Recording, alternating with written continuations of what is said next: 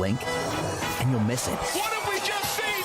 When I reach the top, you gotta dig in. All the scrims, matches, and majors all come down This is it. to just one shot. Destined for greatness, that's what I choose. It's Champs Weekend for the Call of Duty League. Confidence is key.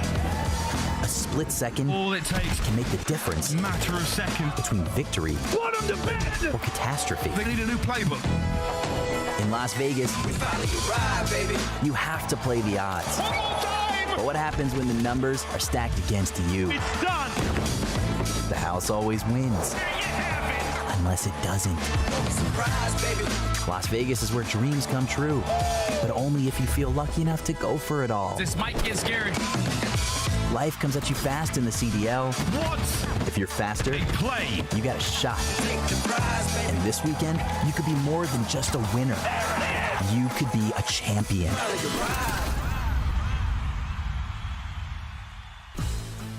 Good morning and welcome to the final day of Modern Warfare 2 here at the Thomas and Mack Center at Sin City, where today, the only sin, well, maybe there's two. A, make sure you wish your fathers a happy Father's Day. And two, make sure you stay glued into Call of Duty all day, because we don't just have one champion to crown. For the first time ever, we will be crowning live a Challengers champion to open up the day. Beautiful morning here in Las Vegas on my whole ship. This is Proper Cast. Brother, how are you? I'm doing fantastic, Alan. You know, you looked at me dead in our eyes before we actually went live, and he was like, hey, you want to mess around and cast some Call of Duty? Yeah, Why fine. not do it here in Sin City Challengers Finals to start the day?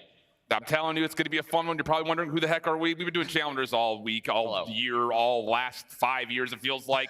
And now we've got two teams that we need to put a crown on for the first time on main stage. Unprecedented stuff throughout Challengers. And when we started off the weekend, we had 16 squads representing all 4 regions in Challengers. A couple from APAC, a couple from Latin America. But this is our playoff bracket. It was only represented by Europe and North America. 4 teams each made it to our top 8. I gotta say, APAC really gave it a good old scholars try, almost made a really deep run, especially through groups. Could have made a good shake through the bracket, but there have been upsets galore going across the entirety of this. Omit have only dropped a single map in the championship bracket to find themselves up on the main stage. That was on the way of beating our Toronto champion, Owobobobs, in that first round. So yes, between Omit and Notorious, one will be champions today. But also, there is a pretty steep prize pool that we have to break down as well. 60 grand for first place. Runner-up, of course, still a very modest 36,000, but you see the breakdown from top to bottom there, from 3rd all the way down to 8th. Everyone walked away with a little bit of money, but you know those teams that came up a touch short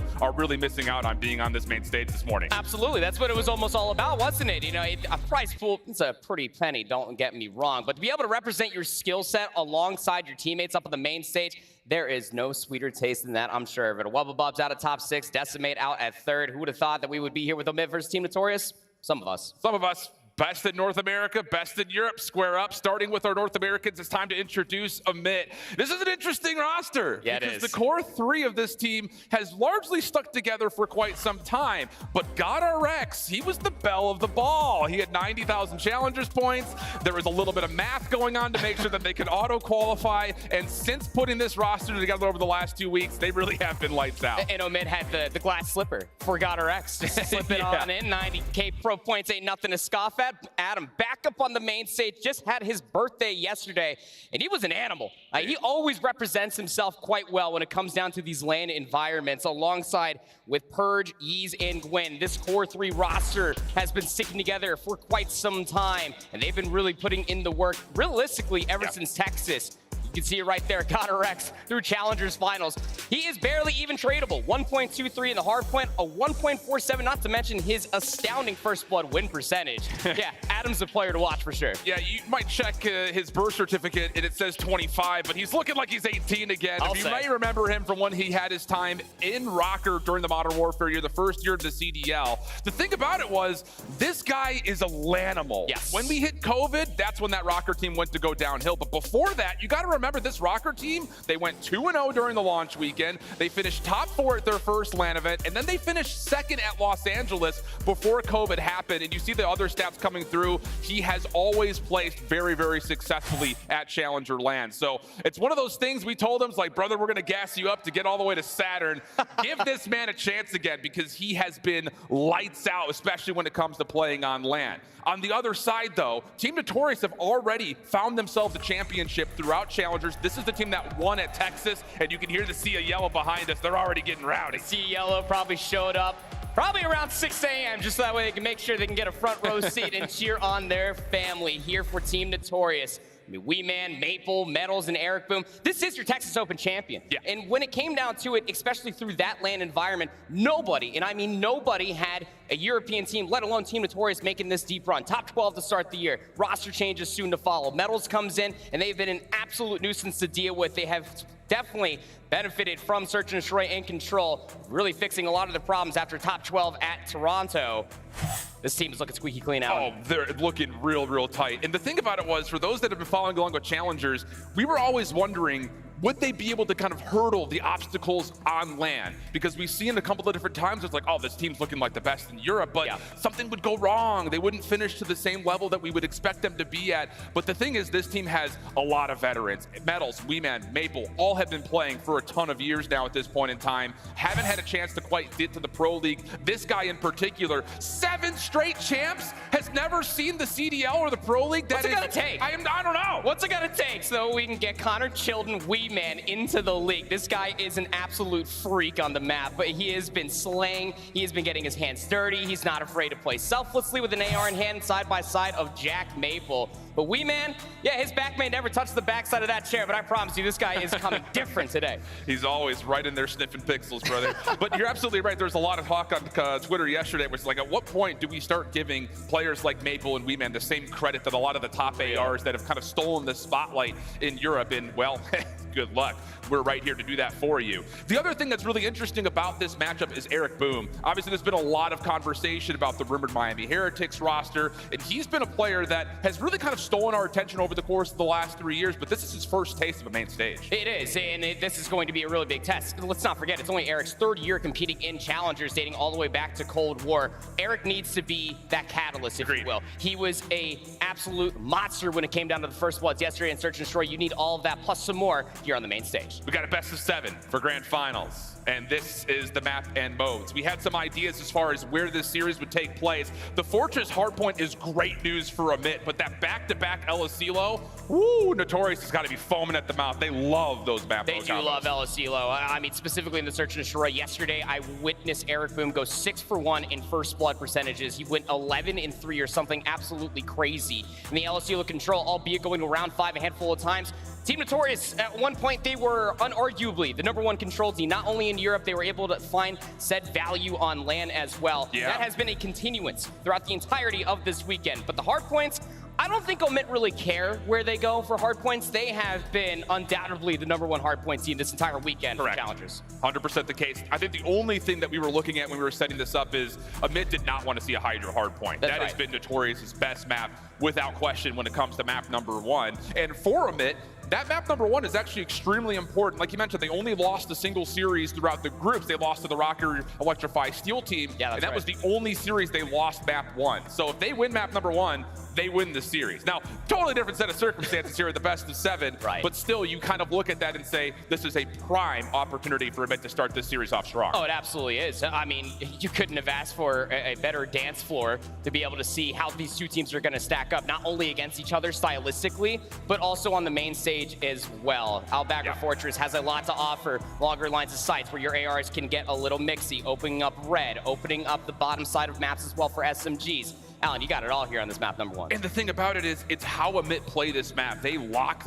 down areas with their ARs first, and then they let their subs fly. So definitely keep your eye out for that. On the other side of things here for Notorious, how do we start to build up the conversation of them starting off this series well? I think you have to look, you pointed to me, Metals right there kind of on the backside of this. He's got to come out hot. Fist bumps are out though. The cinematic fly-through starts for the first time ever. It's going to be Challengers Championships on the main stage. We have the best from Europe. We have the best from North America. Only one region will crown themselves the Modern Warfare 2 champs. We've got aBeZy. We've got Team Notorious. Boys and girls of Las Vegas, let's get it on. Let's see how things start to unpack here. Let's set the pace. Let's set the mood, the temperature, be able to see what these teams look like. Funny enough, Eric Boone was actually having himself a little bit of a chuckle. Will that continue on in towards this map number 1? I don't really care if you're starting off with the favorite side of the map. It will be Team Notorious, players 1 through 4, trying to flood their way over towards P1. Funnily enough, oMID are actually favoring themselves to cut through the middle of the map, try to get themselves inside our ad. Gwyn's been doing this all weekend long. This is one of the reasons why Seattle saw him and said, we want you on our sub roster, be our 5th man, just in case. And boys, he provided throughout the weekend. So now, first hardpoint opens up mid first couple of seconds. Inverge has a chance to stay safe behind the truck as Skyz clears out mid-map. And yeah, a good time here for aBeZy. Good space being provided as well. Now you can just really soak up the rest of this time as should you want it, continuing to get mixy. The name of the game for Team Notorious, or I'm sorry, for oMID, is just to make sure that they get SMGs inside of red. Team Notorious are more than aware of this. They're trying to keep players at bay. Weeman's trying to anchor out the back. Gwyn looking for the kill. And Gwyn can't find him. Weeman's staying so safe on the backside of this map, looking for that anchor. He makes contact, wins the first. Gwyn doesn't finish his food, but still takes down Maple. aBeZy in the hard point for now, but they need a little bit of help as Weeman does get shut down. Gwyn now up top, trying to find a way to shut everything through mid. But the thing about it is Team Notorious have actually kind of stuck around the back. Metals could make the play. Has so much to do. It comes down to this first gunfight. Metals is able to take down Ease. GodRx is at least looking for the trade, but numbers are starting to favor that for Team Notorious until Gwyn gets inside the hill. Has assistance from GodRx around the back steps, and oMID will take control of the hill. That's not what you want to see if you're a Notorious fan. Gwyn starting off hot, 6-1, 5 in a row. He's got a little bit of assistance here through mid, trying to earn that early cruise missile, but Team Notorious are not going to give him any offers. They concede the back 25 seconds, setting themselves up for Fountain, and it's all about trying to make this contact and winning your 1v1s. There's so much time still on this second hard point. Yeah, and it's a lot of time for these 3 players to try to take this 3v4, try to isolate where some of these players are, utilize some of your utility. Semtex is not finding a whole lot, but basically you're trying to win this 6 kill first and foremost. It's got a couple of different tools to try to do this with, as patience starts to be the moniker for this hit. But you can't wait forever. Team Notorious, oh, what a name that is. Eric Boone just threads the needle, so takes Gwyn off streaks. Now the hit from the front is going to be the next challenge. Weeman trying to lock things up from Fountain side. He gets 2. Metals trying to clear things out, and Purge will fall. What a hold from Team Notorious. First 20 seconds is theirs. And that's why you always see teams, they don't want to give too much of an argument to get inside of P2 at the end. Gwyn just says, I'll do it myself. Another spree for Gwyn, up to 9-2. Just breaking hardpoint single-handedly. All right, why not? Brother, you think he likes the main stage? I think he likes it. He's feeling at home right now. 10-2, another 4 spree in back-to-back lives. Metals next one up, no chance. Gwyn's gonna take down another 5. Killing spree in play. Now hiding in the bushes, but once again, cut down a touch short from the cruise missile. May not matter though. aBeZy do their job to get the break. Yeah. And even that contested time right there is a dagger to the back of Team Notorious. They really wanted to get a full 60, especially giving up the back 20 over by P2. Rotate over towards the munitions building. You got players all over the place right now. Eric's trying to create spacing towards the back. Trey needs to be there for Metals, but Purge shuts it down. Comes down to Weeman to try to at least find a couple more kills. He'll answer back with 2, but top rail still maintained by Yeez. oMID will hold the rotation for now. And they also have the spawn, so they will get into this hard point first. Still trying to find a way to get their lock-in going, as there's not really a line of scrimmage in front of this hard point. This is all about trying to bunker down, get a read, find the kills, and Gwyn once again, another key double, keeps most of this back play safe. GodRx inside, can't do too much, and now from the high ground, Yeez also shut down Weeman, clutch on the break. Team Notorious keeping it tight. Even all of this vacated time on P4, it's just another dagger for Team Notorious. I mean, Gwyn is just an issue. 15-6. Double positive, soaking up hard point time as well. How do you lock this guy down? Maple's at least able to find 2. Down to 15 seconds left on P4, and you can look the way that oMID are kind of mixing across the map. Send a couple players, fight for some scrap, but most importantly, try to get yourself set up for Blacksmith. Big moment right here. That last 10 seconds will essentially put us at nearly a tie game, as we have the rotation still under lock here for Notorious, but Metals gets shut down. Yeez eventually traded. Eric Boone will rule the top side of this map's position.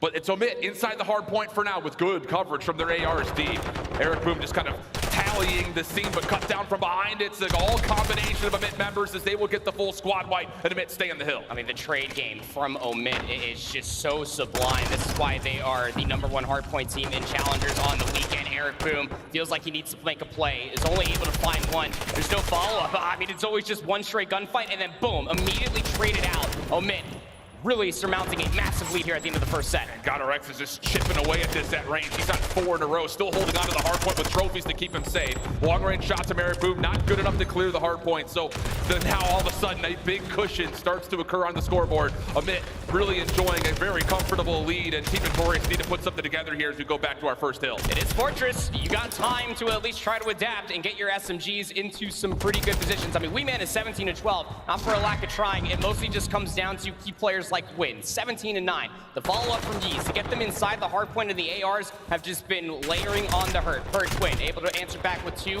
as soon as the first hard point goes past about 15 seconds, and they're completely fine with this. I mean, look at the lead, Alan. It's so much more. I mean, GodRx is quietly, by the way, 15-9 on 7 in a row, and he's got 1:45 in the hard point through the first set. I mean, talk about doing it all. Metal's trying to give a challenge. GodRx says, not today, young man. Head back to spawn, as now aBeZy all of a sudden look good to possibly get to 200 points before Team Notorious could really even do much. Even on rotation, they're being pressured out. I mean, look at the trust. Just to soak up all this time, Team Notorious, I mean, they are reeling right now. They have to basically give up the majority of this time. If WeeMan's able to find at least 2, maybe you can get yourself, what, a whopping 10 seconds? And look at the response out from aBeZy. There was a lot of focus to be able to fight for what was 15 seconds for Team Notorious, and aBeZy said, thank you very much. We'll get through double arches for free. Oh, Gwyn, Yeez essentially back-to-back watching opposite corners. Gwyn, first one to fall. Purge trying to assist through open halls. Metals, Maple working on the break around the back. Kills not quite there convincingly as of yet. Yeez still alive, holding his life in the corner, but WeeMan does get the double. GodRx from the outside tries to get the challenge in, but no. The break good for Team Notorious and a massive 45 seconds that they absolutely need. Yeah, you need to hold on to all this time. Player number 4,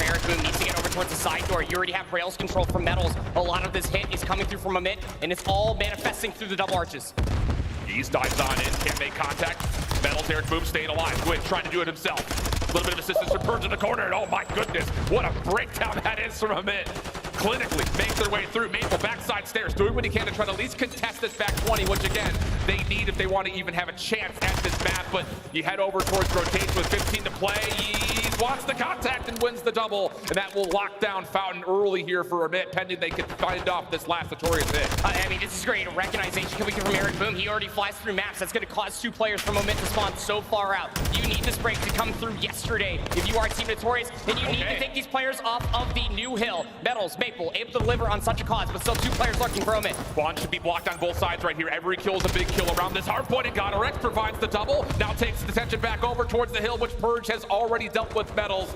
Oh boy, this aBeZy team coming out, firing on all cylinders. 40 seconds could put them real close to winning this game. Team Notorious has to break, but Gwyn over the middle of the map. He's going to take down another 2. Almost gets the 3rd. Maple shuts him down, but it may be a day late and $1 short. Yeah. Something other of just being late. I mean, Team Notorious are able to get themselves over 100 points. aBeZy cannot technically close it out here, Alan, but they're going to put themselves pretty damn close. They have to flood all the way through the main arches, and Gwyn just absolutely exploits such an individualistic push. He's able to find himself 2 more kills, 27 and 16. Take the scrap time if you dare. aBeZy are at 228 points. Looking good for aBeZy. That was the expectation at the beginning of this. I'm sure many that are looking saying, what is this? This is a mismatch. No, this is aBeZy on their favorite hardpoint. This is what you get when they find a way to start off a series on one of their best map mode combos, period.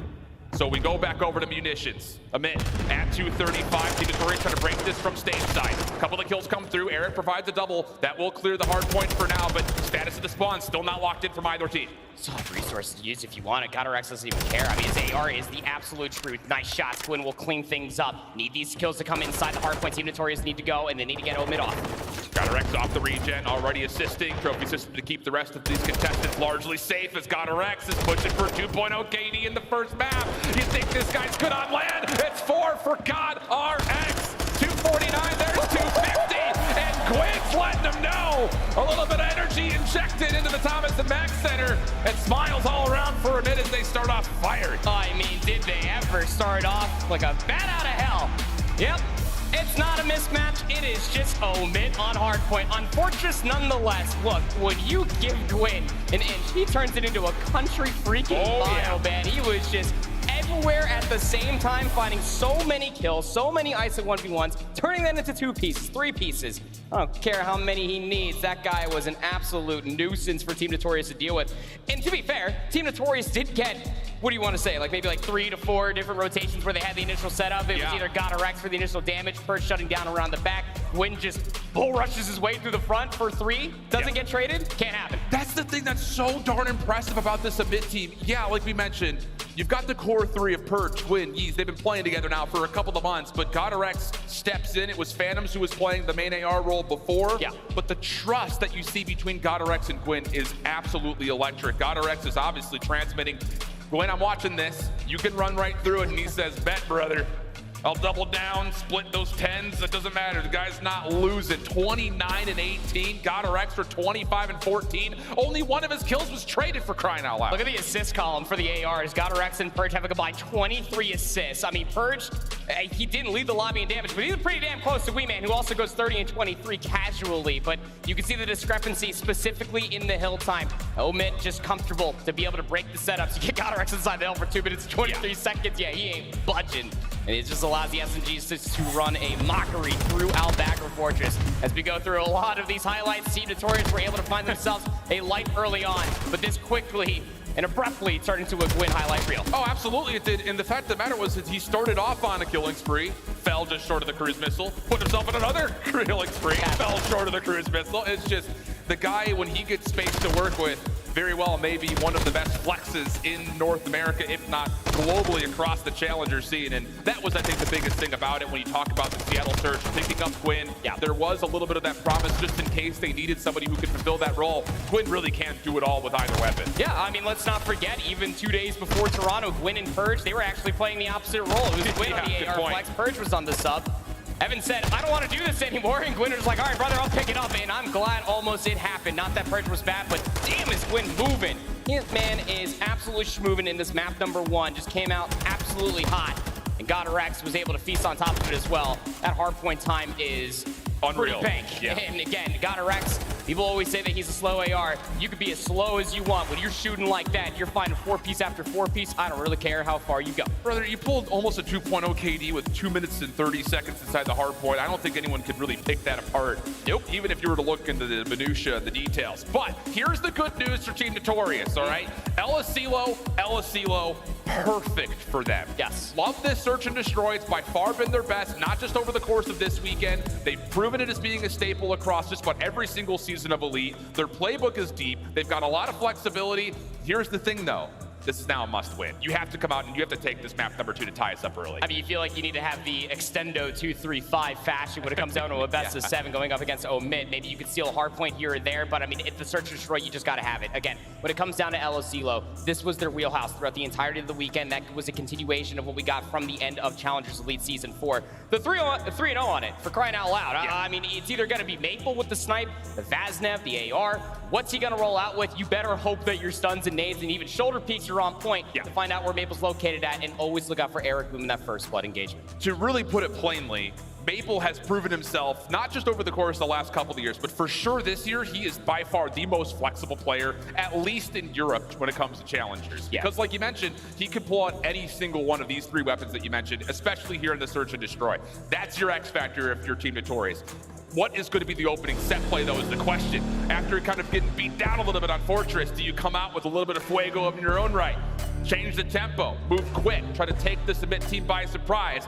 The only thing about this, I would say, we talked to Coach Mystic last night from Submit. He said, we know they want to play LSCLO Search and Destroy. So it's not just what Team Notorious is brewing up. What has Submit been able to figure out to put together a response here early? Oh, man. Charles is beckoning for the LSCLO Search.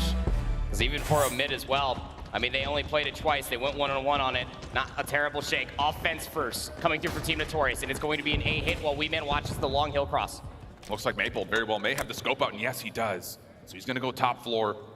Omit holding over towards courtyard side with a little bit of forward pressure, and there it is, Maple, first blood, easy tally. Purge dropping all of a sudden puts a lot of stress on this Omit defense, but GodRx provides a bit of vacancy down low, and Yeez hits a quick pinch. How about that for a response? Yep, always can guarantee that GodRx, especially defense, is always going to be favoring towards that top tower. Now, how do you do this in a 2v3? Eric Boom, Metal's just expecting for someone to hit over top of the fence line. Are you going to expect that Gwyn's going to be laying down low here? Oh, he should be able to hear this, but Gwyn only turns at the exact wrong moment. He was more focused on Eric's shots from behind him. But look at GodRx, he may have the read here. He's already making the play over towards the B site. Bomb being planted by Eric. There's an opportunity for them to set their post plan up in a variety of ways, but GodRx has seen the first shots in. Doesn't quite get the kill. Cooks up the nade. Tosses. Will land. Now to the 1v1. Semtex does connect, but Eric Boom is repositioned. Lots of time for him to finesse this. Just down to clearing your corners, and GodRx! Oh, does he ever get the read? And it's 3 in the opening round. Business casual for Adam GodRx in a 1v2. Got the timing through the knife and the sprint, gets over towards top Pride Rock, and he gets the read on towards the first. Whether he saw him or a teammate called it out, that is a great utilization of late utility. Keep in mind you from where GodRx was previously. From there on out, it's just isolating the rest of the play. Really comes down to Yeez hitting that very quick pinch to be able to at least find that trade. And make sure that the sniper was at least dealt with. Great first round coming out from Omet. What a brilliant idea. If you're telling me you're going to scope second floor, we know that we're going to get a 2v1 on you. So why not try to isolate and get that opening trade? Go figure they end up getting 2 instead of just the 1. Now Omet looking to play with a little bit of tempo, but Team Notorious nades do connect over through bottom billiards. Gwyn trying to assist on this push. And Team Notorious are looking for maybe even a long wrap. Look how far Eric is, number 3 in white. Yeah, Eric loves to go for this long wrap. Good stun. What? Gwyn is undeniable. Maple with the submachine gun thought that he was going to be able to get a free first kill. Not going to happen. Eric Boom's flank also shut down. 2v4. Metals. Dead silence in play. Makes contact with one, but Gwyn takes him off. And yeah, there was a little extra after that. I'm telling you, Gwyn, for never ever seeing a main stage quite like this, he looks like he's done it a million times. I think it almost feels like that, doesn't it? The way how casually he was just sprinting through all of Fortress, and the response as well. There's a little extra salt and pepper at the end of the kill. Oh, man. What a response coming through from Omet. I mean, the way you're just able to win that first gunfight through top admin, for one, is just disgusting. Yeah. But then to also recognize that, hey, we got pinched through top admin window. Chances are we're going to also get pinched through the greenhouse. Absolutely the case. Omet with the 2-0 lead. GodRx up on 4 in a row. The mind games are already starting to build. The sniper rifle doesn't quite work out for Team Notorious in round 1. Their defensive utility comes up empty in round 2. So what do you call here? How about a little contest towards the outside of A? First contact good as he's going to take down both contestants top office. And now Gwyn can fly as he tries to track down the rest of this Notorious hit. And he'll find Weeman completely off guard. I mean, get these guys a GPS, an atlas, some sort of a compass. Team Notorious are lost right now. They have no idea where these guys are located at. And it's something to be said, especially with the late hits back in round number 1, where now we're in round 3-4. You have utility, you have dead silence at your disposal, and that 3-player hit, especially through the A control zone with GodRx overwatching both the SMGs, just to get inside the billiard staircase, is just one of many tricks up Omet's sleeves, and it works out so well. Such snappy kills to speak of. Everybody on a spree so far. Team Notorious really struggling to even find more than a single kill. Have to have something right here, right now for Team Notorious, because Omet are really getting comfortable. Yeah. Another hit coming over through tiles. Very similar look here for Omet. Team Notorious not quite playing with the same level of aggression as they did the first defense, but there is still an opportunity for them to fly forward. And how about it? Gwyn takes care of the trophy system. Stun will land. He's able to use the mid window for the kill. Weeman was pushed off that angle, so first blood is free. Gwyn's gonna use this as a chance to try to isolate. And how about it? They're gonna get full vacancy of the site. Maple does at least contest from the outside. And oh, he wants to fly. Stops for just a moment. Bomb being planted. And it will successfully go down. Dead silence out now as we get to the 3v3 post plant. Oh, Gwyn's gonna be the first one up and misses a few shots, but Maple will finally get the final blow. So now you're in a 2v3-4 post plant. Most of this post plant relies on GodRx, especially in the clutch position. He's gone up to the defensive side. Split here. Oh, and GodRx, lots of damage. Doesn't actually finish the kill. 23 seconds on the clock, though. And Team Notorious have still not made contact with where Yeez is. So that's the mystery at the moment. And Yeez is just playing just on the outside. He may be able to hear most of this. Still has a Semtex to play with. 10 seconds on the clock. GodRx falls. Yeez has to make the play. Drops on in, finds the first. It's being held in. Well, Metals will say, get down, Mr. President. Keep holding on to it, and Team Notorious on the board. And that's just a great usage of your numbers, right? I mean, you're able to find, what, 1 kill on the exit. Maple rips dead silence, comes through past the yellow shack, gets behind billiards, and Gwyn almost got that kill. Close. Maple was able to at least complete the pinch alongside Metals and Eric Boom. That's exactly what you want to see coming through from Team Notorious. The teamwork needs to be on point, something that we were kind of very excited about throughout the entirety of this Challengers Finals weekend. So able to at least get themselves on the board. They stopped the bleeding, came through from a retake. And the thing about this, as we jump into now round 5, you need to start seeing Eric and Weeman find success, because at the moment, they are not really a part of it. Weeman is often trusted as kind of the solo rogue player to lock down one side of the map. Obviously at 0-4, he has not been able to do that yet. Eric is kind of your X factor, and oh, does he ever try to make a play, but it's being read. Purge, lots of damage, doesn't quite get the kill, but of course the read is in. No exit. Where are you supposed to go? Yeah. Weeman wasn't even in a position to at least try to find that trade. It is as standardized as you like coming through from Moment as they collect first blood. That was supposed to be for Team Notorious. That's their default B setup. Get Eric with an AR deep around B, top towards Pride Rock, then get the bomb in. So now you all of a sudden, you have to make a mid-round adjustment. And the only option they have is to try to feel things out over towards A, where they've not been able to really get a read on anybody, although Purge does kind of give up his position a little while longer. Metal's not quite able to finish the kill, and once more, it's Yeez trying to make a play, but he's been seen, and he very wisely backs down. That's so smart. Yeez's dead silence about to dissipate. He just plays in this corner, just waiting. Oh, Gwyn. Just waiting. Communicates that to Yeez, finds the kill. Man. Now Gwyn can collapse on Kegs. It has gone from bad to worse to disastrous, and Gwyn is adding even more to the bodies at the end of every single kill. And again, as you say, I mean, it's a very standard rollout. You try to get Eric Boom around Pride Rock. Purge is either going to be on top aBeZy, snaking his head off, or he's going to be top kitchen window, expecting for that push to come through. And you can just see, again, the trust from Omit to collect at least one SMG to come help out Purge in that tools area. It's just so quick, as now Omit have a 3-round lead. Man, just the prep that they've done. It's a 2-week-old team. And they're making Team Notorious, who has been around since post-Raleigh, look like the newbies right now. Unreal stuff. As Amit will go back on towards the offense. Different look here for Team Notorious, putting a lot of focus for Weeman to try to play topside tower. Gwyn could be read by this, but there's the contact. Weeman will establish his position. Godorex dropping early, now all of a sudden puts a little bit of pressure onto Amit to make the adjustments in their own right. Gwyn Yeez gonna look to double up. First back inside this site. If they can get this bomb planted, what do you do in a post plant? Eric's hearing a lot of noise on the other side of this from the A control zone. Maple's holding it. He's got a sniper. Or shut in his face. Okay, Eric clears out the backside of Checkers. Metals follows up. Bomb will be planted. This is Yeez for a 1v4. And he does get the first clean. He gets away. Oh, maybe not fully. Weeman comes around the backside of Courtyard, and he will finish off the kill. So, okay, Team Notorious back to 2. A small breath, a very, very small one, but a chance to at least hopefully establish something there, because that was what the defense we wanted to see from the Team Notorious. Yeah. Changing things up and giving them a different look. And that's almost the response that we got in a handful of LOCLOs, even on broadcast through this entire weekend, is that they're starting to recognize, hey, we are not the fast, gunny team comparatively to Omit. Give up the space. Utilize your stuns properly. Collapse on wherever you see. Taking down Godorex is definitely no easy feat, but it definitely benefits you to be able to take more control of the map. And it works out wonderfully for Team Notorious this time around. The true response needs to come through on the offense for me, Alan. Yeah, I agree. There really has not been any success in any regard here for Team Notorious when it comes to even having a comfortable plant. They've gotten it down once, and that was laborious at that. So Eric Boom with the bomb. Team Notorious, lots of focus towards the bottom side at A. Amit not really giving away any information, nor have they really thrown a lot of utility yet. So this is all about trying to contest, not necessarily take over in the first 30 seconds. Again, they are expecting Yeez and Gwyn to come flying at them. Yeah. Unbeknownst to Team Notorious, they are just stacked around this A-bomb together. Well, Eric does have an opportunity to possibly pop Daddy and try to take away some space here through mid. Trophy keeps the defense safe around the A site. A couple of late nades are coming through this time. That is from Omit. None of it really landing, though, so both teams staying very safe as now the hit starts to come through with 40 seconds on the clock. Eric checking things out, doesn't like what he sees, stun comes through. He's still holding it off angle, and you have to commit at some point in time here if you're Team Notorious, and as they pop the door, Yee says, nope, not today.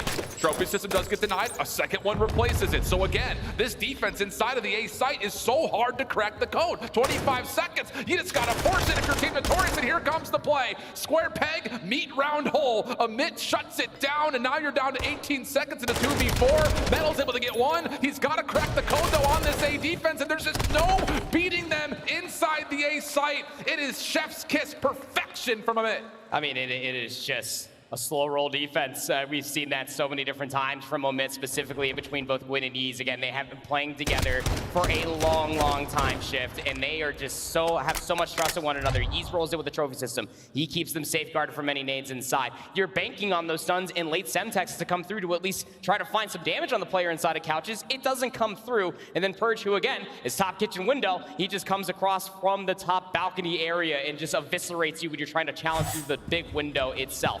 Omit up on that point. And Team Notorious, I mean, let's be honest, I was giving a lot of credit. They're one of the most diverse teams when it comes to their playbook, but they have not been able to do much of anything to the moment. Eric changing the tides, though. Takes down Gwyn through B alley. Purge, who was sniping up top, doesn't really find too much outside of contact with Metals deep, and now Team Notorious will own the map, but look at Amit's transition. They're just saying, fine, take the outside of the map. We'll just go ahead and hit in towards A. Maple in trouble, GodRx gets one, trades her out, and it's Weeman who gets the double. Now down to Use for 1v2. Better late than never. Weeman and Metals are separated from one another. And Yeez has dead silence as well. Oh, he's gonna get hit straight into a gunfight. Metals gets shotgun, now at a 1v1 post-plant, 35 seconds remain. Yeez has the advantage here. Semtex and Dead Silence. Throws a shoulder. I don't think he saw Weeman. That is not mutual information. Now they have it. Here's the battle. Semtex out! Yeez, no! Not quite able to find him at range. Weeman will get 3 and keep Notorious alive. Woo. If not just barely. Yes. I mean, there was a realm, a universe, if you will, where that drop shot just finds so much value. I mean, Yeez has just been an issue in Search and Destroy. If we continuously talk about Gwyn and the hard points and the respawns, I mean, Yeez is double positive. He's got 2 first bloods, 1,200 damage already. This guy has just been about everywhere. Yep. So now Team Notorious again. We've seen the retakes. We've seen how they would work. It's the offense again shift that we need to see some value. Need to find this first blood. You need to dictate the pace early. It's Eric making the long play once again. Does he have an AR in hand? Because if he does, this is going to be designs towards B, but already a different look here for a bit. Purge is playing down low. They do see each other. Contact made. Gwyn playing over towards Tools. And yeah, Eric is trying to open up space here through B, but Amit are in a perfect position for this. Purge gets out. He keeps his life. And once again, the early ideas of Team Notorious come up empty. Yeah, and it's going to offer for GodRx to have the lay of the land. He could just hold Has to hit by this. the red tower, nade over the top. Purge is on the head glitch, and Eric Boom is under pressure. Looking to see if Weeman can try to follow up. They are trying to isolate deep, but again, they don't know how close Amit are to being able to rotate over and helping out Purge. Gwyn inside, Weeman tries to make the contact, but it's a 50-50 battle, and he guesses the wrong way. Eric has to follow up, gets the first. We get to a 3v3, but again, the clock keeps on ticking through. Maple does get Yeez over, dropped at the A site. That could lead to transition as Maple's Pop Daddy trying to make a play. Still trying to figure out where GodRx is located. GodRx chasing him down. Maple nowhere to go. GodRx will take down Maple. Now a 2v2, 25 seconds remain. They are gonna get the plant here though, or will they? Goodness. What shots those are from Gwyn. Bomb collected quickly, Eric's gonna get the plant. It's another 1v1, but this time it's with GodRx, who runs out of his Dead Silence. A lot of stress here for GodRx to make play. But you gotta feel like he's confident with how he's played so far. Eric still holding. Waiting to see if GodRx will make himself known first. Here's the check, GodRx over the top. Not quite able to connect, but now they know where each other are. Just down to who wins the face-up 1v1. GodRx making the move. Catches the toes of Eric, who takes the challenge. Lots of damage in. Eric finessing the clock. You gotta make a play, you gotta go, and Eric will take the dub. Okay, Team Notorious starting to show up. That's exactly what you need to do. That's what Eric Boom delivers in a post plan right there. It's just so annoying to try to find that kill. And you're in a 1v2 realistically. You're out of it versus the truck, versus Eric Boom, throwing shoulders, jumping back out at you. I mean, he was red screen. A cold breeze there on Elisilo would have taken Eric Boom out of commission. But great job of just staying alive this time for Eric Boom, digesting where Purge was located at, where Gwyn was located at, albeit finding that first blood. Eric staying alive for that B execute is everything. Saw what happened last time when he got first blooded for it. Now Team Notorious bring this back within 1. What do you call here? Looks like it could be aggression right through mid. There's the nades. They like to follow up on this every now and again with aggression and towards Billiards, but this time they hold off just a touch. Amit looking to contest though. Double stack just on the other side. Eric Boom should hear a lot of this. Door pops open. Eric lost damage but can't finish the kill. And the bait and switch is perfect. Yeez gets the first. Follow-up nades from Team Notorious though. Keep it to a 3v3. Bomb can't be planted as of yet, but the door is once again closed on the site. Metals checks it. Can't quite make contact yet. And oh my goodness! How does Yeez win that battle? Maple has to 1v3. To keep the map alive, GodRx in the corner, a couple of shots in, he'll finish it off. And Amit will take an early lead, and it's a convincing one, 2-0 in the series. Oh, was it ever convincing, Shift? Oh my goodness. I mean, he got close, probably a lot closer to what would suggest on the previous scoreline halfway through that search and destroy. Through first bloods, through just sheer stature, honestly. For real. They were calling Team Notorious out time and time again. Like you said, read them like a book. They did all the prep work last night. Every single time that there was a different rollout that we got, It was barely finding any success, specifically on the offense. It's just being able to find, is Eric Boom trying to get aggressive, or is he trying to go for that long play over by B? Standard as you like. The AR is absolutely delivering on the goods, and the SMGs just doing what they do best. I don't think we have enough words to fully convey how impressive that is from Omid. I mean, this is the bread and butter for Team Notorious. This is how they won in Texas, was on that map. Yep. Their playbook is deep. It's hard to necessarily even get a read on what they want to do, but Omid came out and once again just said, we're not interested. And maybe it's just, again, the due diligence of how much VOD is out there, break down the plays, make them make mid-round adjustments, which, to be fair, not a lot of teams in Europe were making Notorious do because they were so convincing on this map. So you trust your defaults, you trust your setup, and Omid just throw out all these little monkey wrenches that Team Notorious were just not ready for. And I can't believe I'm saying those words here on land. Yeah, especially for Search and Destroy. I mean, you saw it right there for Yeez. I mean, what a crazy map number 2. The majority of First Bloods obviously all going towards Omid right there, as you see on your screens. Have a 2-0 lead here in the series ahead of the LSD control. And if things were dire going into after losing the hard point the way they did, now you feel like this control is definitely a must-win for Team Notorious. Have to have it. Again, LSD has been really the staple for Team Notorious. And to be fair, the Hotel Hardpoint is not bad news either. We've got more to come, though. It's Sunday, the final day of Modern Warfare 2. Challengers Championships returns right at the backside of the break.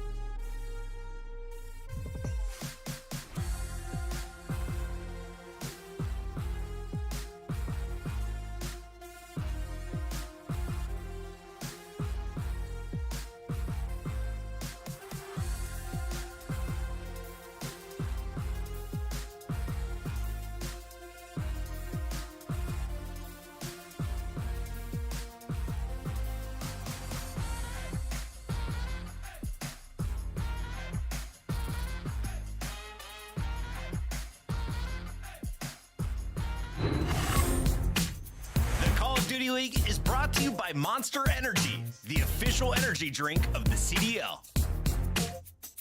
The Call of Duty League is presented by the GMC Hummer EV Pickup, the world's first all-electric super truck. Upgrade your game with the Scuff, the official controller of the Call of Duty League.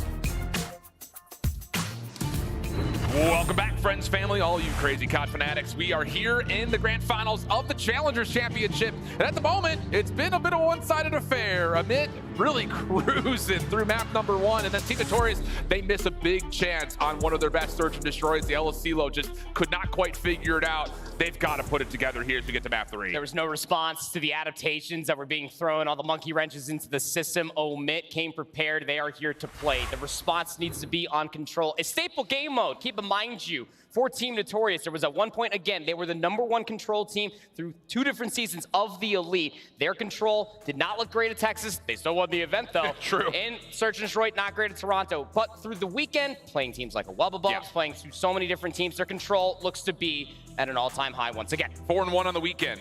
Metals has been dominant here. And that's the thing, is we need to see that. Because at the moment, aBeZy are just controlling and keeping Notorious at more than arm's reach. These SMGs have not been able to do too much, mostly thanks to that guy first on your screen. GodRx, he's just different on land. If you're from a CDL team and you're hearing this, give a look at GodRx. He does not miss on land. Yeah. Now, Modern Warfare season, blame COVID, because everything besides that, he's been undeniable. And aBeZy following in the same footsteps here. So now all of a sudden, you have to win this map if you're Team Notorious. You go down 0-3, I don't know how we even start to talk about a potential reverse sweep in this grand finals. I don't want to go there. I just want to be able to see Team Notorious at least be able to fight back here on the main stage and not halfway through a map. I want to see them come out hot to start off control on LSClo. It is so break-off dependent. Your AAAR needs to be on point. I don't care what side that you're on, but Team Notorious, you gotta have it here. Have to have it. Have to dominate the map and just control the tempo of this series, because aBeZy are getting away with everything right now. So here we go. It's going to be the offense for the side of Team Notorious, looking to set the tempo and set the pace as they have eyes towards B. Purge, the one trying to contest from topside window. Opportunity maybe to help out from Gwyn on the side door. Metals, okay, first one good. Yeez does get one. Trade in a second. Yeez looking for a third, but no. Maple does at least keep this level in terms of the lives, but aBeZy have shut down the initial attempts towards B. Weeman staying alive actually forces all of them to spawn over parallel to A. And I don't think that Team Notorious were more than aware of that, so now Weeman with the trophy system as his utility has to almost do an SMG's job. Get control top kitchen, he's already found one. Nice a second. Well done here from Weeman. Second floor control, he gets onto 3, but does get traded out by Purge. Team Notorious stay alive on the zone, though. Eric Boom working on that first stick of progress. Purge thinking about actually challenging this. Does not have a lot of help nearby, but is mostly looking to see if he can catch any reinforcements on the outside of this area. Yeez trying to break in from backside lockers. Gwyn with him, and he just pops the door and finds one. Eric in a little bit of trouble. Spun around, and it's Yeez for another double. What a start from Christian, 4-2. Yeah, Weeman a little hesitant, trying to move his way up towards that top tower position. Could have been the difference of getting some players weak, bursting out through those doors. Now that second segment will be depleted. Back on it once again. Clock stalled out at 46 seconds. Man. There's no coverage from Gwyn up top. Metals down low. Needs to make a play. Is only able to go 1 for 1. GodRx there for the trade. Eric has to hold. He can get the second stick of progress. All is essentially forgiven, but he can't get out. And boy, I'll tell you, Team Notorious are looking nervy right now. Yeah. Not holding on to these gunfights. They make bad contact, and they're like, I gotta get out of here. But there is no exit. aBeZy are real hot on their heels. And yeah, flawless start here on the defense. 30 seconds to fight for if you're Team Notorious. And look at the line of scrimmage. The line of thin has been drawn here from Yeez. Up top, administration. Metals, Maple, able to find 2. Next one up is gonna be GodRx. He's up on 4 in a row. Clock stalled out at 23 seconds. GodRx is feasting. Killing spree in play. And for Team Notorious, it's just Eric once again on the low ground. Weeman gonna give this a go. Trophy system could be a little bit of a bodyguard. GodRx, 8-in-1 start. Cruise missile earned. Second stick of progress gets locked, but it feels a bit haphazard and maybe just a bit moot overall as GodRx continues to shred apart the Europeans. Oh boy, not a good start here for Team Notorious. They need a spark and they need it bad. Man, I mean, Purge is fighting these kills, but look at the snapping out of the young man. GodRx is just an absolute problem. I mean, we always talk about how SMGs need to make the playmaker. Well, you need to be able to at least get this guy out of a anchoring position. GodRx is just layering on the hurt, and it feels like that he barely even has to budge. He gets that coverage, he gets that longer line of sight, and it's the same formula again and again. Yeez, Gwyn, just drop down, get Mixy. They find the kills. They get the trades galore. Oh man, Team Notorious only finding those 2 segments of progression up on an opening offense, and you almost feel like they have to get a full hold. This is so bamboozling, man. This Team Notorious team is really, really good. And I'm not just saying that to over-embellish it, but aMIT are making them look completely lost, man. Unreal stuff. Eric doesn't find a single kill on the offensive side, trying to get going here on the defense. First blood good for aMIT. They've got eyes towards A, and they've got a lot of numbers to make this work. If GodRx gets top tower, that is not what you want, but here we go. Metals, double, maybe a chance to keep this defense going as Gwyn is trying to hold on to this progress with Yeez working with it. And Maple can't drop down. He needs to try to maintain his top tower position, but now he feels like he needs to go and try to challenge through the single archway. A critical error. He gets caught out by Yeez. Weeman, of course, there for the trade, but now it just comes down to Metals, trying to keep the contestant, and you're going up against the SMG duel of Yeez and Gwyn. The full coverage is there. Add 60 seconds to the board. aMIT have only lost 3 lives. And GodRx stops Maple from getting in position over towards B, so now the ARs aren't even in position for Team Notorious in any regard. This is all about just the SMGs. They have to provide kills. Eric in particular needs to find something. Cruise Missile gets called in. That will clear up the high ground. At least attempt to. 2 trophies down. Do allow Team Notorious to stay alive.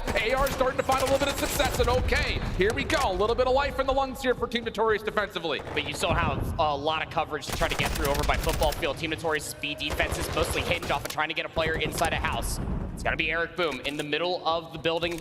He's going to get the Metals to try to help things out, but isolated gunfights continuously come through. Eric Boom starting to find himself a little bit of footing underneath him. Is up on 3 in a row now.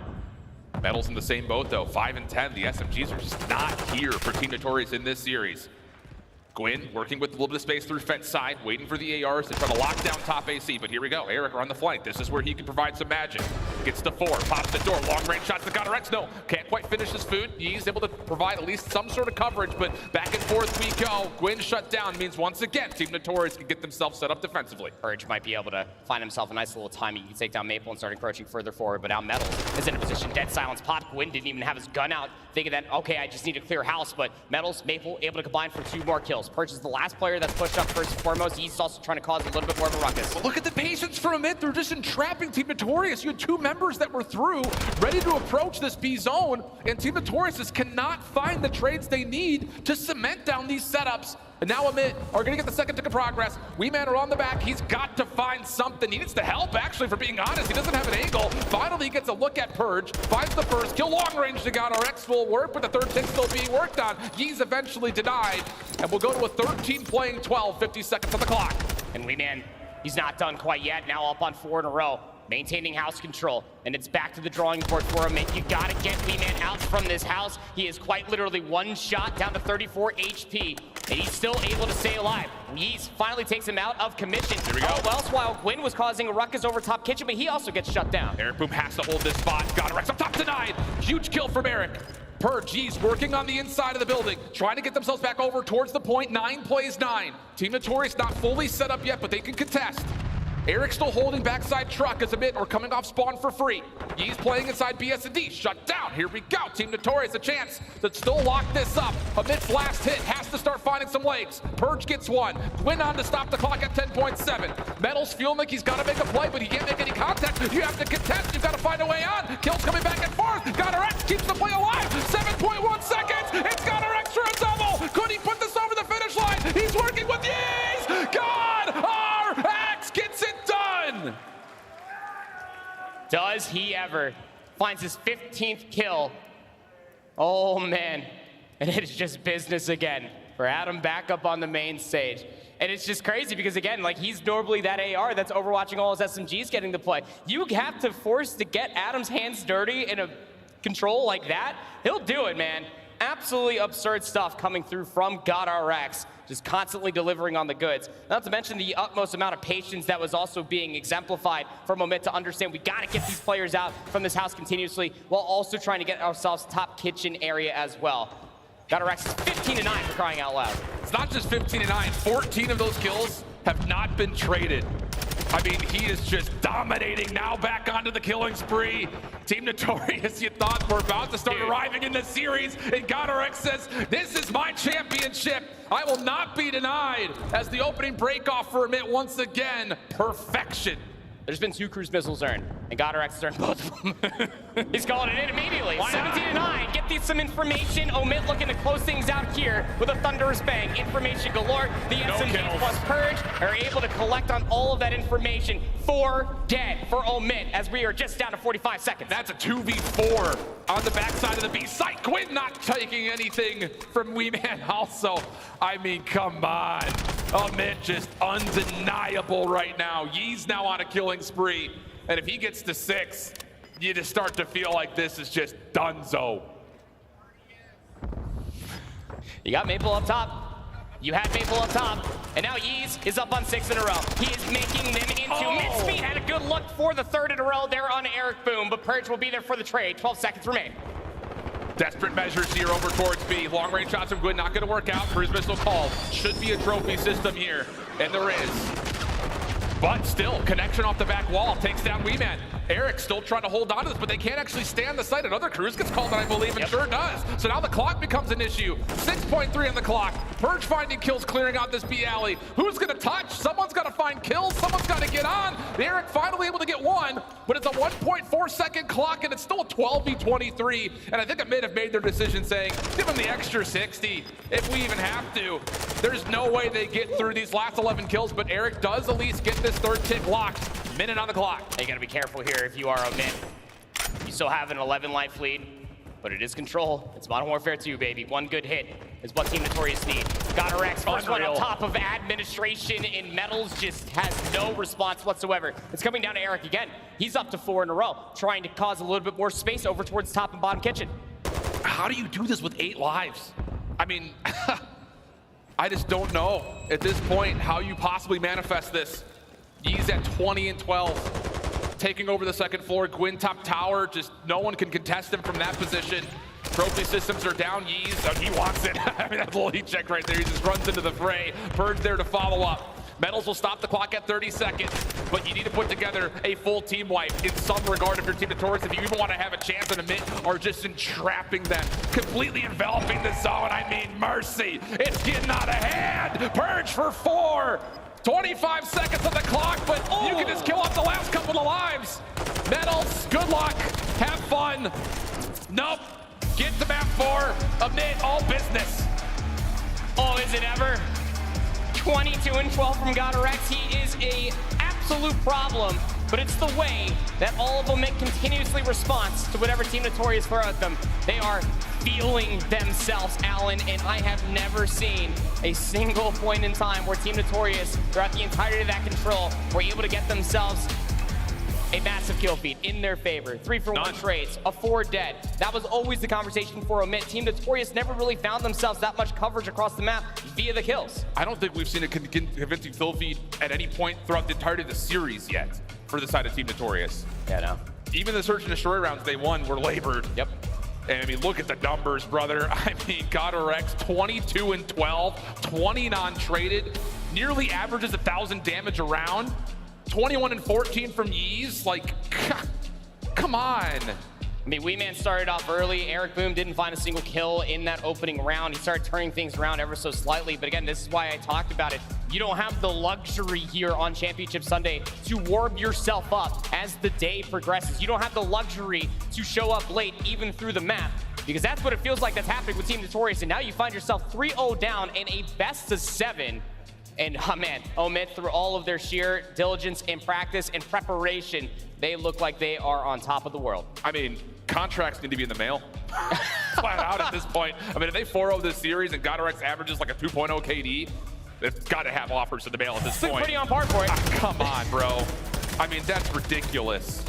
And like we can see the mention, this Team Notorious team is good. Like, they're not a bad team. So the fact that aMid are doing this to one of Europe's best teams, I don't have the words. I mean, we watched this season all year long, and we've never seen anything quite like this. No, never. Through the grand finals, countless times, through so many different challengers opens, Boston, Raleigh, Toronto. Yeah. We have never seen decimation of what aMid are striking down Team Notorious with at this current juncture of time. Through all these different highlights, again, it is going to be a continuation of the story of GodRx just being that anchor. Not afraid to get his hands dirty. His SMG is just feasting from all the pressure and damage that is being layered on between GodRx and Purge. and OMID are just letting Team Notorious have it continuously. The trade game early on just was not good enough for Team Notorious. The response to the rollouts from OMID was not there early on from Team Notorious, and OMID are more than aware of it. It's almost like I have had this like overwhelming feeling of maybe like a woulda, coulda, shoulda. If this was the team earlier for OMID, what would that have done to possibly get them into things like the CDL when teams are going through problematic moments? Because we continue to mention that the core three of this squad has been together for a while, and they've been providing results that look quite like this. But GodRx is that extra spark plug for these guys to all just take over.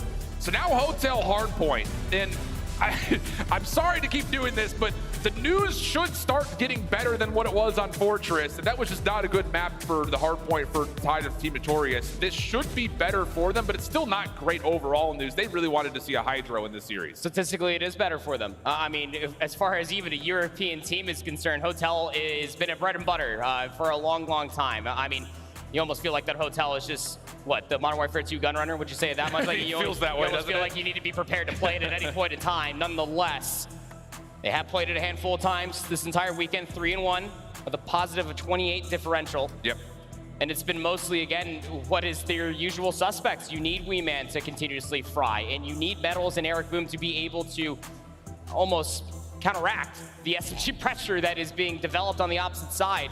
I feel like we're a broken record at this point now because we've been trying to sing this story since the end of map number 1, and it has not come across the table yet.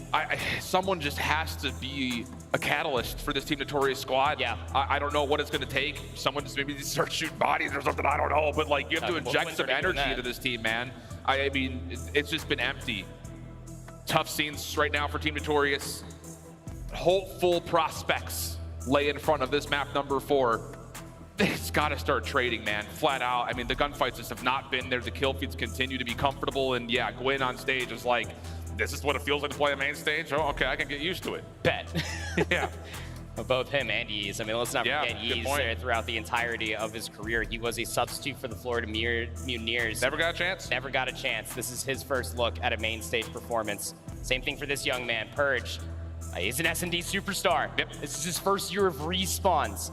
And even Coach Charles says that he has never heard better comms out of anybody than what Purge brings to the table. You round that out with a veteran leadership of GodRx, Alan, I'd be ready to go up there and start shooting. I would trust this team to kingdom come. Yeah. Man, what a difference of a day. And that's the other thing about it, you know, for those that maybe don't follow the Challenger scene as in depth, this has been the most rigorous weekend for them. Because, yeah, we've had open tournaments in the past that you have to play through 4 days, 3 days worth of action. But day number 1 on those open tournaments for these teams is usually pretty casual. Yeah. Because they're coming in as top seeds. They're playing best of 3s. They're 2-0ing everybody. That was not the case this weekend. You've got the best 16 teams and challengers across the world right immediately in groups. And the groups is rigorous. And then you jump into a bracket play where the top 8, all of those matches were tight. All of them were super competitive. But it is one of those things that we have 3 full days of intense action. But before we jump to map number 4, we'll step away for just a moment. Don't go anywhere. We could crown a champion right after this.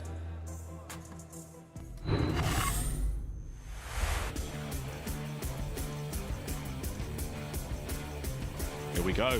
A little bit of noise. Simp toe-to-toe with KiSMET. And that is simply unbelievable. Yeah, but he's got one right next to him. He's able to hit the shot. You think the trade might come in, but Skyz, dear God in heaven above. What a shot there from Skyz. And he pops on He stretched it. He stretched it. In that stretch ends up maybe. No! One right outside. Nice little drop shot. 2 in the round for Simp. Simp looking for number 4. Easy peasy. Able to respond onto aBeZy. Going for the next gunfight, though, ready for it, up to 5-0. Try to find these players watching the rotation into a 2-on-3 as Simp still 7-0. I mean, he's got Deddy, and instead of going the B alley, he just goes to the A alley. Now he's got a 1-on-1, he's able to take him down. Holy hell. 9-0 now. Can Ultra make it a contest fest again? It looks like it. KiSMET for 3. Get some assistance. He wants everybody. Give it to the Bulldog as we are only a few seconds away. And there it is. KiSMET yet to get the bomb down. They might not need to. He's being hunted as well. That's HyDra looking for him, and what a battle that is, but Simp keeps it alive. He's gonna know one player's on the bomb side as soon as he gets planted, and it's Skyz looking over. Simp, he can hear this. If he takes the fight, he might be able to isolate these players. Here comes the reinforcements. Subliners are shoulder to shoulder on the inside of the site now, trying to get this done. Tags, the first, 30 seconds. Simp can do this. And this is so much time, he can play it patient. Here we go. A little bit of noise. Simp, toe-to-toe with KiSMET.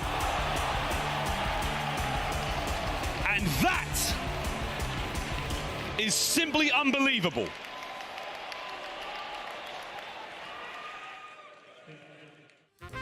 Oh, what's it tonight? Je want it tonight. Ça oui. Oui, oui, yes, I see. Oh, Jake. Oh, here Not he is. this little Yeah, you're not in our good books right now, Jake. Well, you don't want to say it, bro. Nah, we shouldn't. All good, we move on. Oh, yummy nippy water, no? I hate water bottles like that. Why? Like to push it with like your mouth? Yeah, I hate having to like push it close my mouth. Yeah. Always sometimes like, have you ever got like your lip stuck in the seal? Oh yeah, like if you fucking like, Bro. it's like airtight or whatever? Yeah, and it, like your You're like, lip dang. gets stuck and it starts pinching your lip. Yeah, you're like, damn. Let me out. Talk. Yo, it's your boy OpTic Dumper. He didn't watch right, he got shot in the side off the rip, and then he goes after, he's like, bro, don't tell me to watch the right off the rip. When you tell me, it makes me forget. What? Nah, bro. You tell me to watch the right, it makes me forget. That don't happen to me, bro. What? Ooh. Dylan wears many hats. Ooh. It's not the only thing he does for us.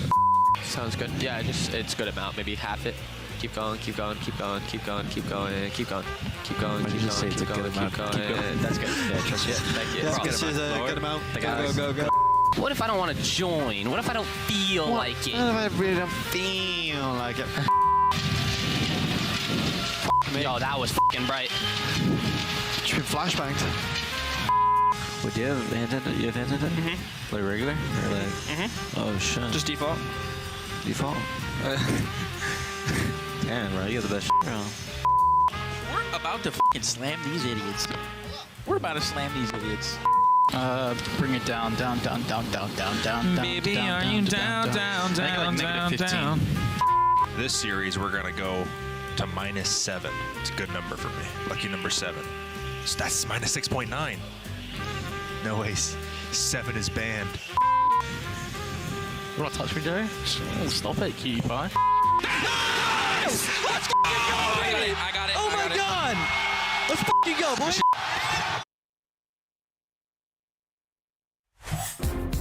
The Call of Duty League is brought to you by Monster Energy, the official energy drink of the CDL.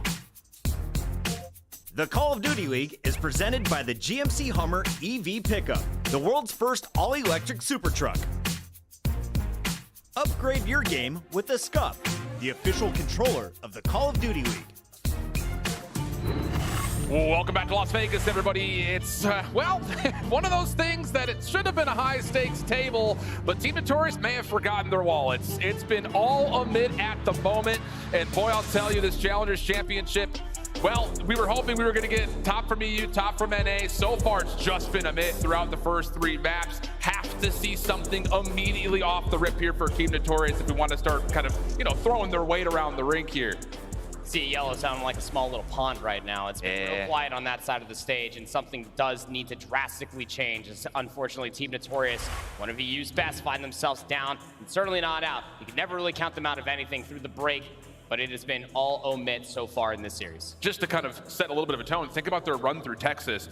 They started off the day, they got smoked in the winners finals, and even had a hard time getting into the grand finals, but once they did, they were able to finally get on top. It took 7 maps to do it. It's gonna obviously have to be that way here once again, a 3-0 start for Amit, and it's been one of those things that's been really not contested. So let's take a look back to see how both these two teams have gotten to this point, just as a refresher, because this Amit team, like you mentioned, only dropped a single map along the way, and it was P2 are defending champions from the Toronto Open in Awobabobs. But on the bottom side, I mean, I'm telling you, map 5 affair for Team Notorious versus a very good affiliate team. They drop a tight map 5 versus Decimate Gaming, and then it looked like they were up and running again because a 3-0 versus a good M7 team, and they got their revenge 3-1 versus Decimate. It's one of those things that for Team Notorious, it felt like they were really putting together a solid lower run to actually have a chance here in this Grants. And it kind of goes, again, with what I was talking about before we threw to that break, is that throughout the entirety of the day, they were getting hotter and hotter and hotter. The 3-0, the Catalyst versus the Wubbabubs, it was just the steamroll that they needed to take down 2 more top squads.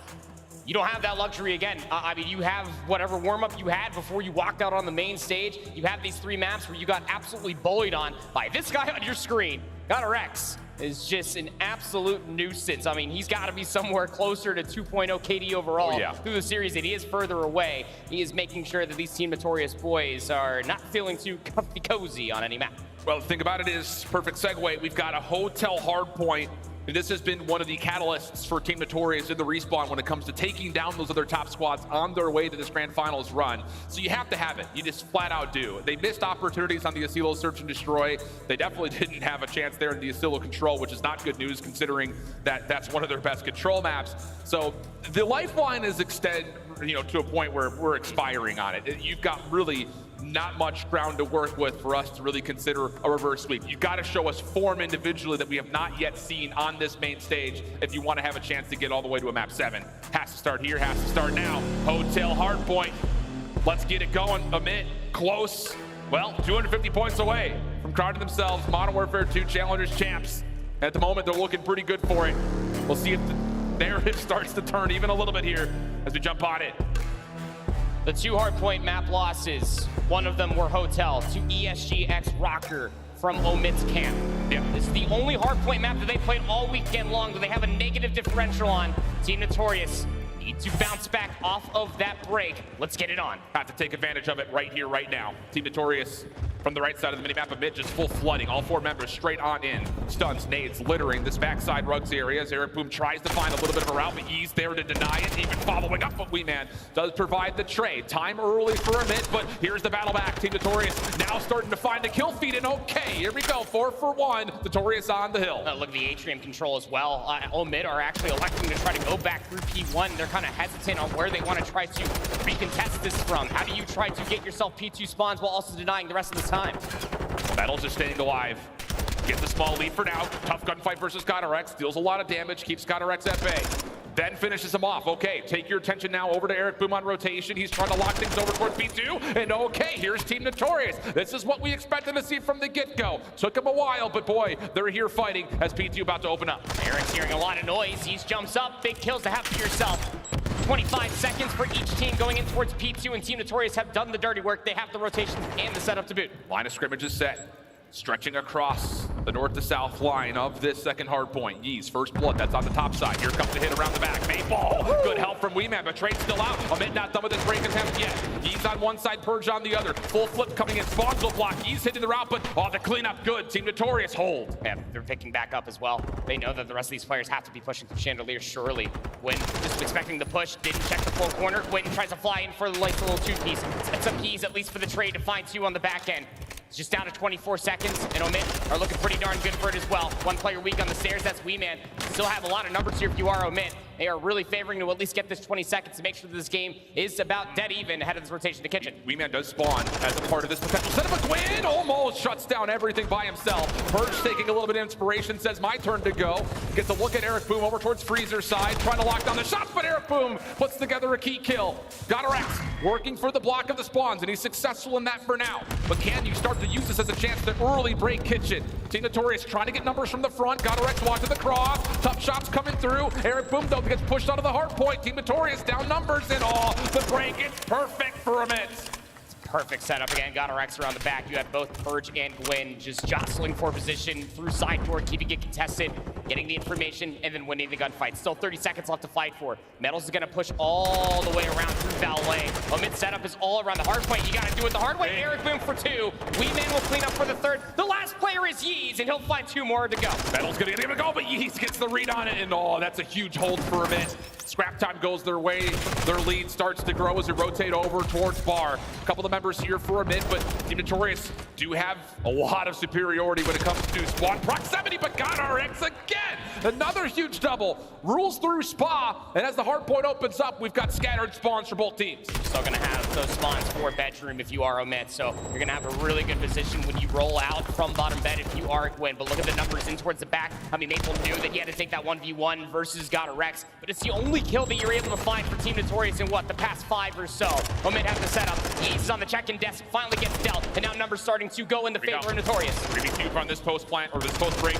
Gwyn gets to the, oh my goodness. Over the top, GodRx can still try to contest, keep this hard point neutral. Maple backside shut down, GodRx off the reload. Once more, and he takes down Weeman. What a challenge from GodRx on 1 HP, but help has arrived. Trophy system also reinforces this hold. 20 seconds to fight for, and Team Notorious are getting absolutely smoked. Omit have to be feeling themselves. Take a chance to see how they're talking. I'm trying to cut the mini, okay? I'm cutting mini. I'm inside mini. That's fine, so then. I'm netting hill. Shot. 3 ult, bro. Rugs, push it up. Yeah. Alright, let's roll. No, one guy's shot. Yeah, he's just trying to be close. Yeah, one guy's mid booth. Alright, we're good, slow down. Come news. Yeah, what's up, Arch? I'm inside freezer waiting in the corner. They need a cat room. Could be in that, maybe. We'll go middle. Yeah, look at the middle. Still play that side, guys. Double arch, one shot. Absolute double arch. You can go, I'm gonna run at this guy. I shanked one. Double arch still. Maybe that's mid. Double arch one shot, mini. Double arch mini, what rugs? Jump counter. Try to go middle. Keep rugs, I mean. I don't see rugs, I challenge. Yeah, main, outside of main. He's literally standing outside of main, just holding middle. He's front couch on the heady. He's on couch. I have cat room. I might go bottom bed. That guy's fighting it. Yeah, he is. Hey, cat him. Just to play that ult together. Oh, no. On me, Yo, freezer weak. He's right up front freezer. Yeah, freezer got me. Top cap. Here, that's Scrapz. Side door. One ult. Nice one. He's running straight through cat room. Side door. Absolute don't know what Eric. Yeah, side door. Absolute Eric, coming. He's on the bar. I'm cutting front. We stake. Be top cat on me. On Eric, coming. Alright, Trying to take get your time. top I bed, bro. real. He's inside restaurant. We stake me still. He got me inside restaurant. I heard top bed. Backstairs on me. Eric, one Backstairs, and deep in the back. Nice. I spawned. Eric dead. Nice one, deep in the back. You can get time. We needed back steps. Back steps weak. Absolute behind the man. Back mid. Yes. He's dead. They could be kitchen. Stay down. I gotta get out. I spawned front. They're gonna be kitchen. Cider got me weaving. Kitchen in the middle. Cider weaving and one in the back. What's not bad, I think. I'm dead. Come on, you're good. I spawned. These guys have been together for 2 weeks, and they sound like they've been communicating for 2 years at this point. That is as clean as we may have heard all weekend long. Omit still enjoying the lead, and they've got scrap time still going their way. Metal's trying to influence it, but he's shut down in Omit once again, gaining some daylight. How about Yeez and GodRx commanding the army in between Gwyn and Purge? And that's a great string of hard points to have for yourself there at the end of the first set. It'll be about a 50-point lead, more or less, for Omit going in towards the second set. And well, we've seen this story unfold before. Omit, you give them a little inch to breathe, they turn it into a country mile. GodRx taking down Maple in return, who was honestly putting up a great argument through that first set. Both the ARs for Team Notorious trying their hearts out, but Omit just a pace above the rest. This is a key. Minute 45 coming up next. This last 45 here on 1 and the rotation to 2. You have to have it if you're Team Notorious. Chip away at this lead little by little. But the gunfights, once again, only allow the hard point to stay neutral at best. He's on 4, trying to turn the tides, and oh my, he gets the 5th. Off the regen, trying to make contact with Metals, but can't quite lock him in. Hard point stays neutral, Omit still with a significant lead. Big gunfights coming through, especially over by the double arches. GodRx is playing his head glitch. Doesn't have the health to be able to take a proper gunfight. So now numbers through the middle of the map are good for Team Notorious. It's a good 15 seconds after yourself. aBeZy fighting transitional gunfights. Metals is able to push through the double desk as well. That's going to set up the pitch wonderfully for Wingman over by the Chandelier. Have to clear out this last player in the back. Gwyn, number 7 in green, just trying to hold on for these spawns. At worst, it's the block him, but big kill comes through. Wingman with the turn almost takes down Purge. Metals not going to fully follow up. Omit still in a chance to contest this. Purge gets around through the hole. And that's going to mean that Team Notorious once again have to clear out the back. So much pressure from Omit across the entirety of the map. And here comes the hit. First kill good from Purge, but Team Notorious, good response here. Chipping away at that lead little by little. Oh, the setup is so nasty. It's going to constantly force Omit to always spawn over by the Jewel side and start focusing their way over by through hole. Eric Boom gonna get caught in the prone position. Metals gets overwhelmed as well. No way this one linear hit actually works out in the favor by brute force. So made have broken their way inside of P2. Take down the trophies, throw the kitchen sink at them, and then flood. Oh boy, big break for the last 20 seconds for Emit. Once again, gonna grow their lead to right around 50 points. Purge on rotation, shut down though. Team Notorious trying to get their setup underway. GodRx quicks to follow up. 21 and 16 from him. Quinn's already waiting on the corner. Free fire comes through. Eric gets the first elimination, then takes it into a second. Team Notorious dancing in kitchen. And Eric got his apron on, chef hat attached. You need this setup to be a good one. Metals is gonna be really vacated apart from this play over inside of couches. Can't even come up with one, but it's information to convey to his teammates. Hit from the middle, not finding a lot of success here for Emit. A lot of players weak. WeeMan getting a double, turned that into 3 in a row. 25 and 20 for Connor. GodRx is trying to hold his life a little while longer while his teammates come off spawn, and whoa, he's done more than that. Finds the first turn towards Eric, not gonna work out. 30 seconds to fight for it. Team Notorious still holding strong. Now look at the spawns north to south over on the east side of the map. You're gonna have this wraparound again for Omit. It worked out for them to break the previous time, but now we're just down to 20 seconds. You gotta win the gunfights. Last up is gonna be Purge. He's able to at least find 2 in a 1v1 versus Maple, but it's Metals to flank it from behind. A successful kitchen hardpoint for Team Notorious is that they flip the lead now. That could be the moment right there for Team Notorious in this series, not just the map. 200 plays 200. Rotate over towards bar. Emit have 2 members waiting for the hard point to unlock. But Team Notorious making the moves around the map. Metals, key position right here. Dead silence in play, has to win this, but GodRx gets the read. Shut down now in play. Team Notorious trying to break this from mid. First couple of kills are good, but once again, Emit a bit split, and they could actually catch this Team Notorious setup by surprise, and oh, do they ever. Individual gunfights won. WeeMan in the corner, only gets the first, and it's Yeez for 3. Emit can feel it. They can feel it, Alan. They can still close it out here if they go for a perfect hold. You got spawns up towards the back for Team Notorious. The pinch through statue, looking successful. 2-for-1 trade. GodRx is still alive, and so long as he's alive, you feel like Omit have a chance, but everybody dies on the hard point. Team Notorious are broken. 25 seconds to fight for. GodRx makes the setup a bit weaker, but can't quite turn it into a double. Team Notorious still holding on, trying to get back into the lead late into this map. Gwyn forcing his way on. Contested time now underway as WeeMan just doesn't have a challenge for him. Gwyn taking away space in the break once again. Good for Emit. On rotation, it's GodRx.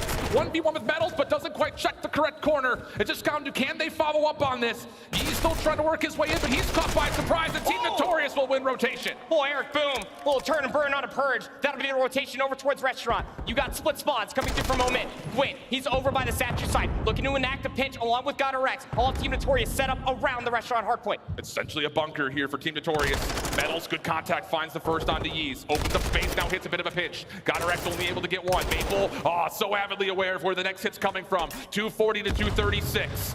Emit have to get some sort of a break set up.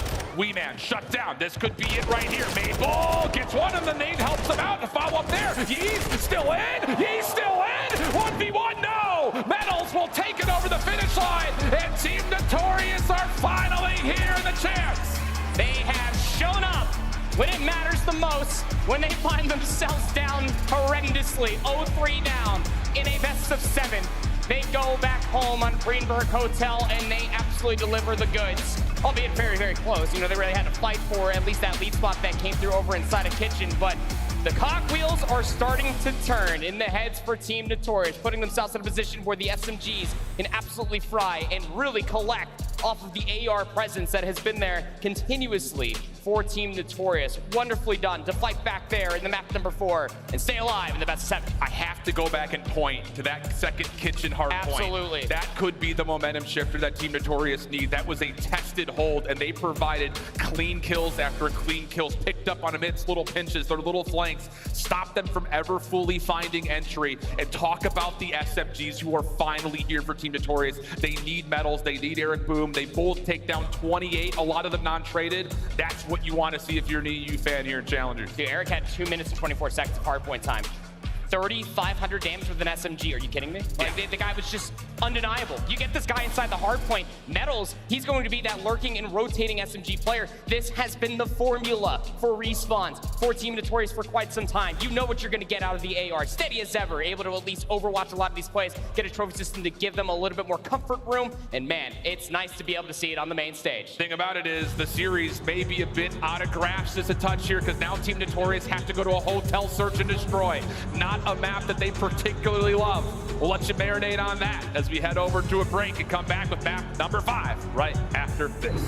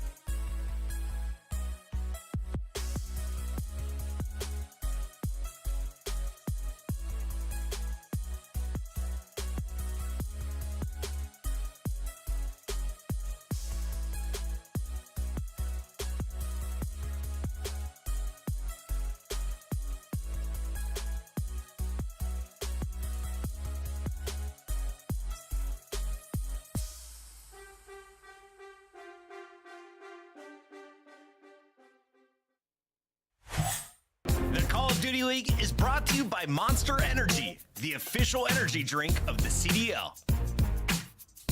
The Call of Duty League is presented by the GMC Hummer EV Pickup, the world's first all-electric super truck. Upgrade your game with the Scuff, the official controller of the Call of Duty League. Welcome back, everybody, to Las Vegas and the Challengers Championships. Notorious finally starting to get a little bit going here. I mean, we said it at the top of the broadcast. This is a team that in the past has often started slow. Sometimes it takes them 3 maps to really kind of get themselves feeling the flow. And well, after a tight hotel hardpoint, maybe a chance for them to get established in this series. The bad news here is they're going to hotel search, which has been Omit's best search so far on the weekend. Yes, it sure has. I mean, it's really just been Yeez. I feel like that his resume really got showcased wonderfully in that map number 2 on LSULO. Was fishing off for first bloods continuously. He doesn't really always have the sexiest KD ratios in the respawns, but in Search and Destroy, that's where Yeez absolutely feels at home. How about a 1.65 on the map, particularly this weekend? Yeah. Well, that's casual. Pretty casual indeed. And how about Coach Mystic? He's got a little bit of, he looks great. He looks great up there. I'm telling you, man. You talk about a guy that maybe deserves Coach of the Year at Challengers. It's that guy. Yeah. You know, he's stepped in between a couple of different squads. He was part of that initial Mexico team that Snoopy was a part of. He helped him grow into a nice spot, and now possibly a chance for him to find himself, well, getting medaled here as a championship coach for Challengers. But it's a hotel search and destroy. Team Notorious need to keep the momentum up from the hard point. Here we go, Vegas. Map number 5. Let's get it. Where we can talk about Yeez, we have to talk about Eric Boom on the opposite side. That will be the player to more or less watch out for. Bomb in hand, potentially. Eric Boom loves to try to fish out these first blood engagements weekend, as well as Maple. Really just need to be a staple in the back line for Team Notorious. Will Maple roll out with the sniper? Will he have an SMG or an AR? Find out. That's a good point. He does like to pull up the scope on this map just as much as we saw him try to do it on a silo. Yeah. Could be a huge X factor here for Team Notorious. And it will be the EU squad on the defense first. So if we were to see it, it would be right here. Amit eyes over towards A. And how about it? Purge says, you guys like to snipe. I'll meet you in a little 1v1 in case you're feeling frisky enough for it. Both teams kind of holding back a touch. No trophies out, of course, means that no one wants to get connected with early. But take a look at Team Notorious on this little wrap over towards B. Not saying anything over in restaurant. Eric? Careful. Oh. Not careful enough. Snake as you might. Purge. His trigger is that much better. GodRx is now under pressure from the 2 players on the flank. He's absolutely read this. He's calling for help. He's got Purge watching one side. He's going to take the long route back. Purge, contact made. Oh, what a connection. Doesn't quite get away. Metal's at least able to provide a trade. But do they know that GodRx is playing so deep? And Metal says, ooh, not a good spot for me to be. So he backs out just a touch. The onus is still on Amit here. They're the ones who have to plan. And honestly speaking, Maple's in a good spot to watch over this A site. He gives it up, the timing. Maple does have a sniper for this play. That silence almost charged, but where do we even go from here? The bomb's now planted at A, and you are so isolated from your teammate.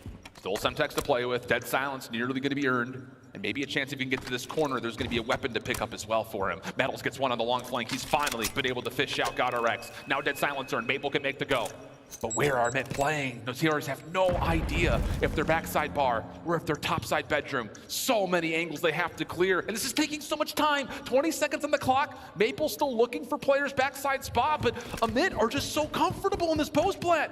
You have to find the kills, you have to find them quickly. Yeez shows himself, Semtex are out. Gwyn on the corner, finds the first. Contact coming through, there's not enough time for the defuse. Amidst post plant, just too secret, too concealed. Team Notorious, no chance to get back in. I mean, it's where the bomb is planted for, isn't it, Shift? Where you could have almost 3 different post plant setups there in the 2v2. It is as standard as you like. Yeez playing bottom bedroom, Gwyn inside of luggage. You can trust that Yeez is watching that cross continuously. Didn't even budge. He was just waiting for players to jump across. Also had a late Semtex as well, just to be able to get some early damage. The follow-up there with Gwyn. Just wonderful stuff coming through from Omit, specifically for Purge, not only to be able to find that very tough opening snipe on Eric Boom, but also double back and help out GodRx on the flank. And that's the thing too, if Amit get a read that there's a sniper rifle in play, expect them on offense to try to set up that same post plant every single time. Team Notorious, now their chance on the attack. You've got Eric Boom trying to clear space through restaurant. Defense holding largely over this kind of high-low setup on the cross. And how does Purge even get that one? Metal's not able to get away. Gwyn now, he's been able to tally up Eric Boom, but a kill does leave an opportunity for Team Notorious to still stretch this 2v4, but kills through A, still come through, and now it's just down to fishing out Eric Boom. And, well, no problem there for Purge. Heck of a start for the young man, 5-1. 3 in a row in the round as well. Found 2 in the first, 3 for the second. I said he's an S&D superstar, and that is remaining true. This guy knows timings. He knows his setup and the trust from his teammates to boot. They love their double stack around bedroom defensively, and you can always trust that Purge will be watching the middle of the map if anybody tries to push through the atrium. If any assistance is required for that A-bomb push, Purge delivers on those goods. Huge start for Amit. Once again, just kind of taking over the mental chess game that comes around playing this Team Notorious on Surge. You get them uncomfortable, and it often feels like it gets a little off the rails for Team Notorious. So huge around here early, and Team Notorious, look at this defensive setup. All 4 members going to play over through mid. Purge once again trying to take that same sniper angle, but has Gwyn gotten a read on this? He hasn't tossed any of his utilities, so Team Notorious, I'm sure, feel very comfortable living in mid. You got 2 ARs that are playing in clutch spots to stop this A push from happening. You're going to trust that GutterX is going to watch that flank. Team Notorious are mostly just set up to deny any A push whatsoever, but Purge with the sniper takes down Maple in return. You need this trade on the ease. These shoulders are just so good for a bit. They're getting so much information, and Purge just says, thank you very much. I'll just keep holding these angles that we keep winning back. Metals topside desk, does find one. Purge not going to connect this time. Backs up over towards Spa. Metals looking for more. He gets the second, but it's now just down to the Spaniard. 1v2 situation. No dead silence, just a stun. And he only has 28 seconds to play with. Gwyn playing one side, Purge still sniping over the other. And oh man, this is gonna be one of those miracle moments that Team Notorious and Metals absolutely need. He's making so much noise. Here's the check, guess is right. Players left, Amit 3-0 up early. I mean, Purge, are you kidding me right now? He's good for at least 2 every single round so far. 3 first bloods in every single round. He's got. That is absolutely insane. Sniper rifle in play, had the AR in the previous round. And again, Team Notorious, they had all of the atrium control, and through the stuns not connecting with anything bottom bedroom, there was no peek through laundry. You know that setup is going to be in the middle of the map. Purge swings wide, finds the first blood onto Maple, whether it was counter-sniping or not, does not matter when Evan is shooting like this. 3-0 lead now for Omid. Team Notorious, again, need a response here. Next offense. Looking like that may just be a quick one over through Røkkr side. A lot of pressure through mid once again for Team Notorious. Amit still playing a 2-2 split, very default for them. He's on the corner, just looking to make contact, and he will transmit that over to the defense to move if they need to. But the hit, largely coming quickly over through front. Gwyn does get stunned. He's going to actually push through it. He catches Metals, cooking up a Semtex. Oh goodness, now he can turn his attention back as Purge is on 6 in a row. Wee Man over the top though, he doubles up. Little Collat keeps Team Notorious alive. 2v2 we go, bomb being planted. Oh, and Maple. He's going to cut back through the atrium. What's his timing looking like? Doesn't be able to see anything whatsoever. So now the post plant, mostly set up through the cross. A lot to do for Wee Man. Damage dealt. Semtex out here. The check, he's shut down though. Wee Man working on the ace. It's GutterX though on the other side for the 1v2. Trophy carrier will not have the ability to move swiftly or quietly. 23 seconds on the clock. No nades either for him to use. And he's very nervous that someone's still lurking over through mid. They have no idea where Maple is. But now the check. GutterX, so much work to do from this position. Not a lot of time to do it. 10 seconds on the clock. Here's the check from Wee Man. Shut down. No follow-up, but also no time to defuse. Maple will make sure of it. And it will be the first round on the board here for Team Notorious. Maple chasing for the kill. GutterX will be able to take him down, but a big round indeed coming through for Team Notorious. Really all the back end on just Wee Man. He just flies through Freezer. He's able to line up at least 2 kills. You really did feel like that Purge was going to be there for the trade. He was able to find that 6th kill, keep in mind you. So barring any score streak shenanigans are being played up there on the main stage, he should actually get himself that cruise missile. Nonetheless, as a response to have for Team Notorious, just to go for that B execute, cut down players in the middle of the map, let Maple lurk soon after. It works out wonderfully. Next attempt here for Amit. Looking primed to once again just keep trusting that Purge is going to get you first bloods. And the defensive setup really isn't all that different, if we're being honest, for Team Notorious. I mean, we've seen constant early shots come over towards this bottom cross. Eric's playing at a little bit of a different angle. He's not going to be able to get the same information as usual, but the key is just staying alive at this point. That's right. You're just relying on the information. Always be mindful of where Metals is at. That B defender. Wee Man hasn't seen anything through the atrium as well. You should know that this is going to be a slow roll. Yeah. All off a point of contact. If you can find this pick, that bomb should go down. This is perfect from Team Notorious as far as how do you respond to Purge. Just don't give him a chance. But now that the bomb is being planted, oh, great defensive nades, take Gwyn down. Trophy system was not in place to keep him safe. So now we have an early 4v3. 40 seconds at the clock, and now Purge has to get activated with the scope. Eric, is he going to give him a chance? Oh, scope goes down at the exact wrong moment. Eric's still holding in the corner. Maple working with him. He's trying to clear. Not going to find anything there. Second contact down, and no, Purge can't quite get the snipe over the top of the bomb site. Oh, what a good response from Team Notorious. Great adjustment, great adaptation. It's 2 rounds in a row. That's exactly what you need to do. So you just cannot afford to be the aggressor, not with when Purge is finding this much value with the sniper. I mean, he's 83, 3 first bloods. All of that you really do feel like is from the pressure of the scope. Yeah. So you don't give him those isolated 1v1s. Don't give him any easy shots. Play in that tight corner as Eric had a trophy system to keep himself safe. And once he gets the information, Gwyn jumps across the Semtex defensively, as you say, was just so good. As Team Notorious have now strung 2 rounds in a row. Yeah, great trust from Team Notorious to know that we're giving away a lot, but the nades will land if we get a chance to use them. And now the offense. Success towards B last time through does pull Omit a little bit more cautiously on the defense towards this B site. Purge is on rotation here, but you've got GodRx watching over through Luggage Alley. Tough gunfight for Metals, and there's no follow-up. That was just a solo challenge that GodRx says thank you very much for. Yeah, I don't like that at all. Now maybe with an AR, he's just seeing GodRx just jump back and forth across the Luggage. He is putting more bullets into suitcases than he is into Adam. Tough gunfight, the way that you look at it, and GodRx is just still bouncing back and forth. And now the response from Omit defensively. More players around the bedroom side. Trophy system denies information for Maple, so there still could be a contestant down low. Eric's going forward. Mr. Bomb Carrier, oh, it's a bold call, but it works out. Now we get to a 3v3. Defense starting to rotate away from this B site. Eric chasing down kills, and he does take down GodRx. Follow-up, though. Look at him. They flipped the map around. Eric Boom is going to make contact. That should be the call for them to rotate. But watch Purge. He's already got his back to the B site. He can watch this cross. 27 seconds. Purge is watching it. I don't think he saw him. Oh, but the Spidey senses are tingling. Purge will be here for the challenge. Oh, how good is that from Purge? Perfect read. Maple down to the 1v2. Once again, no dead silence, and it's Gwyn who meets him just outside couches. A key round win for Omit, up 4-2. There was so much focus to try to get GodRx out of Luggage to maybe still try to execute over towards A, and as you were calling it there, I mean, you have to trust that Eric Boom then has to push to be able to get that kill. He's the only sub that's still alive on the map. Yeah. And he honestly, to deliver 2 kills, and to be able to try to make that wrap back over towards the kitchen bomb site would have been heroic nonetheless. Purge was there from the beginning of the round. It really did feel like that rotation was everything to shut down Team Notorious's clutch chance to be able to close out that round. Omit stopping the bleeding there. Team Notorious were starting to get the ball rolling just a little bit. Now what's the response from Team Notorious this time around on defense? Purge still sniping. Gwyn holding the bomb. Once again, Team Notorious playing a very similar defensive setup. Eric still kind of trying to throw shoulders. He's makes contact, so the information's now known, but Omit are saying if he's going to play that same angle, they may have something up their sleeve here as far as the rotation is concerned. Yeah, they're thinking about it. GodRx hasn't seen anything come out through hole, through chandelier, and East hasn't been challenged through statue, so I mean the rotation very much can still be on. Purge wants this pick so badly.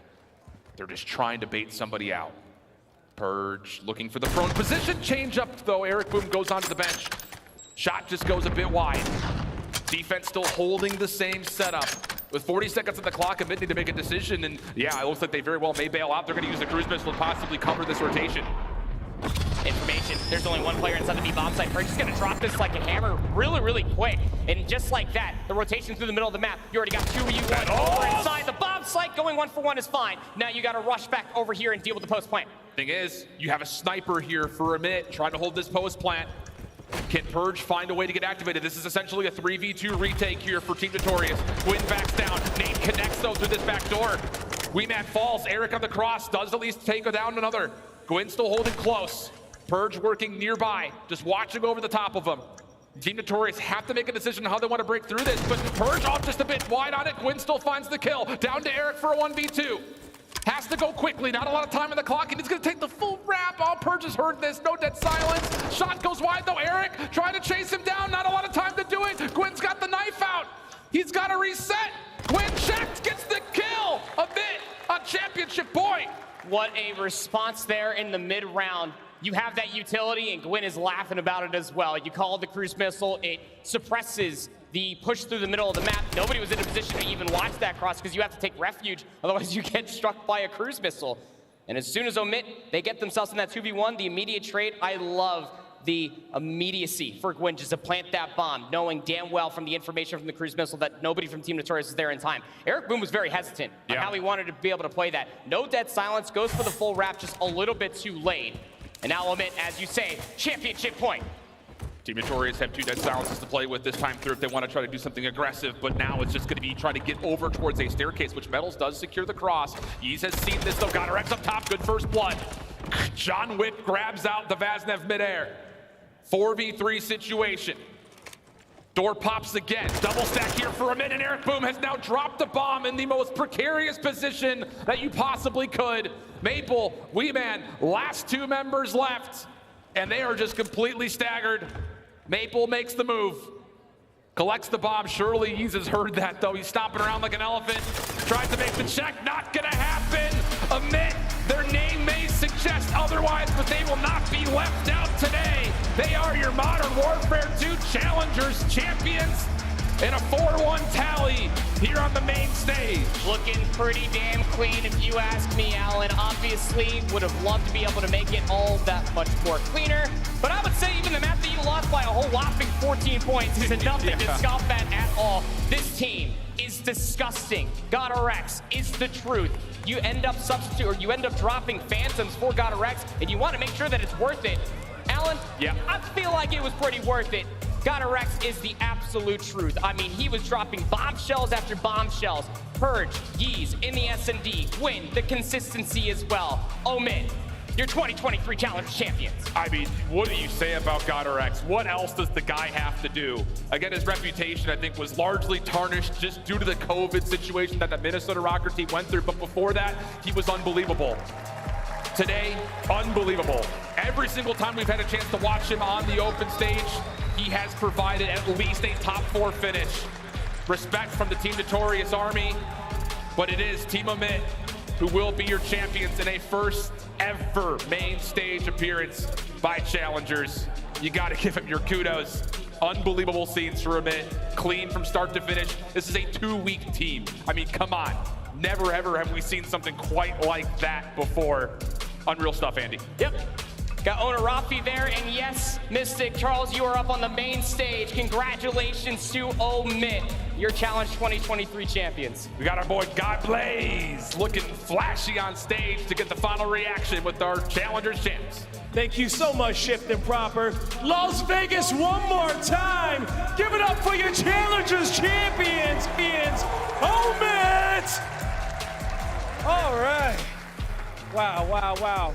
Let's start here down. Let's start with the coach Mystic here. Talk to me about the journey of this team becoming Challengers champions. I saw you in the back. You looked ecstatic. What does this win mean for you? I've been at this for a long time. I've worked with a lot of different people, and I joined this team right after they made it a hell of a run at Dallas. And I was like, you know what? I've got a good S&D team. Just need to come in and help structure the respawn. And who knows, you know, how good we could be. Well, I think we saw here how good you guys are as your Challengers champions, okay? Pass the mic on over towards your teammate there. Now, Purge, when it comes down to it, how did you get here? What has it been like playing throughout this weekend? It's unreal feeling. I mean, I've been playing S&D my whole life. Decided to take a chance this year, my first year competing. Decided to take a risk, and I mean, it paid off. The risk paid off. It truly did. Yeah, it truly did. Man, pass the mic on over. GodRx, I've been watching you do this for a long time, and you got the fans out here. Talk to me about this team. What was it like getting here? I mean, these guys picked me up, fortunately, 2 weeks before we're champs. I mean, a lot of young talent on here. These guys have been nothing but productive these last 2 weeks to finally lock in for champs. After being in the cycle for Challengers last 3 years, it's finally good to win a big one, man. It is. What makes this squad so special, okay? I mean, they're all young. They have the drive for it. No matter what, they go hard at every single situation. I like how they're all S&D kids, so they know what's happening in every single situation. Yep. Great composure, just good teammates all around them. Good teammates all around, okay? Come out here victorious. Let's pass it on down there to Quinn. Oh, yo. How do you feel right now after coming away with that win? Honestly, it feels great. After not playing all last year due to a mental health break, it feels amazing to be here. And you can see that it all paid off here towards the end. Talk to me about your brothers here, okay? What makes these guys so special? He's just so locked in every day. Every day is all composure. Just great to have him. It is. It's great to have a brotherhood like that. You guys are Challengers champions, okay? Pass the mic on over to Yeez, all right? What's good? Yeez, what's up with you, man? The Challengers champion. Walking away with that big 60K, okay? What does this mean for you? Everything. Yeah, my teammates are all like fucking nasty, and you know, I just do the dirty work. Yep. I just fit in. Just fit in, man. If you had to, you know, sum up this season in one word for your squad, what would you say, man? There. It's okay. One word, baby. One word. You got it. Good work. Good work. I don't know. My bad. Hey, you know what? Hey, championship is a good word right there, okay? Because that's what you guys are, all right? Champions. Champions. There we go, okay? Let's bring the medals on out here and crown them officially as Challengers champions.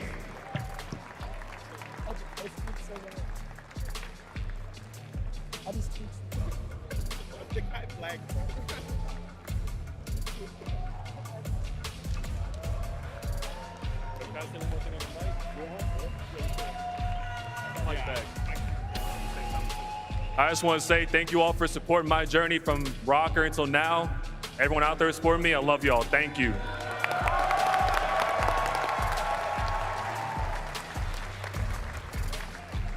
I also want to say Challengers is a critical stepping stone to the league. Every single motherfucker on this stage belongs in the league, and I just wanted to say that.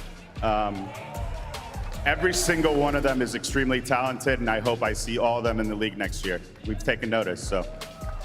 One more time, Las Vegas, your Challengers champions, Omet!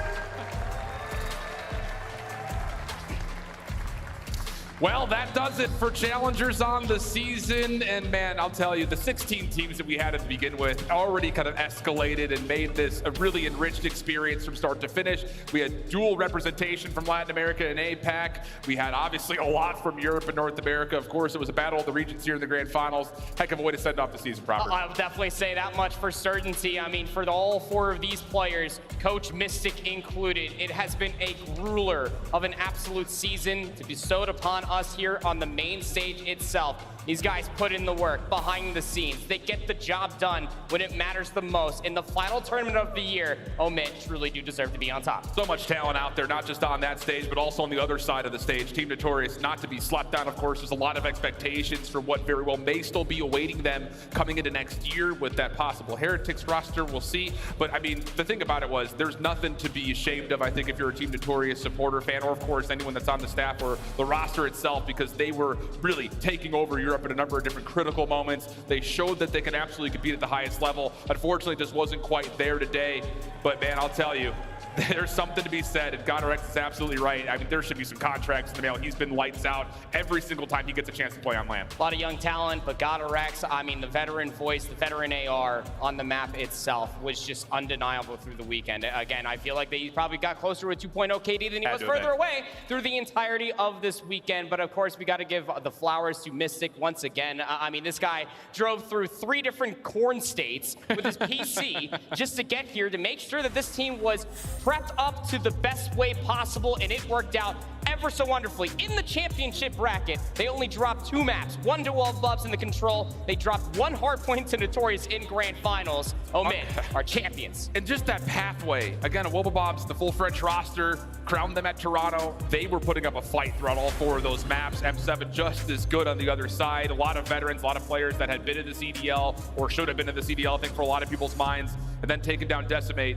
team that was also in the Toronto Grand Finals. Very impressive run. So $60,000 for Omet, 36 for Notorious as we finish off the day and wrap things up for the Challenger season. We had a lot of really unreal stuff that we saw throughout all seasons of Elite. The opens were electric from start to finish, starting with the Raleigh Pro-Am. I mean, what a year it's been. It has been insane. I just can't believe it. I felt like I blinked and I woke up this morning. I was like, oh, it's Championship Sunday here. Everything comes to a conclusion. There can only be one, starting all the way back at Raleigh, ending things in Vegas, brother.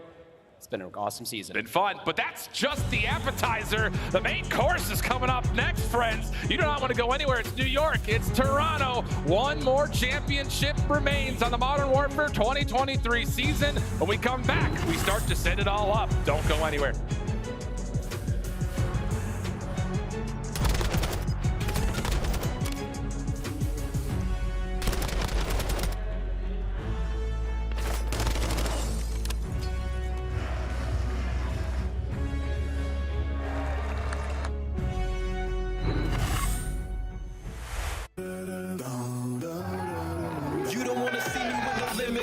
rise to another level, dream to the finish with a team independent, yeah.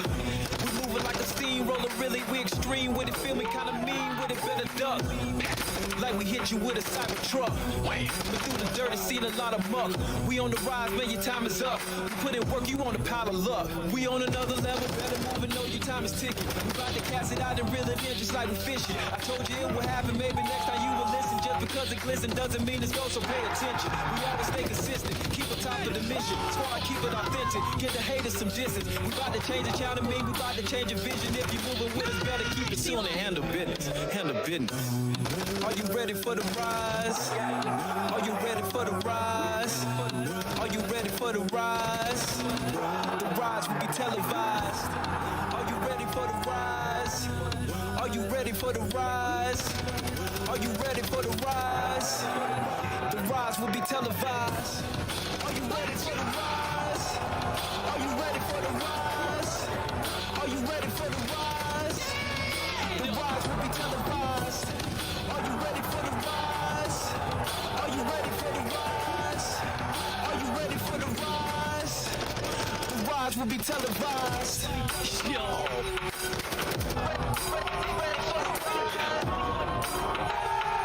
Yeah. Are you ready for the rise? Are you ready for the rise? Are you ready for the rise? The rise will be televised. Are you ready for the rise? Are you ready for the rise? Are you ready for the rise? The rise will be televised. Are you ready for the rise? Are you ready for the rise? Are you ready for the rise? The rise will be televised.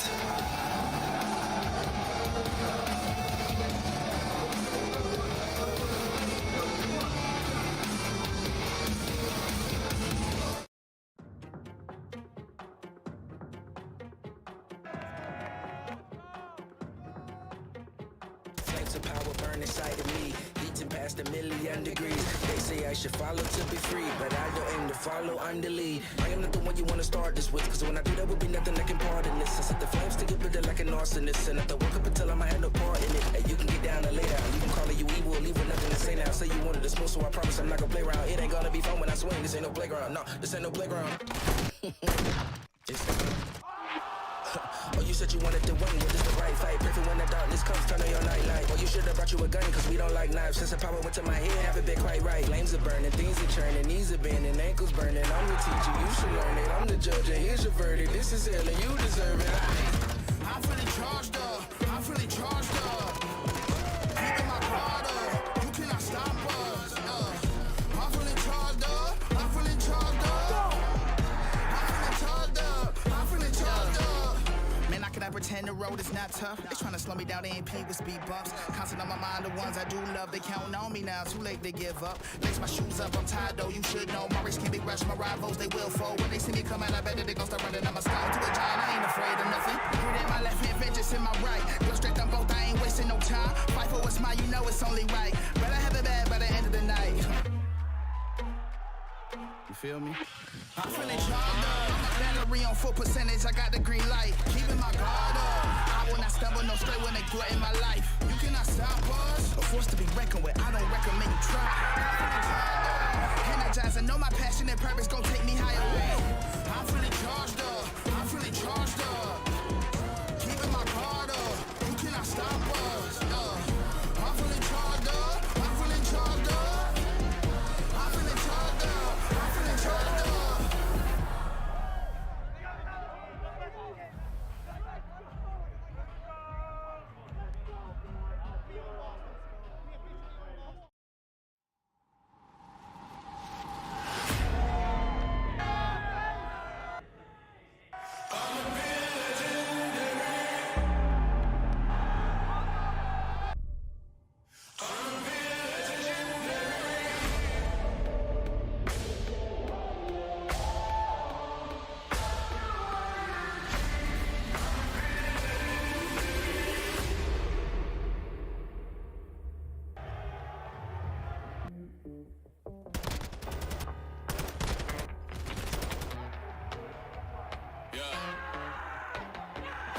Born with the story. I I was born for the glory, through the heat and the rain. Can't deny and ignore me. I'm bred for commitment, signed up for a mission. Yeah, it comes with the price, it's all in the description.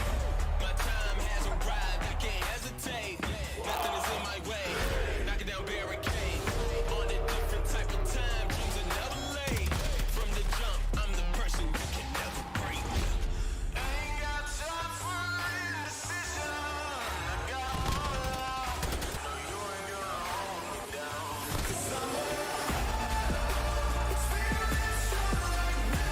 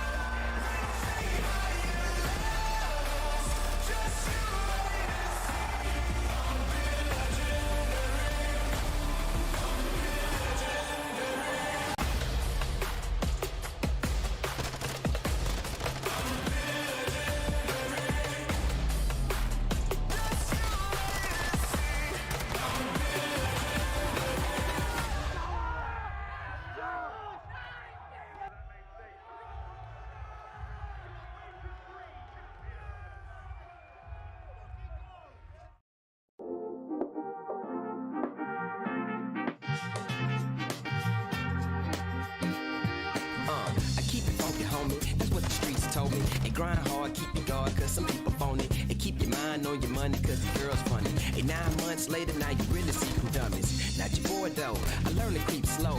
I punish in this sucker trying to stop your boy though. It's just a Mack flow when I'm in the studio. I mix it down and press it up and watch me rock a damn show. And call the radio and tell them something new in town. And all that bubble gone rapping, please lay it down. I said it with a frown, I hope you comprehend. And no, I'm not your road dog or your best friend. Bet your bottom dollar that I get that, flip that. Hustle in my blood, so I get that, flip that. Bet your bottom dollar that I get that, flip that. Hustle in my blood, so I get that, flip, I'm a made Mack, so I ain't hearing that. Some real music, good vibes, gets the feel bad. I pop my collar jack, but can you dig it, baby? And when I'm on the scene, I have them going crazy. They haven't had this real stuff around lately. Some like the finesse, the rest a little shaky. No matter what you do, you never could break me. Why your heart full of hate, call it achy breaky. Self-taught, so nobody ever had to save me. Self-made, so nobody could say they made me. Game sold, never told, so you never play me. To the top I go, no ifs or maybes. Bet your bottom dollar that I get that, flip that. Hustle in my blood, so I get that, flip that. Bet your bottom dollar that I get that, flip that. Hustle in my blood, so I get that, flip, I'm a made Mack, so I ain't hearing that. Some real music, good vibes, what's the real bad? I pop my collar jack, can you dig it, baby? And when I have them going crazy. They haven't had this real stuff around lately. Some like the finesse, the rest a little shaky. No matter what you do, you never could break me. Why your heart full of hate, call it achy breaky. Self-taught, so nobody ever had to save me. Self-made, so nobody could say they made me. Game sold, never told, so you never play me. To the top I go, no ifs or maybes. Bet your bottom dollar that I get that, flip that. Hustle in my blood, so I get that, flip that. Bet your bottom dollar that I get that, flip that. Hustle in my blood, so I get that, flip that. Bet your bottom dollar that I get that, flip that. Hustle in my blood, so I get that, flip that. Bet your bottom dollar that I get that, flip that. Hustle in my blood, so I get that, flip that. Bet your bottom dollar that I get that, flip that. Hustle in my blood, so I get that, flip that. Bet your bottom dollar that I get that, flip that. Hustle in my blood, so I get that.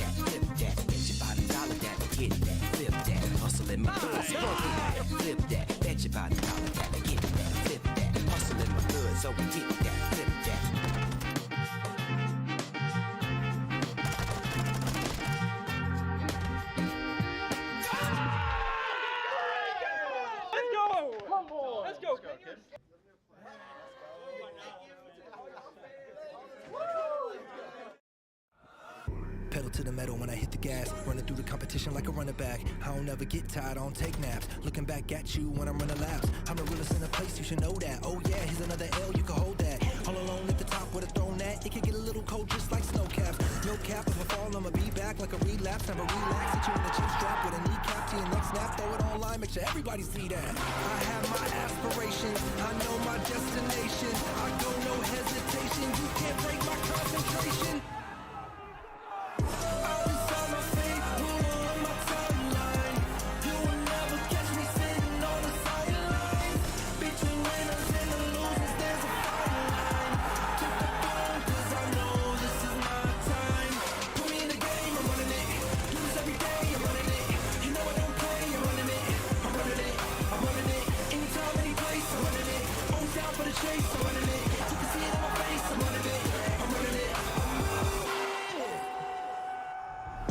Love, no love to my enemies, waiting on my downfall, never see the enemy. Running like I got no legs and a centipede. Gold medal on my chest for the centerpiece. Slow me down, something you can never do. Hold me down, that's impossible, I never lose. One way or another, one is what I do. This is my game and I play by my rules. I have my aspirations, I know my destination. I go no hesitation, you can't break my concentration.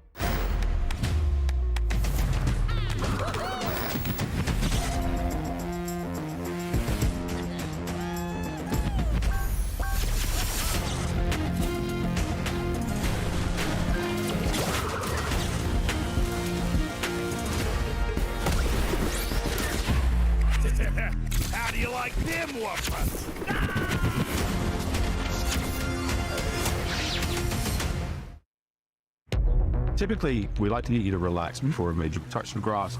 I thought we would do the exact opposite this time, though. Introduce you to what's to freedom.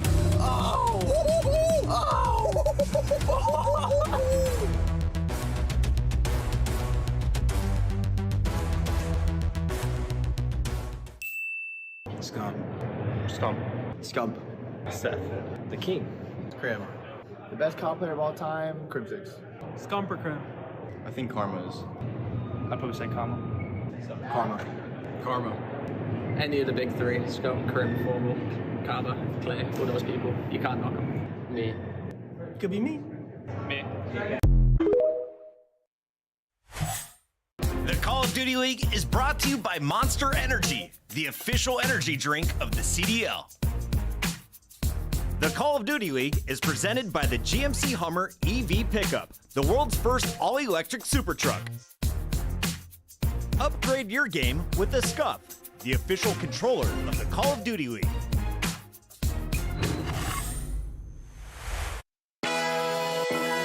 Blink, and you'll miss it. What have we just seen? Wanna reach the top, you gotta dig in. All the scrims, matches, and majors all come down This is it. to just one shot.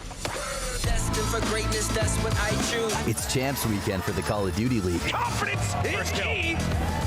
A split second All it takes can make the difference. Matter of seconds. Between victory Want them to bed. or catastrophe. They need a new playbook. In Las Vegas, We finally arrived, baby. you have to play the odds. One more time. But what happens when the numbers are stacked against you? It's done. The house always wins. There you have it. Unless it doesn't. Surprise, baby. Las Vegas is where dreams come true. But only if you feel lucky enough to go for it all. This might get scary. Life comes at you fast in the CDL. What? If you're faster, Play. you got a shot. Take the prize, baby. And this weekend, you could be more than just a winner. You could be a champion. Finally arrived.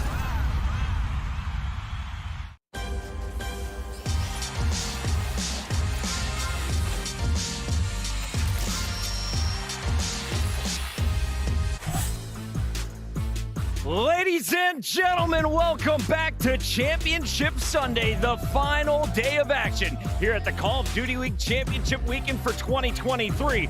Who is walking away with the $1 million and the title of the greatest team on the planet? Only 2 squads remain. Welcome back into the jam-packed Thomas and Mack Center, where fans from around the world are all filing in to watch the 2 remaining teams. It's just Toronto and New York left to battle for the title. Welcome in, everybody. This is your headquarters crew. It's Chris Puckett alongside Nameless. We've got the great Alley Cat, the 3-time world champion Clayster is here on a Championship Sunday, and I'm your host, Chris Puckett. Thank you all for tuning in and lock in, because this is going to be a good one. We just crowned our Challengers champion, but tonight we're going to crown our Call of Duty League champion, and with $1 million on the line, we're expecting some of the best gameplay we've seen all year. There's only 2 teams left, Puckett. We're talking the Toronto Ultra and the New York Subliners. There will be a European ring winner for the first time in Call of Duty history. I'm so excited to get this started. Allie, it's kind of crazy. We got number 3 versus number 4 on the seeds playing for the number 1 spot. Let's walk everyone through how we got here. Where were the upsets along the way in the bracket? Throughout the bracket, I mean, I think a lot of us were shocked. Obviously, we said goodbye to OpTic Texas earlier, but also Atlanta FaZe, who was looking like the team to beat after day number 1. They fall to Toronto Ultra, that pushes it to Sunday, and then once again, will then fall into New York Subliners, who push to that Sunday grand final. Nameless, you have been here. Back in Ghost, you were playing for the title.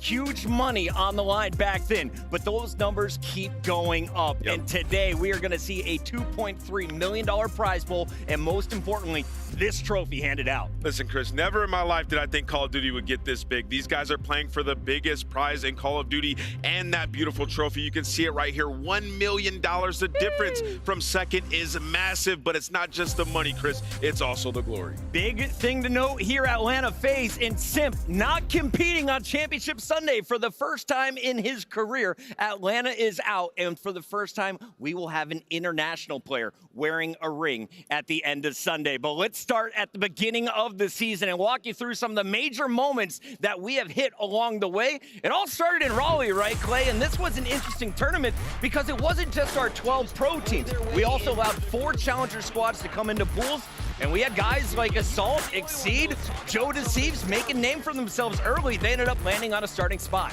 I loved the format for Major 1. It got back to the roots of Call of Duty. We had the Challengers teams there playing in the Pro AM. We got to match up against Elevate. They took us to a Game 5 at Major 1. So to see these amateur players show up against salaried professional franchise teams, it's awesome to see. Absolutely, and I think one of the biggest moments about this was LAG Academy winning those respawns as well. Typically, when we saw challenger teams go up against the professionals, they stole those games 2 and 5 in the search and choice, but LAG made noise about being a respawn team, and what happened, lo and behold, a couple of those players got indebted into the LAG main roster and was able to play out a professional CDL season. So I've loved this year for challengers. I feel like we've had so much up-and-coming talent, and we're seeing some of them here today. At the end of that Raleigh weekend, it was Subliners taking home the trophy, but then we headed to Boston and we said goodbye to 2 of the biggest faces in the game. The King, Scump, retiring in the middle of the online qualifiers. Methods, of course, doing it on stage in front of the audience there for Boston. Yeah, man, this was a crazy season when you look back at it. Nastie, Scump was still at the top of his game, just ran out of steam, had played for so long, ends up retiring, and what happens? His last 4 pieces against Methods and the Boston Breach. You know, the community, man, we showed him so much love, and then Methods right after he retired as well on the stage after they lost the tournament. He decided it was time for him, and now they're doing some great stuff with the watch party. Clay, did you mind Skunk retiring, or did that kind of cement you as the oldest man in the league from here on out? It got me in my feels a little bit. Even that clip right there of us winning X Games and hugging it out. I mean, I've known these guys for over a decade at this point to see them retire, but I'm glad they're sticking around in the scene. You know, doing the watch parties, they're right next to us. Speaking of players we've known for over a decade, aBeZy was one of the early stars from the EU, the Scotsman, coming in as the coach needed to fill in at Major 3, and he didn't just fill in, Nameless. Dude, can we make a movie about this? I'm telling you guys, listen, this is a special moment. Like, the entire arena, I've never heard them louder ever in the history of COD. Everybody was rooting for him, and he came in and he cooked you, Clay. I'm gonna be honest here. TJ got ripped on the Fortress control. My bad, TJ, but I saw it live in HD 4K, and aBeZy's got a snapper on him. aBeZy still got it. He helped the Guerrillas get a W in that series, but eventually ran into Clay and Vegas. The Champ's Curse, though. This was one of the big storylines for me. Finally, first time in history, the world champs also able to come back with the same roster and pick up a major win. Yeah, looking back on it now, I mean, this was insane. LA Thieves obviously looking to break that curse, and they were able to do it at Columbus, and they did it just out of their teamwork. I mean, once again, it's one of those situations where LA Thieves, I mean, we were proven once again why they play so well together in the comms, in the kill department, and everything. Unfortunately, we didn't get to see them push it the Sunday to possibly become back-to-back world champs, but I think they still solidified themselves as a team to break curses. And they're all free agents right now, so if you're a GM, look at those four. But Clay, look how ridiculous this is. This is how long the Champ's Curse was in effect before LA Thieves broke it. It's truly astounding what Thieves managed to do breaking that Champ's Curse, and I've always been a big fan of teams sticking together and grinding it out, growing that chemistry, growing as a team, and Thieves proved this year that you can win a world championship and win another major the next year. Yeah, that was Major 4, and at Major 5, history was made once again for the 2023 season as the Subliners become the only team to raise 2 trophies. They did it at the very first event, and they did it at the last event heading into Champs. Yeah, you know, and you talk about kind of what Clay just said about teams sticking through it. That's exactly what they did. They came out, they were ahead of the game, they win that first championship, and then obviously they have a huge different performance the next couple of majors, and typically the community in those instances, they go, oh, HyDra needs to go somewhere else. They need to make a roster change. We saw that happen. Nope, there was never a moment where you thought this New York team was going to break up. They get better at S&D. HyDra ascends to a level that we didn't know he could get to, and they get Major 5, and now they find themselves here on COD Champ Sunday. An incredible story, and the best team all season to this point. HyDra was only silenced once here so far at COD Champs. That was done by Toronto, but can you do it back-to-back matches? I don't know if it's possible. Looking at all of our winners, we had a little bit of variety this year. Subliners, FaZe, Ultra, and Thieves, with OpTic making 2 Grand Finals appearances as well. Honorable mention there. This may be the most competitive we have seen in the league. The parity in the CDL right now is the highest it's ever been. There's so much competition. There's so many good players. There are no free wins in the league anymore. It used to be a couple years ago, you're playing against a team, you're like, oh, this one's going to be easy. Nowadays, you got to grind. You got to fight for every 10 CDL points you're going for. It's so hard to win. It is so hard, but there is such a huge prize at the end of it all. But that's not the only competition going down. We, of course, saw Challengers. That's our semi-pros trying to make it into the big leagues. That is now done.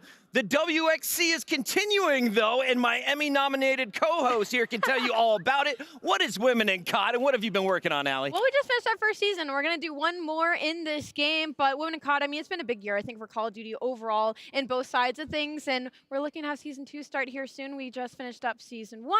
Obviously, we had our TST Phoenix team win, but I know a lot of people like to ask, you know, why even have a women's tournament? Why even have, you know, only girls and have something to play for their own? And it's an easy question. You know, obviously, a woman enters the gaming scene, and she instantly is met up with barriers because of her gender. I mean, you guys know, we'll never, ever face that. I don't think, Clay, you've ever not been teamed with because you are a guy, and unfortunately, that is something that does happen in the women's seed when it comes to playing competitive Call of Duty and in esports overall. So we're creating a safe environment, and it's been awesome this week. You are creating a safe environment, and as a girl dad, I am super pumped to see this. Piper has a place to play here in the future, but tell me about the stars, because already we have some rock stars here in the WXC. Who are some of the names names that people should be looking out for that could maybe one day ascend to the CDL? I mean, there's some names that you've probably already heard before.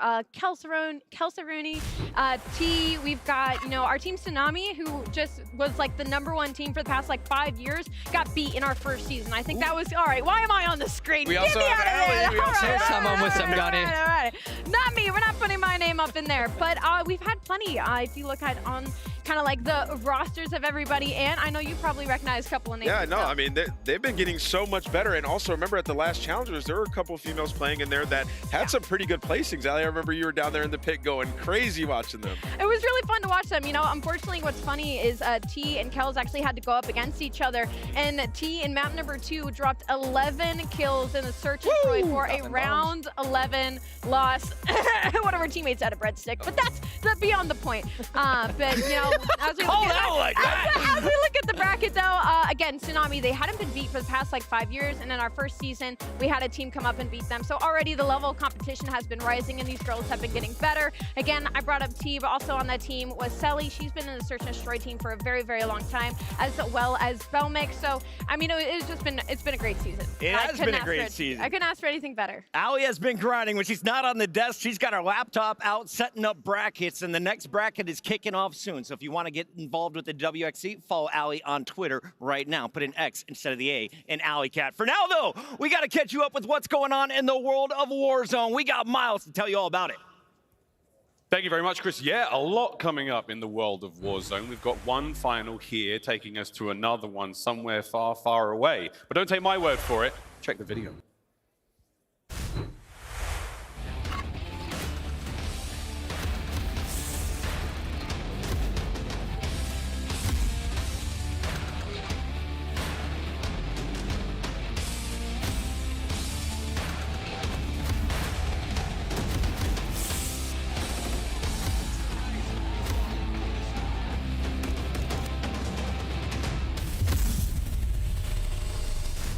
That's right, ladies and gents, you saw it here first, officially confirming it now. The World Series of Warzone Finals taking place in London at the Copper Box. September 16th, I'll be there. It's going to be a fantastic time. And a lot of you Call of Duty fans, you've already been to the Copper Box. You know a glorious place to have a Call of Duty competition, and Warzone will be it this time round. We're going to be there. We want you to be there as well. Get your tickets at worldseriesofwarzone.com. More information to come. And, of course, that Stage 2 in-game open is still around. So plenty of Warzone to be played, plenty of COD to be played, off-season about to be popping. But that's all for now. We'll see you guys in London. Back to the desk.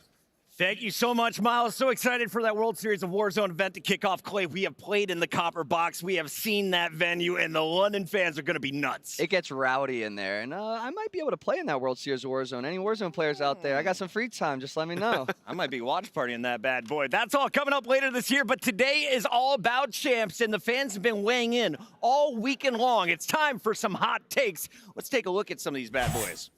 First one up from Shaw. Congratulations to the Subliners on reaching COD Champs Grand Finals and beating FaZe 3-1. That was sent in before the match kicked off, Clay. This is Standy's biggest fan. I know this guy. He's the biggest Standy fan I've ever seen. Shout out to Shaw. I cannot believe he just got he's going to be so on broadcast. He's tweeting it right now. You're welcome, Shaw. He's not the only one. We had more hot takes coming out from the crew. This one, of course, the original from Shaw, but we got Jake Maverick in the mix. I hope FaZe loses, so we see the trio split up. I disagree, Jake Maverick. You can't get rid of those three. I mean, low-key, that would be fire. Could you imagine? It would be lit. Simp versus aBeZy? That would. I'm not ready for that. See, like, if that trio breaks up, it would shake the whole landscape. Your CDL pal always with the bangers. Pred getting eliminated, but knowing he's not. I was rolling last night when I saw this, Allie. I mean, it's a fair take, but you know what? I don't know, man. I don't know if that's where he's going to land. I don't think so. The memes continued here about Pred going to OpTic Atlanta FaZe. This is from FaZe? Got your trade, OpTic Texas. Happy Australian Independence Day as the Great White Shark is now potentially a free agent. If Ghosty even comes up in the combo of getting dropped, I'm nuking Oh my Texas. God. I hope you mean an in-game. Yeah, that's a little too far, but Ghosty did show up this weekend, right, Yeah. guys? He's probably played the best on the team this weekend for OpTic Texas, so I think if anyone deserves to stay, he does. We got to give a shout out to Snoopy as well, the 18-year-old rocking braces on stage for the first time this year. He does it at COD Champs, and he wins a match. That doubled up his money this weekend, Allie. I don't think Boston's the right place for him. You know what? I think that he needs to get on a team that really cultivate his talent instead of just putting him and 3 other players that are kind of the same person in different fonts on the same team. You maybe want like a Clayster, someone old on the squad to show this. The franchise gives Doug Sensor Martin and Snoopy a chance. Hey, what about Kira and Pika here saying, and Scrapz didn't get MVP of the season? He might get it here, COD Champs. There's been a lot of talk back and forth between these two teams, so we'll see if Scrapz deserves that MVP or not. And of course, Roster Mania already started. We saw a few of the players getting together last night. Teams were forming. I texted Clay, I said, yo, where are you getting dinner at? No reply. I know what he was up to. Scheming. I seen him later. He was ear to ear grinning. I was like, good chats, huh? And of course, a shout out to Soul. It's amazing to see that nobody ever gives anything for Ultra. In the last 3 years of CDL, they've been present in 2 championship finals. Only FaZe has been present more. Incredible. The consistency. And you got to give a shout out to the front office there in Toronto to make it happen. That's exactly what I was about to point out, Puckett. We got to give credit to their academy pipeline, right? We're talking about 2 players on this team, Scrappy and Hixie, who were on their academy team last year that they pulled up. I would look at some of the other guys from that academy team. We're talking Vickle, Mohawk, who may be next up. Insight and CleanX were on their bench as well. They found Insight from Challengers. CleanX was on their bench.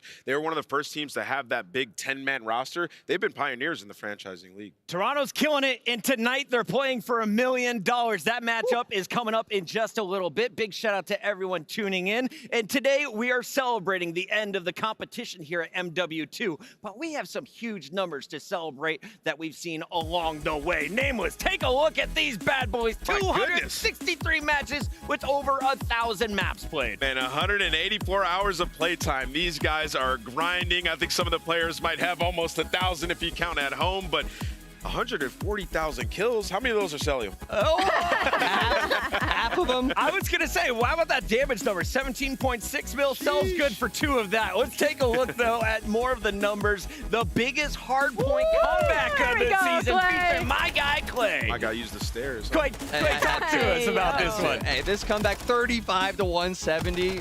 We never gave up hope, though. Our comm stayed exactly the same.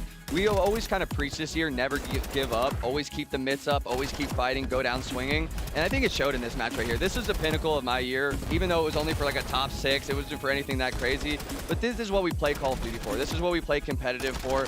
We just grinded out the comeback, and then the crowd is cheering after every kill right here, this 3-piece.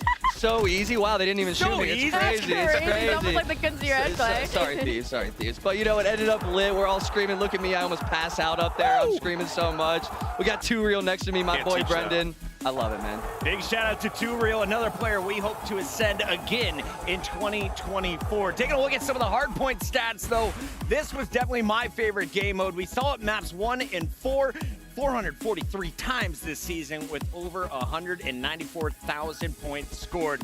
That contested hill time, though, is the number that stands out to me, Allie. Almost 4.5 hours of contested. Those are 2 players who can't kill each other fighting in the same hill. Wow, I can't imagine anything more boring than sitting and watching that for 4 hours.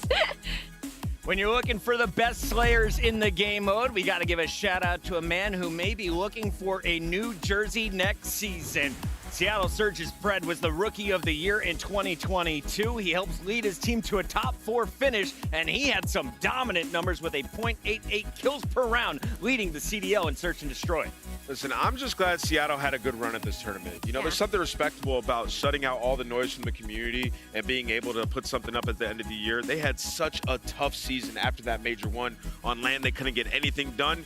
But Pred, all season long, man, he has just been unbelievable, continuously improving, and we know he has a bright future. I want to give a big shout out to the folks at Activision as well, making all these stats available to us. Allie, let's take a look at some of the S&D numbers. It wasn't just Pred contributing, but that man was frying 340 maps we played throughout the season. I'm looking at 610 snipes. I'm so happy we got to see the sniper rifle in play this year. Yes. Sometimes we don't get to see it in action. So for Search and Destroy, we've had some of the craziest clips from specifically Clay is on next to me and everybody else in the league with some insane snipes. Simp has a few of the snipes, but his most impressive play for me was that 16 streak in control. The SMG, frying people with 3-4 bullets. This guy could do no wrong in this game, Clay. You know, if this was a previous Call of Duty title, he would have lapped his streaks 3 times. Right. He would have just kept running his streaks. Unfortunately, it's MW2 where you can't do that, but it's super impressive what this guy has always done and continues to do. Obviously, didn't get the result here at Champs, but they still had a great year, honestly.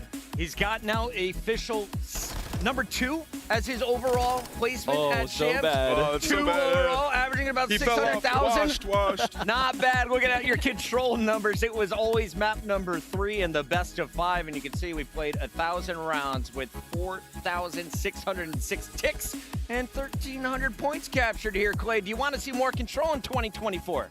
I do like Control. Okay. Control is a competitive game mode, but some of the maps we've been playing on, sheesh. Yeah, we had so many awards handed out here at COD Champs. Let's start here with the All-Stars. If you missed day number 1, we announced 2 teams as we had our second tier All-Star squad, followed up by our Scuff Team of the Year, and all 8 of these players deserve the gas because they played phenomenally this year, Allie. Yeah, they did. I mean, I'm specifically looking at Octane as well. I think he's had one of those years to solidify himself as the top AR, one of the top ARs in the game throughout this entire season. And obviously, Fred as well. What he has done for Seattle Surge kind of pull them through some of these series. Unfortunately, OpTic Texas not getting the placements that they wanted, but Dashy and Shotzzy still make it on the second team All-Star. Could we ever see that All-Star squad put together in a real lineup maybe next year? Ayo. I mean, this is a possibility, for real. This roster, at least. Right? That would be unbelievable.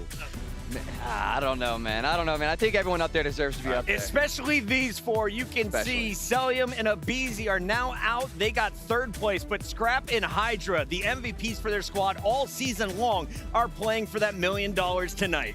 That squad is way scarier to me than the other squad. I shot against these guys all year, and I cannot tell you how hard it is to kill aBe and HyDra, but also to then kill Cell and Scrapz. That seems insane. It's Championship Sunday. We had a lot to celebrate, and we will continue doing that tonight. Real quick, Nameless, we got to take a look, though, at our Rookie of the Year, because this was a great year for breakout performances from Challengers players. Scrapz, though, one of the few, the Rookie, put into the starting lineup day number 1. He makes his impact felt at the first major, and I have to say, this is now officially my favorite player in the league to watch anytime he's on stage. You said that, too, right when you came back. You said Scrapz is going to become my favorite player. I think he's going to back it up, and he did it all season long. The expectation that was put onto Scrapz coming into this season was unbelievable. Some of the highest of any Challengers player that we have ever seen. He exceeded all of those expectations, has an MVP, has Rookie of the Year, has a championship, and is now in the grand finals, potentially one of the greatest seasons of all time by a player individually, and he is a rookie. That is wild that we're discussing him in that regard. Clay, it feels like the second coming of a young Clayster here wearing purple tonight. He's got the glasses, he's got the swagger, he's got the mouth and the AR to back it up. I see some shades, but, you know, he's his own dude. He's doing his own thing out there.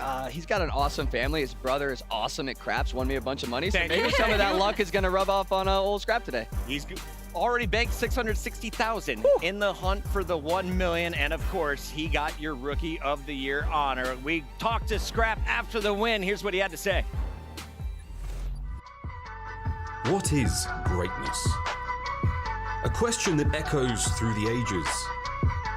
This year, the answer was unveiled before our very eyes. We have been witness to the rise of a new power that captured, no, demanded the attention of fans and players alike, forging a path to greatness with raw talent and unwavering confidence. His name is Scrapz, showcasing skills that leaves veterans in awe and competitors shaking in their boots. Scrapz has earned the honor to be called your Rookie of the Year. But greatness isn't achieved overnight. Scrapz earned his spot on the Toronto Ultra roster after proving his worth with an impressive run, leading the Ultra Academy NA team in the 2022 season. The 2023 season kicked off with Scrapz and his teammates getting a top 4 placement at Major 1. Not good enough. The journey to Boston seemed promising, but as fate would have it, Toronto Ultra stumbled again, placing 6th at the season's second major. At Major 3, it clicked. Scrap silenced the doubters, leading and pushing his teammates to the grand finals in a hostile environment. They don't contest in time, and Ultra takes it! They claimed victory over the Texas home team at Major 3. Toronto, they clutch up into control. That performance cemented Scrap as the Major 3 MVP. Come on! Returning home to Toronto for Major 5, he electrified the arena, the crowd feeding off his undeniable energy. And now, Scrap finds himself here, on the biggest stage, ready to take on whatever comes his way. From an unknown contender to a force to be reckoned with. It's over. Scrappy puts them to bed! Scrap has risen to the top ranks of CDL stardom, a torchbearer for the modern era of Call of Duty, illuminating the path for others to follow in his footsteps on a journey to CDL immortality. It's Ultra with the dub! Proof that dreams can become a reality. Congratulations to your CDL 2023 Rookie of the Year, Scrap!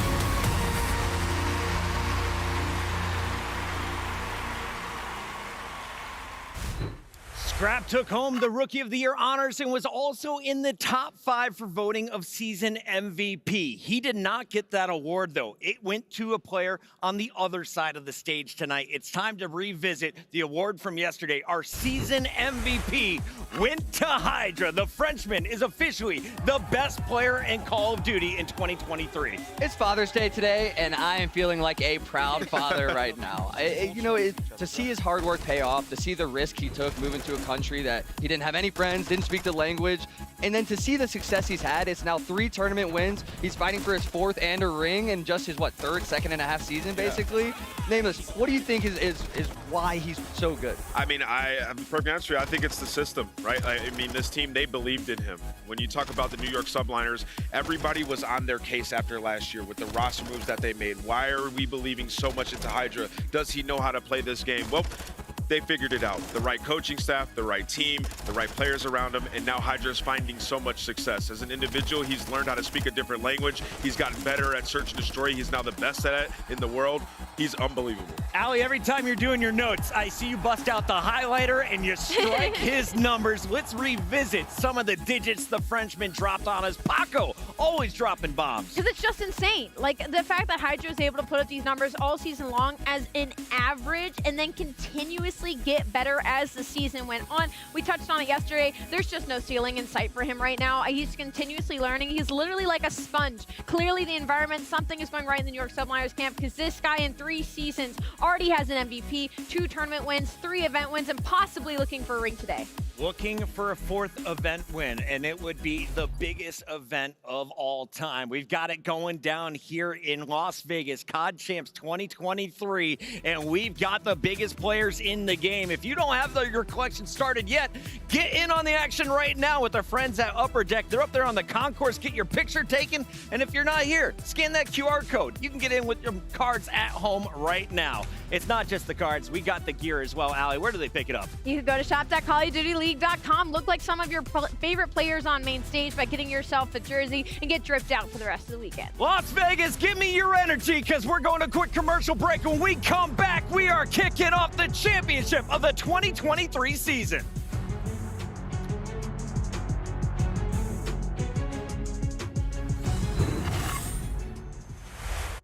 What's your name? Where are you from? I'm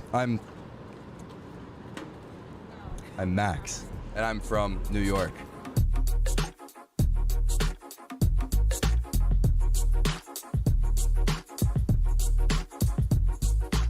Detroit rappers. This looks like the Little Mermaid. Trident. Yeah, Trident. I'm the Miami Tridents. Chicago Blue Huskies. I've seen this before, but I don't know what it stands for. I don't know, Air Force. Yeah, it's not. AF. Something as right? I don't know. I don't know. Los Angeles Scrapz. What? The LA Scrapz, bro. That is LA, California, baby. West Coast. Lots of sports, lots of love. Just the LA sports team. Yeah, that's a Boston Bullseyes. I like that answer. The Boston Bullseyes for sure. Boston Bullseyes. Boston Bullseyes. The Radiation. I was gonna say like the area for Area 41. What's the 41? That's the alien place. Is that what it's called? Area 41? I have no idea. Is that what it's called? Area 41. The Area 41 aliens. Yep. This one's giving me seizures. San Diego seizures. What? The Phoenix Targets.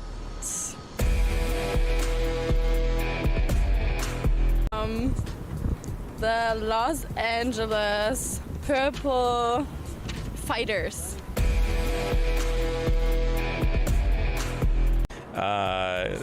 Goat head. Some of the farmland. A town. Farmland goat heads. Omaha.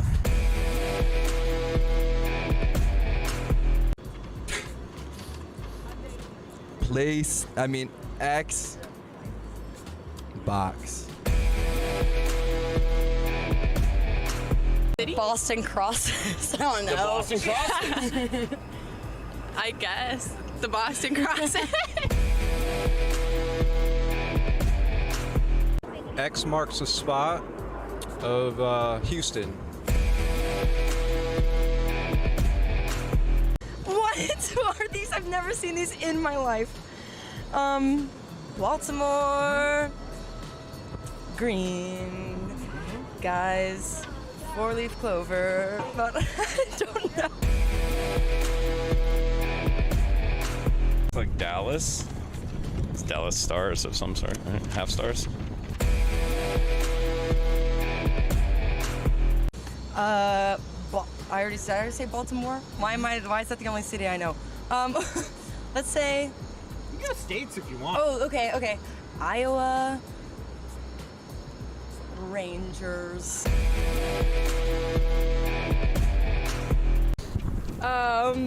That's a hard one. It's very hard.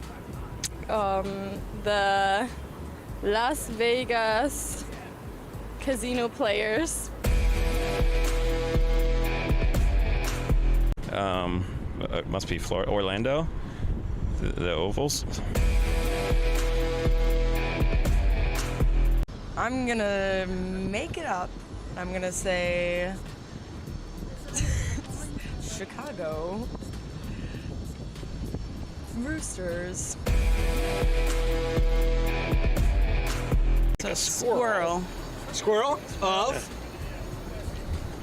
Scranton. Scranton Squirrels. I love that.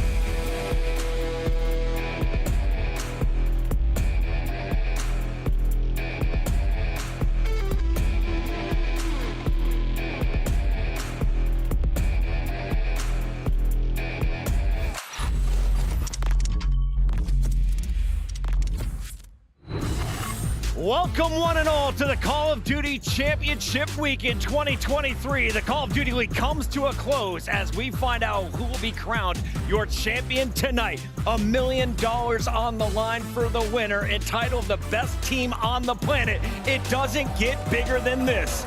Welcome back into the Thomas and Mack Center, where we had fans lining up at midnight, getting their seats ready for day number 4 of an epic weekend. We got a 3-time world champion, Clay, here, Alley Cat, and Nameless. And finally, just one match to go. Clay, what is the energy in this room right now? The energy is crazy. I can feel everybody kind of bouncing off the walls, trying to get ready to release all that enthusiasm. It's Champs Grand Finals, and when you play in a Grand Finals, everything gets amped up. Everything is on the line. It's the end of the season. The money money, the rings, the prestige. Nobody remembers second.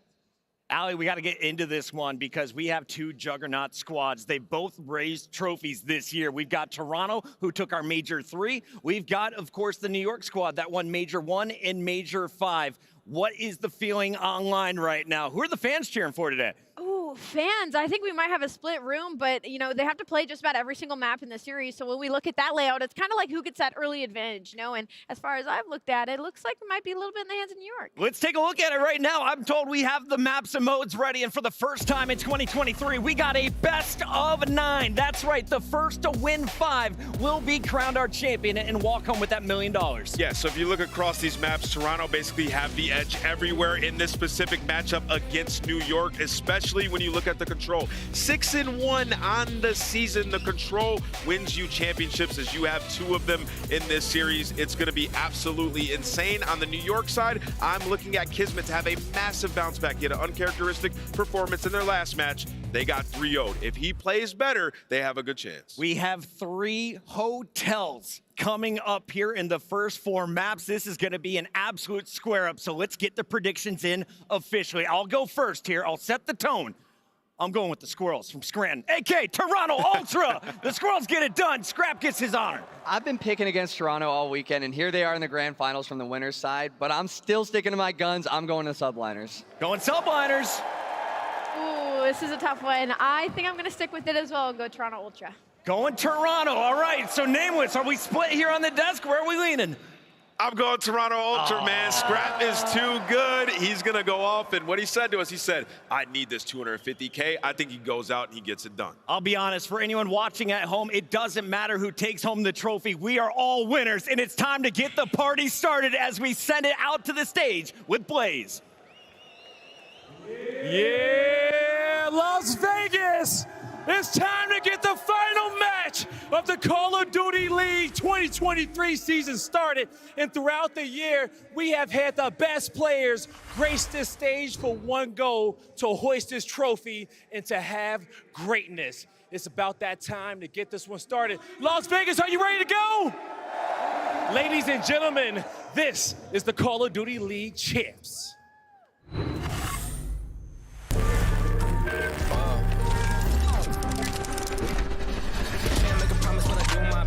25 sitting on 25 racks. Just got started, no, we ain't done yet. Bought a new crib, that's a goddamn flex. Sign that check. Told them that shit that I've been up next. Can't take calls, but I send that text from way downtown, but it's still wet.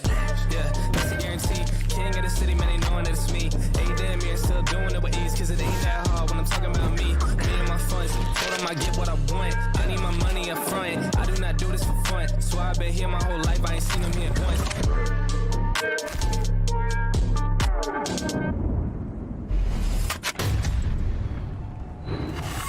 The first team coming out has so much passion and skill, it'll give you chills. Looking to showcase the strength of the North, your Major 3 champions, the Toronto Ultra.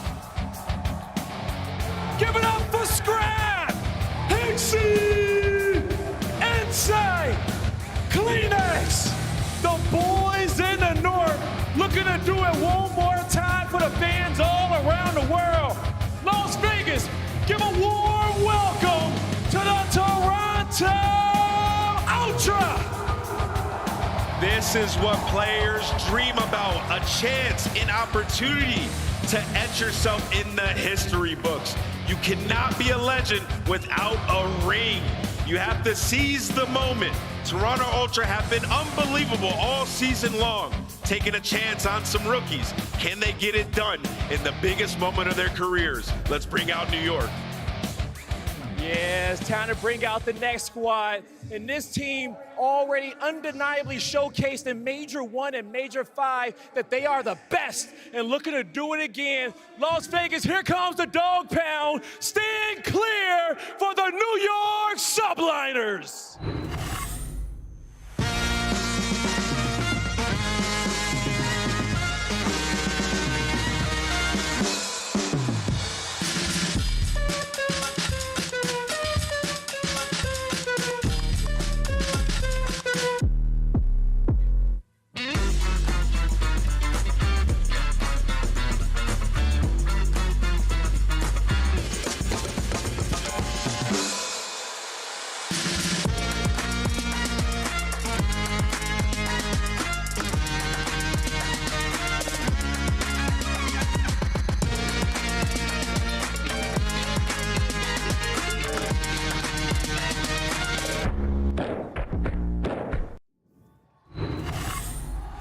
Las Vegas get loud for the New York Subliners.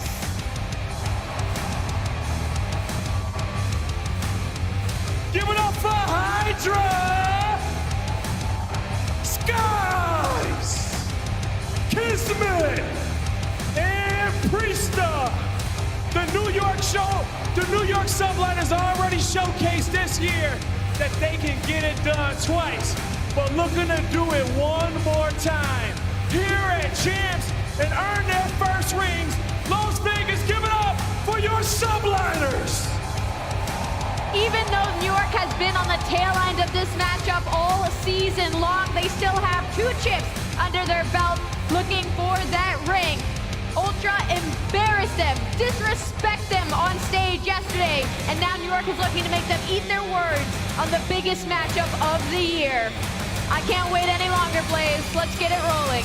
This is definitely the biggest matchup of the year, and history will be made on this stage. I only have one question for all the Call of Duty fans all around the world. Is your squad gonna win today? Miles Chance, let's get it. Thank you very much, guys. Time to rock and roll. Here we go, ladies and gents. History being made indeed. First time a European player gets a ring. First time any of those players on that stage gets a ring and a championship. What a season it's been. I can't believe it's all grown up and it's nearly over, mate. And it's going to be so exciting, too, man. Like, this is going to be the best Call of Duty that we have seen all year. This is like 7 months now of preparation that goes into, you're playing 9 maps. You know you're going to be playing everything, and now it is perfection that is going to be demanded. We're starting off with a HyDra hardpoint. These guys literally played just the other day. It is a rematch on some of the same maps. It is going to be such a good time. Yeah, strap in, everyone. This is going to be a long, long series, and we are playing for $1 million first place. Legacies on the line. Legends will be made. You name it, it's all happening here. The Thomas and Mack Center has been popping all week long. The fist bumps are out. The final words of encouragement are there. It is now time to get this grand finals underway. Yesterday was a tough one for New York. I hope they had a good night of sleep, because this is one day they will never want to forget. Here we go in a HyDra. And look, going into this map, again, they played just the other day. It was a 250-186 victory for Toronto Ultra. They set themselves apart on P4. They dominated. They got an extra 87 seconds on that hill alone. Every other hill was a battle. That is the focus point. That is where New York needs to make the adjustments. They have an 11-4 record. They're great at the holds. They're great at the breaks. That's where they got to get it done. Here we go. Our best of 9 begins here. Hard point first, 250 points. Eyes on that mini-map. You'll see where the battles are going to be taking place. And KiSMET out of the water, into the fray. Gets himself a kill, gets his boys in the hill. And we're going to find out who's got the nerves early on, or if both teams are going to be singing sweet. But New York already with a nice response, keeping the map stabilized. And there may be a taken down KiSMET, the Bulldog, starting it off right. Yeah, there's some strong words exchanged between Scrapz and the Subliners after that loss, and KiSMET did not take well to it today, and he's come out swinging so far. Nice start from the New York Subliners, a 20-ish point lead and growing. And they have all the pressure in the world right now. Ultra, they're going to have to chalk up a bit of P1 time and try to go on the rotation. Priestahh, though, already ahead of the game. He's looking for some gunfights. He's got the support. They're allowing this back pressure to come through. Their teammates win all the gunfights towards P1. Right now, it's going to be a 4 versus 2 at new. And on the new point there, on the low right-hand side of the minimap, here comes HyDra. A bit of suppressing fire from Priestahh, keeps him at bay, waiting for the Toronto Ultra members to get themselves in there. Here comes the hit. Dead silence, no noise made, but he's not going to be invisible, and it's not going to help. Priestahh guns him down. Here comes CleanX in from behind. 1, nearly the second. Nice hold out of the Subliners. They're still rolling. And that is beautiful. Such a tight setup, and that is a heads-up play from Priestahh. Now you get KiSMET, who, by the way, yet to die. 27 seconds to the hill. A 5-0 start. Get the Barks out in full force. That is 30 seconds to scrap time going towards New York. They are dominating early on. 25 seconds remaining here on the second hill of HyDra. Now we fly over to the left-hand side of the minimap. Ultra, for the first time in the map so far, they'll be there. Now the setup. Make sure nobody gets close. Make sure nobody spawns close either.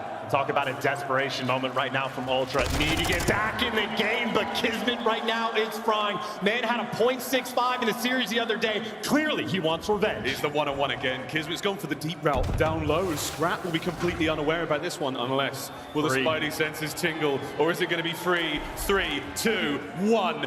All right, sorry. He's going for the kill, though, and he might be on it. There we go. New York Subliners, they got the back. And with the lead like this, you can take those deep route Subliners. This is now 3 hills in a row. HyDra picking up the 2-piece, locking down the rotation and running that score up. This is a perfect game so far for New York. Here we go. Scrap through the front. Skyz on the outside. Watching the pipes. Can Insight get 2? No. Skyz softening up the attackers. It's a bit of back and forth. The trades are nearly done. Pixie stays alive. CleanX backs him up. But look at that minimap. New York Subliners so close to the hill. And this was the entire thing that happened when they played the first time around of Ultra keeping the pressure on this hill to force the back spawns and being free on the rotation. Now, granted, P4 has been great from Toronto, but right now it is just such a massive deficit, such a long way to go, and New York already had those entry kills. And New York have come out hot today.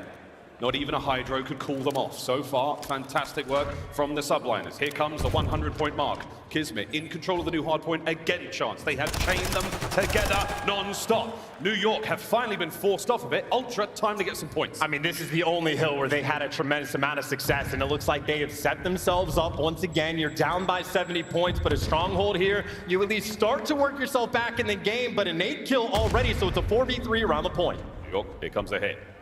Scrap, holding it down. His 4th kill in a row. Priestahh flying forward. Nice work on his team. They're going to find those kills as the New York Subliners unable to break in just yet. Just on the outside, those guys. Finds one. The second. New York Subliners with the break. And it is KiSMET again, a 14-3 start. You know Scrap was chirping. He said HyDra's the main problem. KiSMET heard it. He is taking that to full force, and he is making the big plays. New York Subliners, they are everywhere on the map, including on the new time. HyDra already lying in wait. It is CleanX there to shut him down, and Toronto attempting to stabilize. But CleanX right now by himself. Subliners, they got those back spawns. We go 1 minute of new time to be accrued in this hardpoint. CleanX fought his way in, and now he's been taken care of. New York, once again, another clean break there in the hill. This is just a way to set the tone as well. You have Toronto Ultra. They have been perfect in hardpoint throughout their champs run at 5-0. Right now, getting taken to task, looking for a little bit of that momentum. Pixie popping up, getting in some time, and these are the key gunfights to win. The stuns on point, the teamwork on point. New York can do no wrong. So far, so good. Scrap only one there. Skyz finds it as the kills keep rolling through. The New York Subliners, 20+ seconds remaining here. We go back towards the center of the map. We do it all over again with these hard points. Insight with the hops. Pixie now from upstairs. Into the point we fly. Scrap, he gets the trades, and it's a little bit of time. Not enough, though, chances. Ultra, they've come out a little slow so far. I mean, incredibly slow. And New York have the fire. Even long term, they have just contained the right side of the map. They are setting themselves up for the next 2 rotations. So this is exactly what you want. You got a massive lead. The gunning is hot. You get the P1 time, and Ultra now desperate. Might be sending 3 players, at least through the middle of the map, trying to flip those spawns. Well, there's 1. There's 2. HyDra deals with them all. Subliners once again locking down the... Oh boy! Pixie wins a big one. Skyz there with the trades. As the New York Subliners certainly running the score up so far. Ultra looking a bit more like the Scranton Squirrels in this map. Though plenty of time to turn it around. I mean, this is just absurd. Priestahh, the only player negative. 18-9, 16-8, 14-9. New York Subliners. This is coming out with something beyond fire. They are ready for it. Toronto Ultra, though, maybe the scrap time final 20 seconds. But if you don't start winning these gunfights on rotation, you're going to get buried. And right now, Subliners winning it all until CleanX gets a gift of a back spawn. Will he be able to make something of it? There's his first kill. KiSMET fighting towards the front side. Now turn your attention towards the second hard point of the rotation. Priestahh wins a big one on the back line. Scrap, he's the lone man now. For Ultra dealt with. New York Subliners, another clean plate. I mean, look, CleanX just got the ultimate god spawn, and Subliners still responded in kind and picked them apart. Subliners, the hot hand. Let's go to a listen in. Top window. Looking for Hixie. P5. Broken. Last one broken. Yeah, watch your mid-stairs. You have my min? I'll be P5. You're broken. Outer cat on me. Take your time. Outer cat. He's gonna go front. Take your time if you have to guess. You're good. People are done. One more broken. Inside scrap. Inside slow AR. Slow AR. P5. He wants P7. My God, Matt, you're going fucking crazy. You got Matt. I'm holding him out. There you go. This one behind us. Bring her out. Go window. Window, dead you. One shot. Dead. No. I'm making one shot. He's one up. Bottom left corner. Copy. In the copy. This one back. Son. P5. 100% back up. I'm gonna hold top. They might go mid. I have pit. You heard? I have pit. I have you. Every mid. Alright, 2-0 guys to go down, 2 of them. And I think one's like mid-cut or something. Mid-cut, Yeah. average. Yeah, there's 2 front, there's gonna be 2 front. Hit one shot, he's out. He's on time. One shot. Block. One shot. P5, hit one. P5, one shot. Alright, there's 2-0. Take your time on the left. We can go around mid. We can go around mid. We got time. Spawn your arm, Nate Hill. Gauges on me, About to work out P5 here. 8 out. Tools. And one just pit price. P5, Tools dead. Tools dead. Alright, block. They're gonna be in the back. One's in the front dead. You on the back, I'm on the back. Everybody steps. Watch your blue. Steps. That's a masterclass from the Subliners here in the last HyDra of the season, and my God, KiSMET has come to play. I mean, this is the way to set the tone, and speaking of KiSMET, we heard what Scrapz had to say. He was chirping after their 3-0, said HyDra is the only problem to deal with. Well, KiSMET said, I'm gonna smoke them. It is disrespectful. I like the idea of barking and having your own thing, but singling people out is the worst thing you can do. I'm going to make them pay for it. 23-10, he is doing exactly that. He's doing it with aplomb. There's the man of the moment into the hard point now, looking for the players down low. Priestahh with a perfect coverage. This is it. Business end of map 1. Final 10. Skyz cutting them down. Ultra, one last dive at it. Once more, unto the point. 24-10. KiSMET cutting them down. Gets another. Map 1.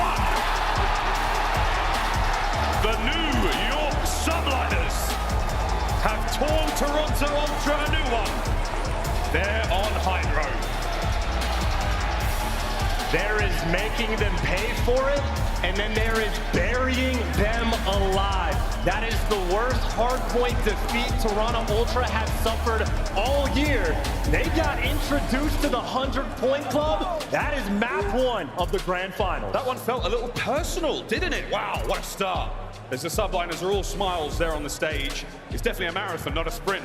I mean, ran through that one. And look, thinking about like the momentum factor that you have, Ultra have been perfect in hardpoint all throughout champs. To get beat like that, you like build yourself up. It is tough to sleep the night before. You know you're playing in a grand finals. The only thing to focus on, getting the first one out of the way in a fashion like that. Oh, New York Subliners are feeling good. They are giggling on the main stage. That is a terrifying sight. 250-84 for you new Call of Duty fans is not a terribly common scoreline. That is an unbelievable performance out of the New York Subliners. KiSMET, we call him the Bulldog, and with good reason. Absolutely ripped Ultra there. Quick look at the highlights. And it's mostly the boys in yellow. I mean, look, quite literally the start that KiSMET had, he got like 27 seconds on P1, which is already great time to get on that first hill. But he started off 5-0. It didn't die until halfway through the second set of rotations. And it was every single player. KiSMET kicked things off. He's 15-4. Now you had Skyz and HyDra. Didn't waste any time. Caught right up in the slaying category. I mean, that is quite literally one of the finest performances Subliners have had all year long. That is class, and that's the final HyDra we're gonna see. Oh, well, we say goodbye to HyDra, and what a way to do it. But Chubb, it's not just kills that win you a hard point. I mean, in a situation like this, we've seen teams get outslayed and still manage to find a win. What the hell happened here? Well, that is quite literally the Ultra special. Like, even against the New York Subliners, they don't have a single player with above a 1.0 KD in the game mode, but they still win the majority of the games. This time, Subliners were doing everything right. On point on the rotations. CleanX gets a gift of a spawn behind P2. Subliners still somehow read it. Talk a little bit of smack, let them know, and again, buried them. Absolute devastation to start the series off. Well, don't worry, friends, it's a long one. Plenty of time to bounce back if you're an Ultra fan. But after that, you wonder how much, vitriol or how much sort of spice the Subliners are bringing to this kind of series. I mean, come on, man. A 2.15 KD, a 2.5 Priestahh. These are not normal numbers. This is not normal. No, this is absurd. And Priestahh had his feet up. Only had, 22 engagements the entire time. I think he was the hill kit as well. So, I mean, look, Priestahh, this is his third champs grand final. That's the easiest start he has ever had. T-Dog was purring indeed there in the hill. HyDra comes to a close. We've got ourselves a long series, friends. New York Subliners are a chance. What a year they've had. They win Major 1. They turn the year all around. They win Major 5. They end it in a fantastic way. And now in the postseason, we'll see what happens here. But first and foremost, the Monster Energy pregame for the Subliners. Woo! Let's talk about that winners finals performance. Well, again, we heard the smack talk, and KiSMET took it personally. Goes from a 0.68 in the 3-0 that they suffered, and clearly he has bounced back and is ready for Championship Sunday. But now we're going towards the S&D. At Major 5, it was their bread and butter. They beat Atlanta FaZe in 3 search and destroys in a grand final. That is an absurd stat in and of itself, and their first blood rate was out of this world. Hasn't been quite as clean throughout champs, but they're certainly looking for the bounce back. There you go. KiSMET himself after the post-game comment from Scrapz yesterday after that Monster Energy winners final. KiSMET certainly took that one personally, and we saw it there in the gameplay. We move to Search and Destroy now. We'll see if the S&D First Bloods, that's the first player to get a kill, and the advantage you get from that do benefit the Subliners, because, hey, they've been very strong all year. And especially so on a map like Hotel, where these teams have squared off time and time again. This is the 7th or 8th time that they have played each other all year long, so they are incredibly familiar with each other's game. But I also got to say, for the comms we heard from KiSMET, I mean, I know a lot of the times he is the setup guy, trying to put players like HyDra in good positions. His comm that game was nothing but dead, I got this one. He was in it to fry. He did exactly that. And on the First Blood battle, he is very much a player willing to get in the mix. I suppose some good news, though. The stats, obviously, from Ultra on Hotel specifically, they have been able to square up time and time again against the Subliners. One of the very few teams that can take them down, and I would say just on a pacing front. This is going to play out much slower than the HyDra Ultra. They need that breather. Pace indeed. We now play Search and Destroy. For you new fans, it's 1st to 6. We'll take turns attacking and defending 2 bomb sites. A very, very different look from the previous map, the hard point. We'll play a few more of these throughout the grand final, so get cozy, boys and girls. Here we go to the Greenberg Hotel. And this is going to be a square up at the A site very quickly as well. 3 players from each team ready for these gunfights, and maybe it's a little bit of a pump fake. Obviously, you have no tax anymore, no trophies, no dead silence. Always very slow and patient in these first rounds. Here we go. We've checked into the Greenberg for one last time here in the season. It's 4 rooms for Toronto Ultra, for the Kings of North, and 4 for the New York Subliners. So far, everyone fighting fit as we look towards the A bomb site. And they might be setting a trap or maybe sending HyDra in for the kill. He is creeping up on it, waiting for the timing. It is him versus Insight for the First Blood. Here we go, sneaky HyDra. There's a couple of tags and dip on out. He's just going to pass some information. That's more than information. He's confirmed a dead Hixie. I don't even know if he got spotted on the cross, so HyDra might have some free intel, and also KiSMET popping dead silence, and he is making moves to clear out B's. You have so much map control, and you have so much gunning. That's 2 now for HyDra. Skyz finds Insight, last man left alive is going to be CleanX. Can the Great Dane find it? It's in here, no! The French Phenom takes 3 in the first round. First Blood, you got it. Little bit of magic, you got it, and that reaction time is insane. It looked like the play was set up for HyDra to go and chow Insight, makes the reads on couches, and fries Hixie. That is MVP versus a couple rookies in a 3-0 start. Subliners not slowing down at all. Subliners have been lethal on Hotel in this season so far. Ultra certainly had their number yesterday, but today's a new day, and this grand final's already off to an electrifying start. Round 2, Ultra on offense. They just need to create something, and it looks like a B hit, but look at this stack. New York Subliners on defense. This is the perfect counter. Stun check. HyDra finds nothing. That one lands. Whoa! Skyz gets 2! What an unbelievable opener. We talk about First Bloods. The second, just as important. It's a 4v2. I mean, that is just devastating. If you're in that situation, you already feel like the round is over. You have to play so slow, but New York Subliners, not a team that often makes mistakes. Mistakes are the only way that can cost you. Insight finds a pick, though, and Scrapz gonna get chowed and cleaned up, leaving Insight in a 1 versus 3. Also going to need the ace. Jamie Craven, Insight, who has been the king of clutch throughout Vanguard. He's not been bad this year at all. Dead silence finished. He now makes noise. That's the Subliners is on. Will they see him before they hear him? Skyz squares up for the fight. And he might be winning the health battle there. 1 more bullet's all it's going to take. 30 seconds to go. Here come New York. Ho, ho, ho!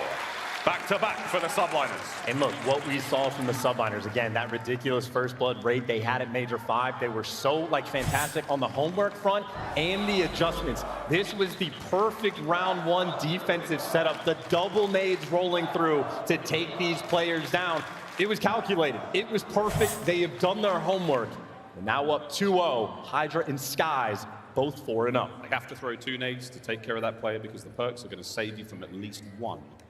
So good work there out of the Subliners. Coordinated effort, get things going. Top right-hand side of the screen right now, dead silence for 2 members of the New York Subliners. HyDra and KiSMET has a lot of playmaking opportunity in this round. Yeah, Ultra, though, dominating the middle of the map, so they have all the crosses covered. So this is a setup that you can work with. Once you get some information, a lot of opportunities to wrap around the sites. KiSMET and Hixie might have a little battle. As you can see, Ultra are reading this B pressure, send a couple players to wrap back. That restaurant got a couple of members of the Subliners, and KiSMET has taken care of HyDra once again. Less than a minute on the game clock. B-bomb site, now safe and sound. Wait a minute, Scrapz here. KiSMET! Oh my God! It's 3 for the Bulldog! Vegas is quite literally barking after that round. 3-0. I mean, this is just perfect. I mean, the doors are closed. He's still checking his corners, frying you through a wall. And Priestahh continues to have his feet up on the main stage. You have HyDra 5-0, Skyz 4-0, and with those kills, KiSMET joins them 3-0. This is literally perfect gameplay so far out of the New York Subliners, the exact same way it went, map number 1. A special Sunday so far for New York, far from over. 5-0 from HyDra, not to die yet. The only member of the New York Subliners to lose a life so far in the map is Priestahh. And that's not saying too much. Skyz now on the cross. God. Beautiful tags, damage dealt. Can Ultra get close to the A-bomb? Double chow, got him. Teamwork makes the dream work. Over to CleanX now. KiSMET is tearing them. Oh my God! He's unkillable! We get a PC check. That's a code red, that's a dangerous dog. If this was online, everybody on Ultra would have just pulled up the pings to check it for any excuse, because you just got gunned. Hey, even Cesar Milan is freaking out watching this kind of gameplay. That is furious. 5-0 for HyDra, 5-0 from Skyz, 5-0 from KiSMET. They cannot lose a gunfight. 3 players on Ultra have a donut. No. This doesn't feel right, does it? 4-0. This is an unbelievable game of search and destroy. If you're tuning in for the first time this year, it has not looked like this once. First blood, finally. Gets things going. Is this the turnaround now for Ultra? And look at how fast the New York Subliners respond. They get first blooded and the nades land on them instantaneously.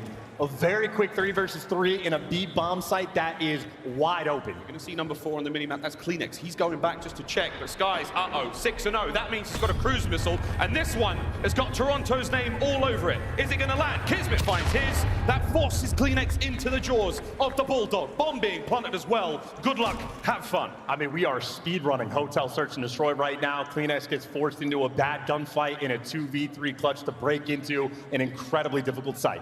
2v3. Here comes Hixie. Priestahh's going to slow down. Again, trust the teammates. 30 seconds to defuse the bomb right now for the Toronto Ultra boys. KiSMET, dead silence on the prowl. Hixie cleans out 1 from the site. Here comes Skyz on the back door. Quick check. Ultra fighting back. Ultra staying alive, but they've got to deal with KiSMET. It's a 1v1. Here we go. Jamie Craven has got 10 seconds to deal with him. At 7.5, it's done. Wait! No! Oh my word! Unbelievable composure. As KiSMET gets the taken care of at the right time, but it was 7.5 seconds the insight needed for the defuse, and he was simply half a second late. You bark at the Bulldog, he is gonna bark back. That is a perfect round, maybe a near 2 versus 3 clutch, and instead it is 5-0 for the Subliners. Clinically absurd. Every single player on New York has collected a first blood at this point. Everybody getting involved. This wasn't in the script, but ChatGPT does have a thing or two to say about this one. More on that later. Over to Skyz, tags, Skyz, first blood. Hixie, what a 2-piece. Toronto are not out of this yet. It's a 2v2. Skyz is getting the kills as well. He's trying to back a couple players down. Skyz, though, is going to be the player that's getting hunted. If he can buy some time for his teammate, that is one thing, but he's going to get cleaned up. Here comes the Bulldog. 7-1. Whoa, there we go. Ultra finally find a way to silence the Subliners. You know, it is 5-1.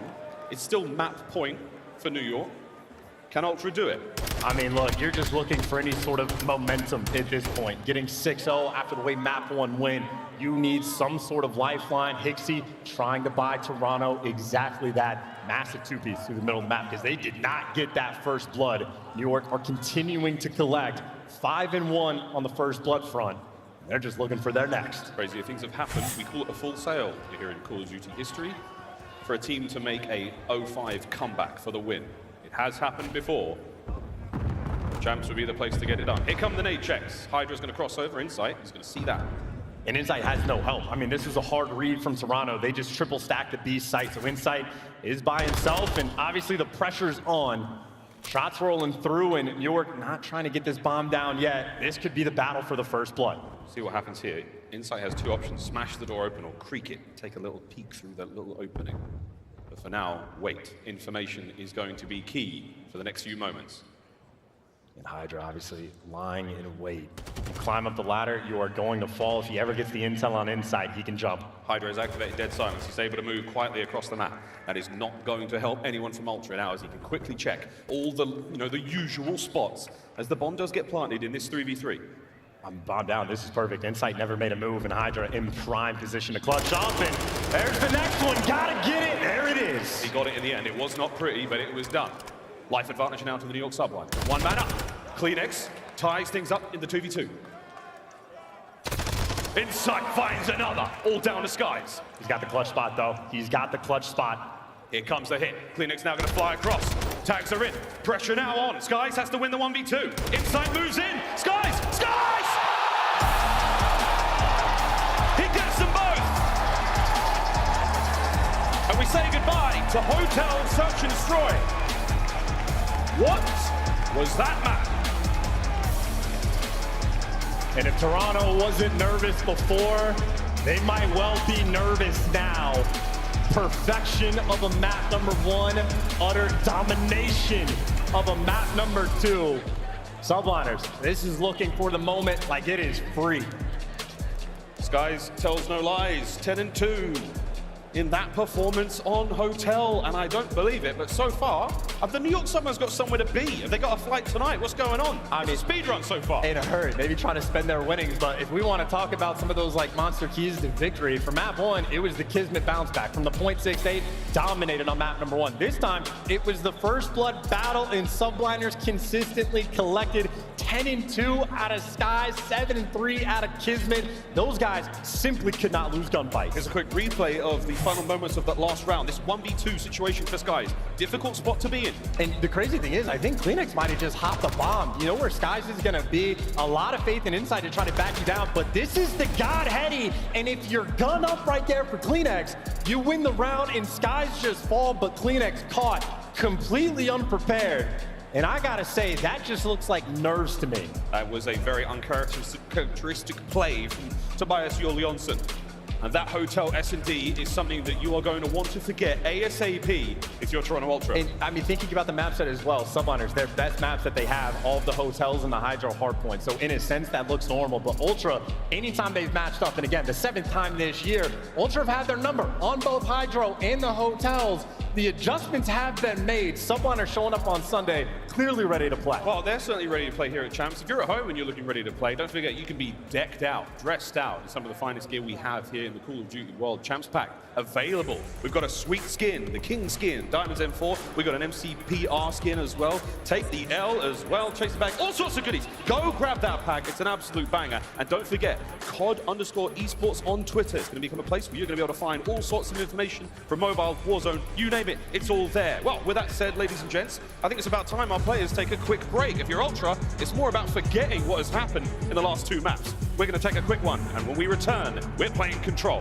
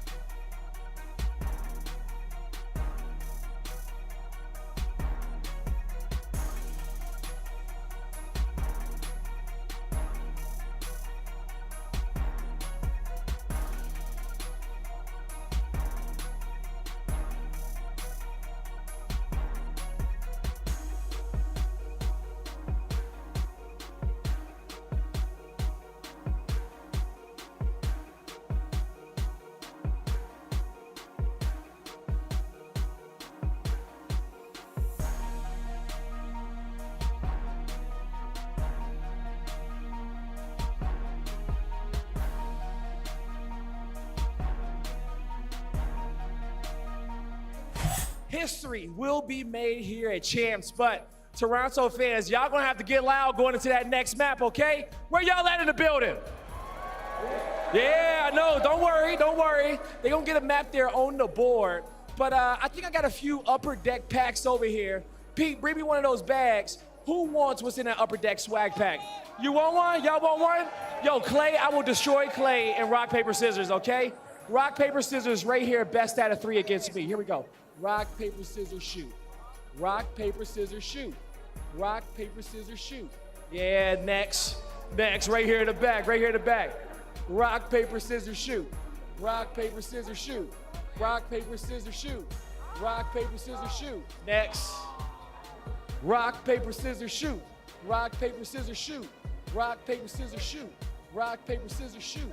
Hey, get that boy a bag right here, Pete. All right. Now, do we know where our sneakers are? All weekend long, you guys have been using a QR code to get these sneakers, right? We have a winner of the exclusive Call of Duty League sneakers, and it's gonna go to the man himself, Isaiah in the front row. Give it up for Isaiah. Everyone put in a code. Check these out, your exclusive bad sneakers. Look at them from the back here. Get a close up on that beautiful logo. Then right here on the front with the gold and the black right there. You like those, Isaiah? Yeah, they're gonna go hard right there. We're gonna make sure we got you in your right size, okay? All right, now we got a minute on the clock. And we got another gift bag over here, so who want me? Right here. Rock, paper, scissors, shoot. Rock, paper, scissors, shoot. Rock, paper, scissors, shoot. Get that man a bag. I'm joined by Flux, the head coach of Toronto Ultra. Flux, very big game ahead of you guys. You got the grand finals of Champs 2023. How are you and the boys feeling about it? We're feeling super confident. You know, we played these guys yesterday. We won in a convincing 3-0 fashion. So, you know, if we can't bring the same level of intensity and the level of performance, then, you know, I think this is a series that we frankly should win. We have a lot of respect for our opponents today. Obviously, 2 times major winners this year. So it's going to be a hell of a battle. But overall, we're feeling really confident. For sure. I mean, yeah, like you said, 3-0. Super confidence boost going into this grand finals. But you saw how New York played yesterday. Yes. Any kind of differences from where you played them and where that team was at that moment in time in the series compared to now coming into the grand finals? Do you feel like they're going to be more ready? Have the boys had to prepare a little bit harder for that one? New York, are you asking about? Yeah, I think, you know, they took down FaZe, who are a fantastic team. You know, I think this is the first Champs finals that FaZe have not been involved in. So they'll get a lot of confidence from that. And I think, you know, I felt like they didn't back themselves against us yesterday in terms of the map selection. So I feel like they backed themselves against FaZe and they took down FaZe. So today they've definitely backed themselves. So it's just going to be a complete titanic battle and a showdown, and may the best team come out victorious. Love that. I've got to ask you a little bit about what Scrapz said on the main stage. We do love a bit of chirping from Scrappy, of course. But, you know, he did mention the fact that HyDra's being singled out and taking him out of the game kind of made the team a little bit more easy to play up against. Is that the same strategy coming into today? Absolutely. You know, HyDra is an incredible player, MVP of the season, so that is one of our win conditions, that we simply have to kind of neutralize him. You know, they have a fantastic SMG duo in KiSMET and HyDra, both, like, you know, fantastic players this year. So if we can neutralize him, then I think, you know, that will lead to our success, because obviously at Toronto, we weren't able to neutralize him, and he had a complete blinder that day. So yeah, that definitely is a win condition for us. Flux, lastly, why should Toronto Ultra fans be backing this team right here, right now to take that ring? You know, we were here 2 years ago, and we were silver medalists. We fell at the final hurdle at the hands of FaZe. So I think, you know, this has been a long journey for us to get back here, and I think we have a special team.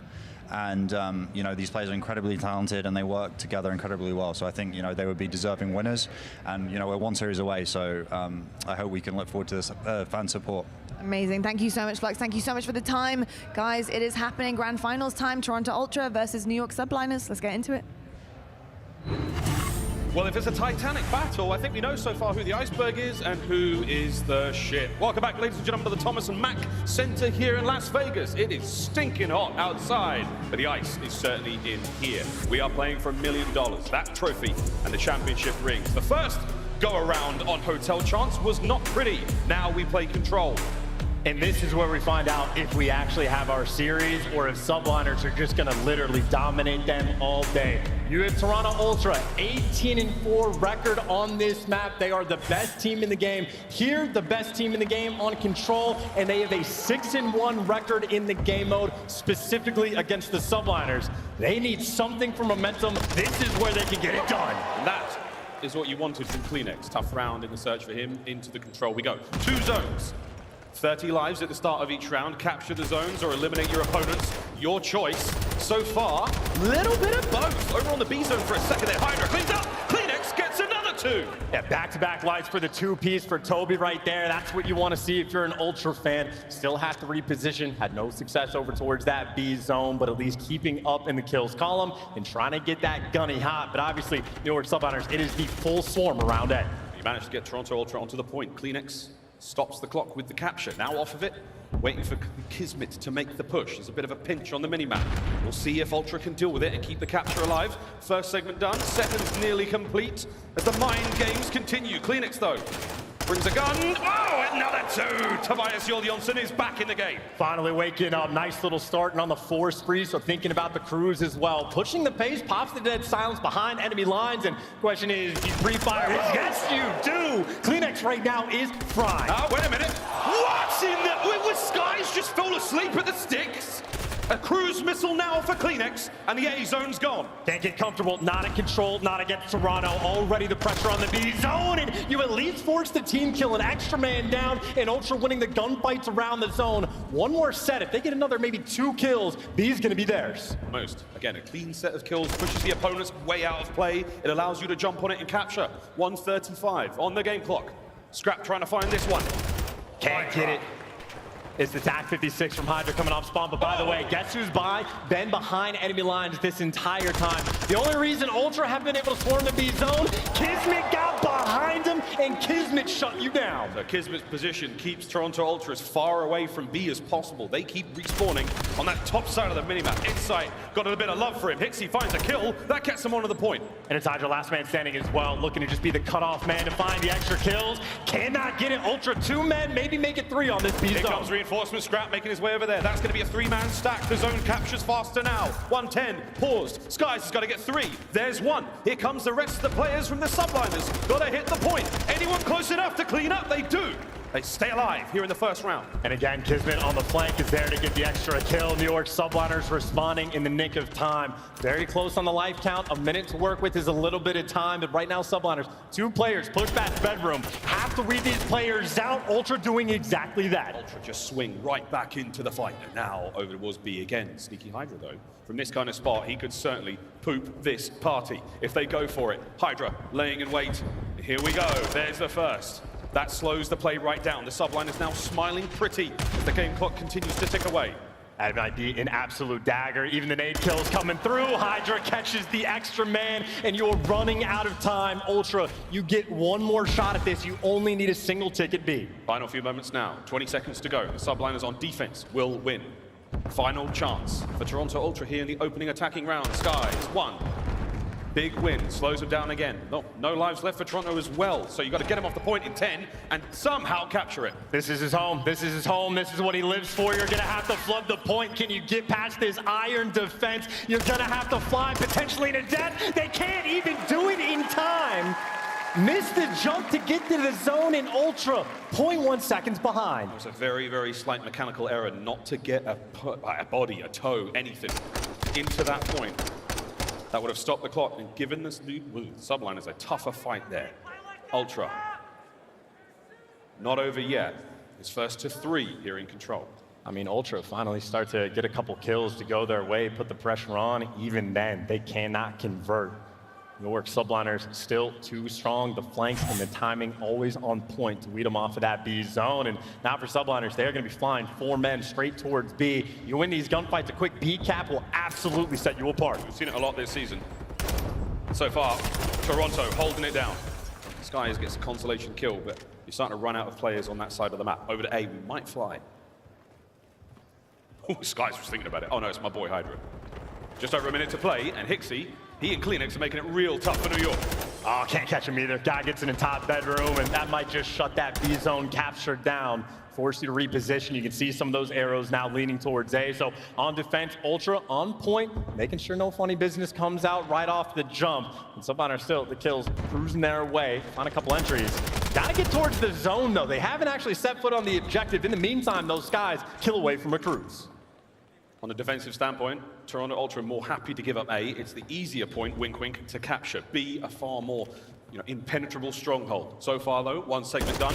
New York clawing back into this. Here comes the counterattack. And Ultra do need to be careful on this defense. They don't want to feed Skyz that extra kill, and right now it's only a one-man capture. So you're trying to flood into it, but you are getting picked apart along the way. That'll be the A zone captured, guaranteed. Now the question is, can Ultra hold strong on defense? Best team in the game on this map all year long. They need it right now. Ultra with only a 2-life lead. You didn't want to throw too many players at that point. It gets quite costly, and that's going to hurt in the long run. Here we go, though. Over towards the B zone. An additional minute of play with that point captured. We're slowly but surely making our way in. Skyz loses his. KiSMET, though, keeps the window open for New York. Yeah, Scrapz on point right now on the flank. HyDra by himself to try to make the big play, and that's a nice little start. His job is to be annoying. You see his teammates collecting the kills. If they can clear out better, KiSMET's going to do it from top bed. Right now, CleanX, last man standing. HyDra now has the dagger ready to stab into the back of Toronto Ultra. Here comes Hixie. He got it. KiSMET on the front. Oh, big win out of Insight there. That keeps the play safer and steady for New York Subliners, though. They're capturing the point. Can they get any more bodies onto this one? It's very slow with only one player. That is not a good time for a team kill, and CleanX again. He has been living in bedroom this entire time. An opportunity missed right there from New York, and you're back to square one. CleanX 14-9. He is the bastion of defense right now for Ultra. Priestahh does manage to get him off of that point. Wow, massive tags. Insight is flash life. Life flashed before his eyes. His Priest is still slaying his boys. Catch the player trying to work through mid. You catch Skyz down low in Toronto. Again, nice and stable, keeping that pressure on. 3-life lead, make it 4. And Hixie trying to get that gunny hot. Less than 40 seconds to go. Scrap finding kills left, right, and center. The A zone. Going to keep those players spawning as far away from it as possible if they can. KiSMET now battles his way out. Opening now for New York, but they've not got a lot of time. And you don't want to overheat either. A lot of players just fall. Insight needs that kill. That's 4 in a row. Has to slow this pace down. Right now, Subliners running out of time. Running out of time, and with that, Ultra big kills. Priestahh somehow finds 2 in the feed. Able to get onto this point. It's going to come down to Scrap. Has to win a big one. Priestahh gets his. Scrap has to find these players. Less than 10 seconds. The clock has been stopped. HyDra. No, is it? That's unbelievable. The second segment on its way out. Toronto got to go. Got to flood in. Insight, you're going to have to fly. The B zone being depleted. This is going to be it for the round in New York. More like a New York second. Bully you in the end. All it takes is one decent opportunity, and those kills from HyDra at the end. An unbelievable win against Scrap, and then a perfectly placed Semtex to slow down reinforcements they were trapped. New York Subliners, map point. I mean, this is just everything. That gunny from HyDra mid-drop shot with the tack is unreal. Even the Semtex to come over top, the stuns, pelting you in the face. I mean, that comes down to a 4v4. That is as clutch as you can ask for. Subliners are perfect on Sunday. We still have kill streaks to play with from CleanX's early advantage. We'll see if anything comes of it. New York Subliners on defense now, and it's a clean 3 down. A bad look for Ultra. They're going to be forced to the other side of the map. Subliners should read this, but Scrap is proving to be a nuisance. HyDra going to be annoying on the spawns and annoying in the gunfight as well. Ultra, though, maybe an opening towards B. It's the flank you're going to have to deal with. You got to read Priestahh coming through top bedroom, and CleanX does exactly that. Ultra now have that pressure on B. Here we go, starting to capture B. 2 players for now. Slow and steady. HyDra, though. Oh my God, he cleans a person. Oh, the Phenom! That's your regular season MVP. Just took a PP over those boys. That is the best player in the game for good reason. HyDra is simply built different. It does not matter what gun he has. That's an unbelievable 3-piece, 40 seconds on the game clock. Ultra, you have got to get it going here. We're going to say goodbye to control, and this was supposed to be the turnaround for him. Oh! They are snapping right now. CleanX trying to fight for his life in this moment to get some sort of momentum. Right now, as that A capture is going quickly, Subliners still in position to look for some of these errant kills. The segment, though, at A is complete. Final one on the way out. Oh, CleanX, here we go. Capture this one. CleanX has decided that we're not done yet. We're going to see a minute 33 on the game clock in a moment. Here we go. Over towards B. Scrapz. He is starting to heat up. The kills here are proving to be lethal. Space now to work with. You're on the zone. Hixie finding kills. Subliners straight out of spawn as KiSMET is still unstoppable. Yeah, and now Scrapz left alone on the point, caught in the crossfire, and you know players are on the flank. CleanX going hunting. Has to be quick and Skyz. World stars you, guns you down. Oh, no, Hixie now has to make his way forward. Still ample time for Toronto Ultra to do this. They have 16 lives as well. Take your time, take your chances. It's for Charlie Hicks, looking to find whatever he can to give his team the advantage. HyDra, though, takes everything from them. He is the multi-kill machine. You got a HyDra behind you. You got 2 players on the subliners in your base, and there's just too many directions to look. You're getting caught and killed and eviscerated, wiped off the face of the earth. Clock ticking, 45 seconds remaining here in the map. The New York Subliners hold it together. And you take a 3-0 lead in the grand finals. I mean, you can't breathe. You have everything coming your way. You're getting killed at every section of the map. You spawn in and there is fire everywhere around you. And you just get fried. Skyz through the smoke. That's a 5 spree. This might be a 3-0. Here we go. The clock has gone red. 20 seconds to go. The New York Subliners about to put Ultra to bed here on Hotel once again. Priestahh kills all over the place. They've managed to get onto B. Only one man for now, and it's Hixie. Oh, he's gone. Skyz, what a peach. Yeah, and Hixie didn't have a trophy, and you still have players in top bedroom. KiSMET shoots another player in the back. Nobody ready for these gunfights. 10 seconds to go, and KiSMET again is here. Sensational play from KiSMET. Final 5. No one there. This one is done. Throw in the towel. Toronto Ultra have been absolutely eviscerated.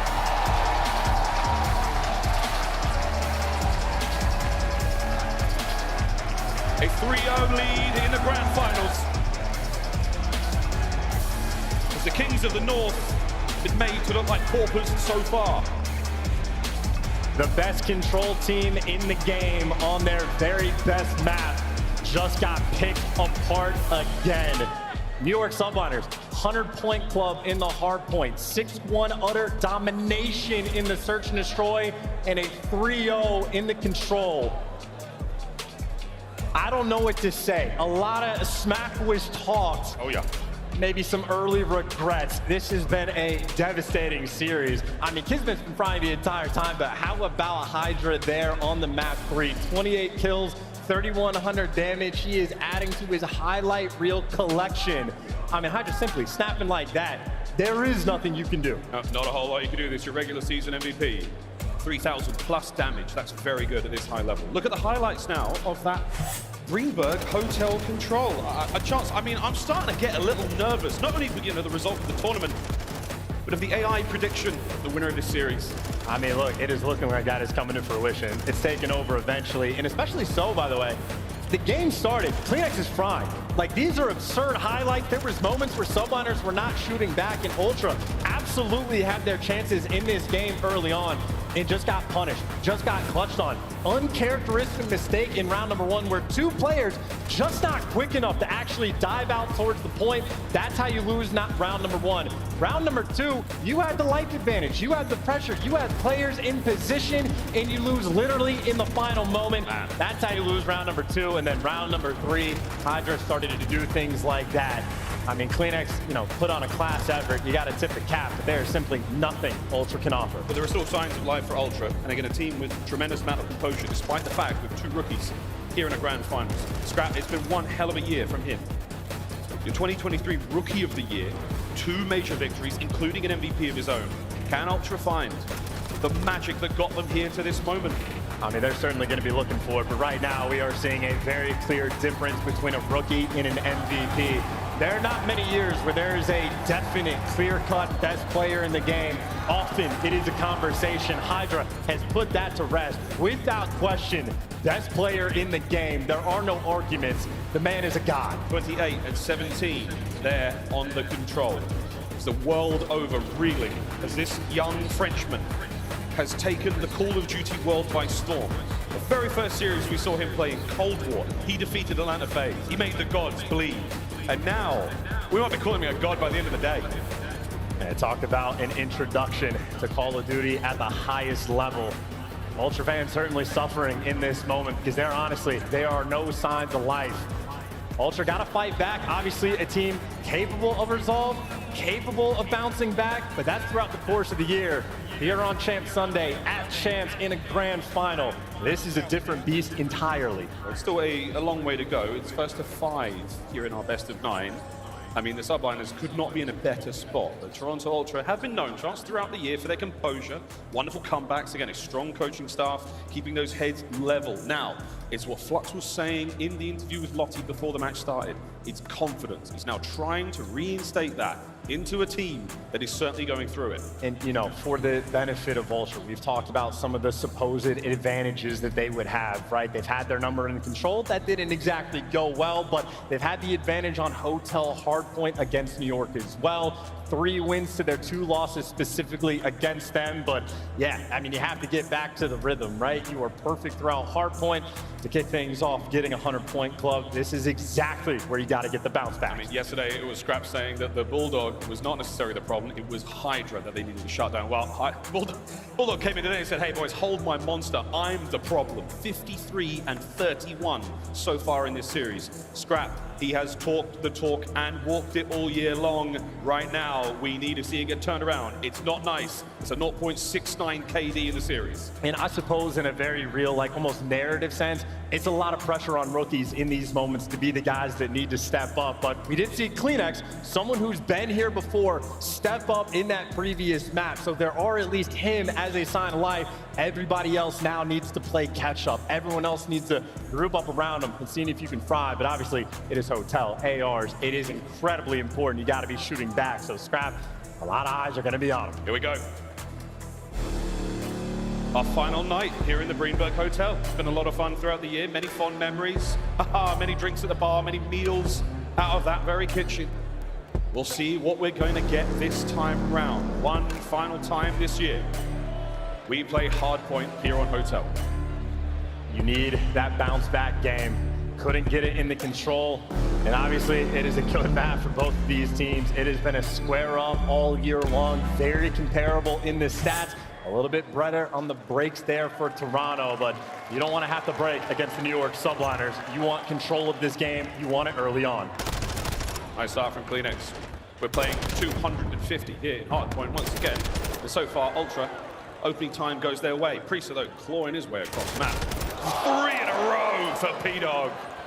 You finally have a good start from Ultra. You finally kill HyDra, you get the opening break, and then it's Priestahh that sets up to shut you down, and it is going to be a long way to go. But for the moment, that kill feed has been living yellow on the left side. Subliners winning everything, the team shots and teamwork consistently on point. Here we go, HyDra dancing.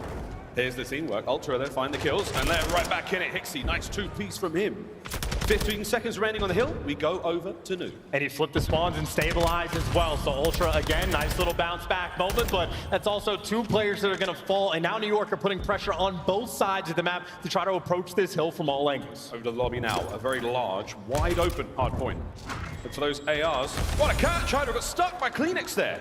Nice kills. However, the Subliners still 1 man in the... Whoa! Okay. In a very interesting battle that we have is CleanX versus HyDra. When Toronto have had success against Subliners, he shut them down. Specifically in the gunfights they had in their series yesterday, CleanX against HyDra had a 1.47. HyDra had nothing to offer him. Obviously, this series has been different, but Toby been a little bit more on point. Ultra stabilized on P2, and for the first time, basically since the opening break of this series, they have the lead. Here comes KiSMET and Skyz from the spa. The cucumbers are off their eyes. Or are they? It's like on a 5. Can he get the 6th kill? That will get him a cruise missile. Very handy here on Hardpoint. And you had CleanX that stepped up in the previous map. Now it's Insight maybe taking his turn, trying to find some extra kills. And Scrap looking for the next one as well. A little standoff against Skyz. The patience pays off to get the extra kill, and you set yourself up on this rotation. Admittedly for Ultra, it's only 2 players nearby. They got a long way to go. Ultra done great so far. A wonderful lead. First time we've really seen this happen in the series so far. Over to the kitchen. Tiny little Hardpoint, up close and personal. That's where CleanX likes it. Now trying to make the entry. He just doesn't have too much support right now. He needs to wait a few more seconds for his teammates. They're all grouped up together. Here comes the push. 1, 2, 3. Here we go, boys. Flying in. Takes Kira. Nothing. 3 clean down in the feed. Subliners hold. Every single player on New York doing their job, winning your individual gunfight, and Insight now desperate for the cruise missile, has to pump the brakes. And again, reposition in wait. Standoff against HyDra. There's the cruise and potentially the entry. Wow! You gotta make this break right now. Jamie Craven through the stock room, trying to find 1 or 2. Contestants, boys are in. Magnificent teamwork. Ultra with a break. 15-ish seconds are there. I was gonna say, that's a lot of patience and a little bit of good news, but that is still a wonderful hill for the Subliners overall, and even still a battle for the final few seconds. HyDra wants it, collects the extra little bit of Scrap, and his teammates working on the rotation. Scrap right now in between the pitch. Out we go to the bar. A longer hard point, more lines of sight. Submachine gun players still having a good time. Tron Ultra, they are there first. Over to KiSMET, cuts him down as well. Hixie now starting to get fit. They're not reading the back spawns though. They spawn behind you. 2 players have worked their way around and no one on Toronto is turned. Not happy hour just yet. The bar is still going to be a dangerous place. No one on Toronto looking this way yet. Hicks, eyes on the backside of the hard point. Here comes Priestahh. Reads it, taken care of. The clock still ticking in favor of Ultra. HyDra finds an opening. Skyz bounces in. Can they get the third? It's on the Hixie to find the contest. I mean, this is perfect from New York. They're just turning heads. HyDra gets a kill, moves away, sets up his teammate, and inside, well, he is there to knock you down. Desperate for the final bit of scrap time. Ultra hunting for it. Might be able to get it, but it is a scrappy battle, even for these final 15. But there you go. Clean in the feed. Scrap might be here. Scrap by name, scrap by nature. Well, we're done at the bar, and now our table at the restaurant is ready. The pre-game drinks are done, and now it's time for dinner. Insight is there, and he is hungry. 10 and 3 so far. Still with the cruise. CleanX is there to mop the tables. Yeah, you got Subliners here first. The Snakes are going to be out and about, and CleanX taking a route to try to shoot you in the back. And, well, doesn't make the read. Priestahh there to gut him, and now Subliners trying to stabilize. Hixie, quick on the flank, though, looking for 2 more. He's flying forward, trying to get the Subliners off this point. ASAP. Skyz stays alive. KiSMET backing him up. Over to Insight. What a map he's having so far. He gets CleanX in to deal the damage. How much damage can he deal, though? As nades being thrown all over the place. This restaurant is a bloodbath so far. Oh, you had Priestahh taking routes as well. So it is a battle for spawns and the battle for the time. Subliners are going to get all of it. And Priestahh takes the route, wins the gunfight, and Ultra now spawning so far away. That is the moment where Subliners are going to turn the game. Final 15 seconds here on the restaurant. Desperately trying to get the members of the Subliners off the point as they are soaking this one away.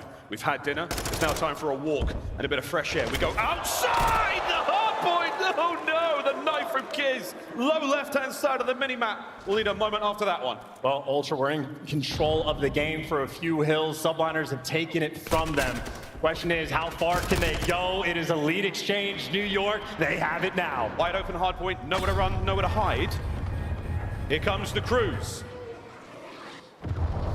Big 2 from Insight there with a cruise missile. Skyz, though, trying to at least keep these players at bay. Gets 1 entry, gets the second as well. Gonna set his team up. This is gonna be a quick push to try to retake the time. There we go. Lead change once again. Ultra back in the driver's seat. Priestahh flies forward, gets 1. Big crossfire there. Can CleanX get the job done? I don't think so. He's using a Vaznev, a submachine gun at range. It's got HyDra in, and now the hard point's New York's. Oh, both guns in his hand as well. He is ready for every gunfight. All of that effort with the cruise missile to get the time. It's Subliners. They just take it right back. 4th lead exchange we have seen in this game. Subliners, the momentum again in their favor. New York take the lead as we say goodbye to the first set of hard points. Now back to the middle. We'll do it all over again. And you've got to imagine Subliners desperate just to get this win, or excuse me, Ultra desperate for the win. Right now, they got the time on P1, they got the right side spawns in prime position for these next 2 hills. Got to win the gunfights. Another lead change. Ultra now back in the driver's seat. HyDra, devastating effect. Skyz, takes care of him. Bit of an awkward back and forth. Ultra once again find the time. KiSMET should be able to get them off it here. He's going to be fighting for it as well, trying to clear out everything. And, well, made enough to force him and get him down. Ultra find an extra couple kills. In the meantime, they've lost the spawns, or at least 1 player in the back, but they have plenty of time to make something happen. We're on Ultra now with a slight lead, 20 seconds, fighting for new. Let's have a quick check-in and see how they sound. One more back. That was my old. Nice, one more new. Engine door. Stay on ground. Engine door, trying to play my life. Go. There might spawn bed, by the way. See him engine door. Someone cross the bed. Do you not see him engine door, boys, on new? He's gone hold then. He's not on new. He's at the back, yeah. shot dead. One more D-back. Nice, I'm one shot. I have his bar. Watch his bar. D1 stairs. I only have a sub here. The big control now. They touch range. Two big control. For a sec. Guy, last spot. Lobby as well. Lobby and then D1. Hold for a sec. Lobby boys dead. Lobby and spa. Lobby and spa. Lobby and spa. Spot weak, one's lobby. Hold for a second. Yo, luggage on top of the desk. Hold for a second. Luggage on top of the desk. Good spot. Luggage dead. Nice, one on top of the desk, mid. Spot. Lobby desk. Lobby desk. Good spot again. Child, luggage. Oh, luggage weak, luggage weak. Lobby desk. Priestahh. Lobby desk. Spawn on the back end. Last one, mid. Okay, wait for you to pinch. Big 30, boys, big 30. Luggage heady Yeah, stuff. I'm making a tweak here. Luggage green, Luggage heady. Still luggage. One's lobby as well. Main point. Is that it? Spot pillar. Spot pillar. Push you. Spot pillar and luggage. Yo, D1 push on mid, Scrapz. Pushing lobby. Hit out lobby. yeah, he's It's on gonna be mid. Already pushed up mid, I think. That's 1P5. I have your front scrap. Okay. He's on the pillar here. Right, engine door side. Come on. I have front. I'll kill him for you. Next to that. Nice. Engine on me. Dead. Nice, remember? One spawn. Carry. Should be two spawning. He's a carry now. He's going in storage thing. Top cat again. He's jumped out, bricks. Oh, he's hitting front. To cover him. You got my help? Front to cover him. I'll get you bricks. I'll call you bricks now. It's two front. Storage. I'm not sure why they're dominating. They're dominating. Storage and cover. Storage and cover. Quick. Storage. Side bricks mains up. Top plat. Yeah, second say like you can be small front, so we small front. Nothing in front. Nothing in front. Side. All front. All side. All side. Make me tweak it. Come in. The characteristic comms of Toronto Ultra, incredibly cool chance no matter what the situation. Well, they were ahead of the rotation, but they just lost the time. The Subliners overwhelming on this hill. Still more square up battles though. CleanX quick to get nearby, but Priestahh again shuts him down. Priestahh has been a menace rotating to this side of the map. Get into that hard point, the New York Subliners might take the lead once again. Final 20. Kitchen is being worked by the Subliners right now. Insight, hurry over towards the new one. He and Scrap with their assault rifles are in position, looking to keep them at bay. And you get the bedroom spawn as well, so an opportunity to shoot some players in the back. You got Insight taking a deep route. He's responsible for the spawns. A lot of pressure on. They're going hunting, and KiSMET is gonna get him. Subliners are gonna flip it. KiSMET might just secure the rotation as a clean 3 down. Oh, it's not over yet though. Pixie found a corner. I'm not sure if he got spotted. Lead change again. HyDra taken care of. Now towards the hard point. Ultra turned the attention. Pressure's in. Hicksy with a good break. Can Skyz stay alive? Another for Hicksy. Ultra on the point. They got 3-man wipe, but they are right back into the time. They don't have the close spawns, but they do have the trophies, and they take down HyDra as well. Ultra, these are the 50-50 fights. It is difficult to stave off this pressure, and KiSMET still alive inside of the objective. Flank coming through, though. Scrap and Insight, locking it down. Ultra, this has been their hill. Oh, wow, Hicksy once again. Another big set of kills.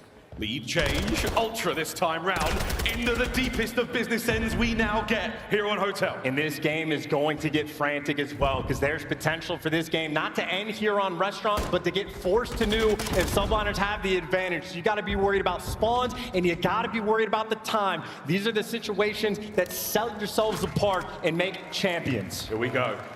25 seconds for Ultra to get the win. New York Subliners holding it down. Keep that front line as solid as possible. Over to KiSMET. He's got a corner. He's got Scrap. New York Subliners hold. They don't want to give him anything. They want to put him down, looking for their 4th map win. They got the spots to do it. Holding on still. Here comes another hit from Ultra. Hicksy taken care of. KiSMET doesn't get any more out of it. That's still the hard point in the hands of New York. 10 for the win. And they put themselves on a tournament point. CleanX finds himself one. Hicksy breaks them open, and now you're in. Got to think about that rotation, though, as well, because Subliners, they can fight for the old time. They can rotate towards new. Subliners have the spawns, and now they can fight. Oh, here we go. Trying to find them on the point now. Priestahh can still get it done. They can still find the win. They may have just done it. Final 10. Oh, my God. CleanX has got to go. Gets it done. The contest inside. He has to win this fight to stay alive here in the map. HyDra on the flank. HyDra! No, the tick. Don't worry, boys and girls. That's it. New York have done it. They have somehow turned this entire series on its head. I don't believe what we are seeing. It is 4-0. Championship point. New York Subliners. Ultra are trying to fight, and it does not matter. They cannot stop the Subliners, can't get anything done. New York right now playing at their absolute finest. All 4 players contributing. This is championship form. This is championship Sunday. 1 map away when Subliners get their rings. An astonishing, utterly astonishing performance thus far from New York. 4-0. As close as it has come in that map, that's the best we have seen Toronto Ultra look here on this Sunday. And it's Father's Day. And I'm telling you, man, the Subliners, they're the daddies. I mean, right now, that is absolutely the case. It starts out perfection. They finally get tested, and, well, they end up acing it towards the end. HyDra, again, main slayer, main damage dealer. It is a typical Subliner scoreboard. I mean, one map away. They started out this year as winners, looking like they might try to end it as well. They're going to close it out, potentially here. They only need one more, and it's an Embassy Search and Destroy that we may crown them champions on. Will Ultra be able to find that matchup? We'll find out. For now, boys and girls, we're going to set our minds forward. Don't forget, the World Series of Warzone Global Final is heading to London, September 16th. I'm going to be there. A load of other players are going to be there. It's going to be a good time at the Copper Box. A banger indeed. You can also get involved in that as well if you want. Warzone Mobile. If you are not too keen on the console or PC, get it on your phone. Scan that QR code right now to pre-order and get yourselves in the Verdansk once again, ladies and gentlemen. Well, crazy scenes here in the Thomas & Mack Center. The Championship Weekend 2023 continues. It may well be one more map, or could Toronto Ultra do the unthinkable? Pull it all back. We'll find out after the break.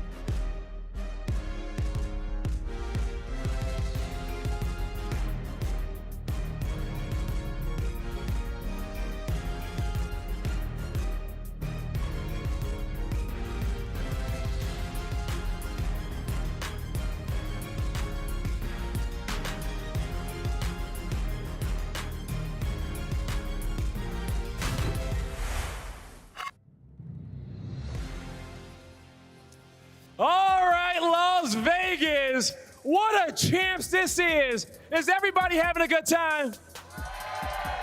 Nice. Well, right now I'm gonna make sure we keep the vibes up in this venue for everybody, because it is time for the Monster Energy Lucky Roll, and somebody is gonna get a special prize pack. Do you wanna be the Monster Energy Lucky Roll? All right. I need y'all to do something for me on 3. We're gonna say Monster Energy, the whole venue. 1, 2, 3. Okay, so does the left side of the venue want it? Does the right side of the venue want it? Coming in from League Ops, I think that the lucky roll is on the right side. The lucky roll is back here. The lucky roll is right here. Come on down, right here. Let's pass it down the line. Get these bags going all the way through. The Monster Energy Lucky Roll. It was all RNG, I promise it, okay? No favorites out here. But there's still another surprise to be had here within the Monster Energy Lucky Roll. Now, my next question, who has the heavy bag? Who has the heavy bag? What's in the heavy bag? Open the heavy bag, what's in there? I wanna see the gift. I want one, whatever it may be. Ah, he got that Scump controller. Give it up one more time for this amazing roll. Give it up for yourselves as well. All right? Now, I know some of y'all are like, man, we didn't get nothing. Now we have an update from Secret Walls here. Now you might have remembered that yesterday we showed you these incredible art pieces. Well, I have the artist with me right now. Dragon, this is your piece that you managed to complete in 90 minutes. That is such a small amount of time. I'm gonna shuffle over and talk to you about this. What was the inspiration? Obviously it's COD Champs, but where did your mind go when you had to create this piece? this is my character, and it's so very important. It's this trophy and logo, and so I'm so honored to participate to this event. Love that so much. My English is a little, sorry. You're all good. Your English is great, and I'll tell you what, your art is definitely better though. Absolutely incredible stuff. It's so beautiful, and I'm pretty sure every single person in the Twitch chat was gassing this up yesterday. So insane stuff. And Dragon, thank you so much for doing this and participating in it. Shift, I know that you do have Gabe over here as well though. Oh yeah, I mean, hey, this was a competition at the end of the day. Gabe, you went a little bit of a different stylistic change here. You've kind of got a lot more aesthetic stuff happening, but I did notice you got like little details thrown into the mix. So kind of take me through your headspace on this one. So I wanted to do something that represented where we're at, the trophy and the environment. And I'm a big Call of Duty fan. I play every night with my friends. So, you know, I wanted to go with like a camo background. I'm big on all the camos they got going on. I throw in some elements from Vegas, like dice and playing cards, and kind of like the shine you get when you're here. Like, you know, it's just a different environment. So I wanted to bring that to the table with this. The whole piece is shining as bright as your jersey today, my man. Props on it. I mean, 90 minutes is no easy feat, bro. It was pretty solid stuff here, Lottie. It certainly was indeed. These guys have done pretty much virtually the impossible in terms of art here. 19 minutes to complete these massive canvases. Absolutely incredible. Gabe, Dragon, thank you so much. Guys at home, make sure you go follow all of their socials on the screen right now. Get to know these guys. The art is absolutely amazing. But Shift, I think it's time we get back to the grand finals. The CDL is brought to you by your favorite Orange Bandicoot. Pre-order Crash Team Rumble today. Available June 20th. Well, here we go, ladies and gentlemen. Map number 5 here in our grand finals. The 2023 championship match has been incredibly one-sided so far. This is a historic day for sure, for many reasons, Chance. We got an aBeZy for Search and Destroy in a moment. There's a look at the VIP section. It's all happening here at the Call of Duty League Championship final here at the Thomas & Mack Center. You can also check out that incredible artwork on the concourse level. Is that LVP? There we go. The whole squad's here. Lots of creators in town as well, enjoying what has been an unforgettable week of Call of Duty action. And Chance, I cannot believe what I'm saying. It could all end on this map. Yeah, all I know is it has been an hour and 25 minutes since this series started. This best of 9 might end quicker than a lot of best of 5s. New York Subliners are in a hurry to collect their rings. They've been waiting all year to get it. They don't want to waste any time. One more Search and Destroy is all New York need. 6 rounds. And they leave the building as legends. Toronto Ultra, if there is ever a time to mount the comeback, you've run out of chances. This is round 1, by the way, and Subliners just tripled up through mid just to get players in position. So HyDra already in a prime spot. KiSMET, the exact same, but HyDra gets blooded. Ultra at least get the first blood, traded out instantly. That's bomb down. Back and forth, 3v3 here on aBeZy. Skyz has used this sniper rifle all year long to hit some incredible moments. CleanX just above him. Will we see another? You have Ultra almost waiting for a kill to fall in their lap. Insight waiting for a push. CleanX ready for the kill. There's number 1. There's number 2. Gets traded out. It is a 1v1. Talk about a moment. Ultra need this. KiSMET versus Insight. As close as you like. The bomb on the far side of the map. Ultra need to secure it and then try to get a plant. The clock is ticking, 30 to go. Good news is Insight does have the dead silence. The bad news is maybe getting hunted. Insight has the intel, has the kill. That is a round. Toronto Ultra desperately needed. Tiniest little tip of KiSMET's head spotted as he leapt past the door there. That was enough to give Insight the round. And it is moments like that that you will remember for a long time. 1 round to Ultra. And Ultra again getting the first blood. HyDra able to collect it on HyDra. You've heard their game plan. That's the man that they want to shut down. Took care of business in round number 1. York's turn to attack. Here we go. KiSMET with a bomb. A bomb site gets a lot of love here on aBeZy, where it has historically.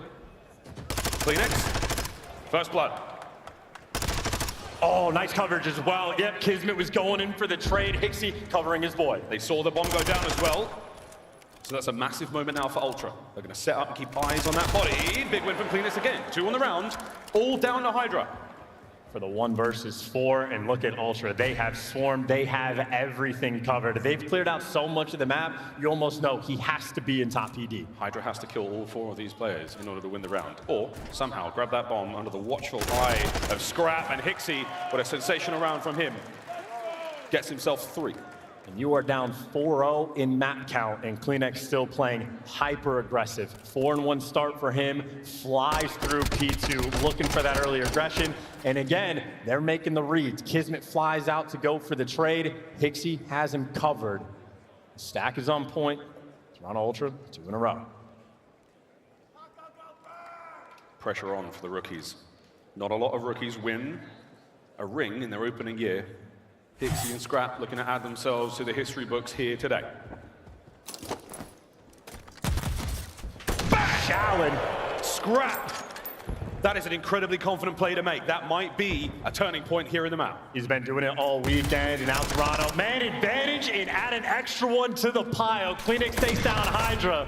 Cheeky shot right there, but CleanX opportunity, get the bomb down. I think only KiSMET trying to make that play. KiSMET, he's making his way through the middle of the map. Here he goes, hunting. Bomb planted, 45 seconds till detonation, all down to Skyz. This is going to be tough, mate. Good luck, have fun. Insight gets 2. Toronto find their 3rd round in a row. That is everything you've ever wanted. Right now, almost speed running the aBeZy. These have been very quick rounds, nice and collected. Scrapz, we've seen this chow from him multiple times just throughout this tournament alone. On point with the sniper rifle, on point with the round, and again, CleanX, he's able to take down HyDra. That is where Ultra have their most success. Got him there in that round as well. Yep, Ultra certainly looking to expedite the visa process. Hixie and Insight from the United Kingdom, CleanX from Denmark. They know all about visas. Let me tell you, boys and girls, 3-0 so far. Skyz looking for the bounce back response. Little sniper off. Scrapz going to be down low. Looks like he has an attack 56 in hand, and Scrapz playing for the right window angle. Skyz needs to be on point with it, make the read, hit the shot. First blood Subliners. Wait a minute, now we look at another one. Lovely work from Skyz there. CleanX tucked away behind the door, no problem.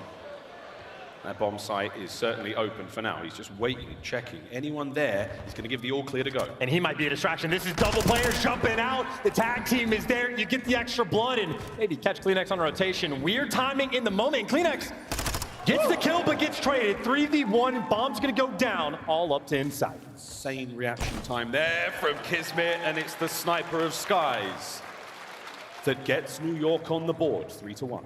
Get the response, you stop the bleeding, and again, the homework always on point. Skyz, as soon as he gets the first one, sets his teammates up, perfect double chows for the next few, and Skyz clearly, he's shooting.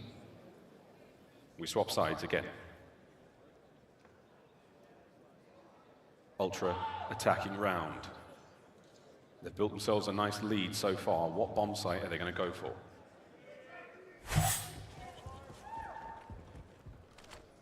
2-2 split. Classic move towards the B zone. This is 3 players, by the way, already through P2. I don't know if Ultra spotted him on the cross, but no one is trying to watch this flank. This is coming through at lightning speed. Subliners don't want this bomb to go down. Not seeing any time whatsoever, and if you go towards that back alley where you're in trouble, HyDra tagged up. Ultra now scrambling to try to find something here. KiSMET's first blood makes this a little bit more difficult. The bomb has been planted though. Hixie makes it a 3v3. Eyes on the bomb, that's the prize. And I think the bomb is planted for PD as well, so Subliners almost have that under complete control, so they have a massive opportunity for this round. 30 seconds and it goes bang. KiSMET on a force spree. 25 seconds to go. And this is the play. HyDra's gonna be up top PD, waiting for these players to chow, so Insight's creeping up for the bomb checks, but now they have the intel. Here comes the play. Priestahh and KiSMET flying forward. They've done it. They've cleaned up at least one. All down to Insight. Who has to win this fight? He got! Priestahh gets on the bomb. A few seconds to spare. The Subliners. What a retake. And that is a unique strat as well to pull out. 3 players on the flank instantly, played to perfection. HyDra again waiting in the wings, knows they're gonna have to check the clutch spots, and Subliners might come down to the wire on the timing.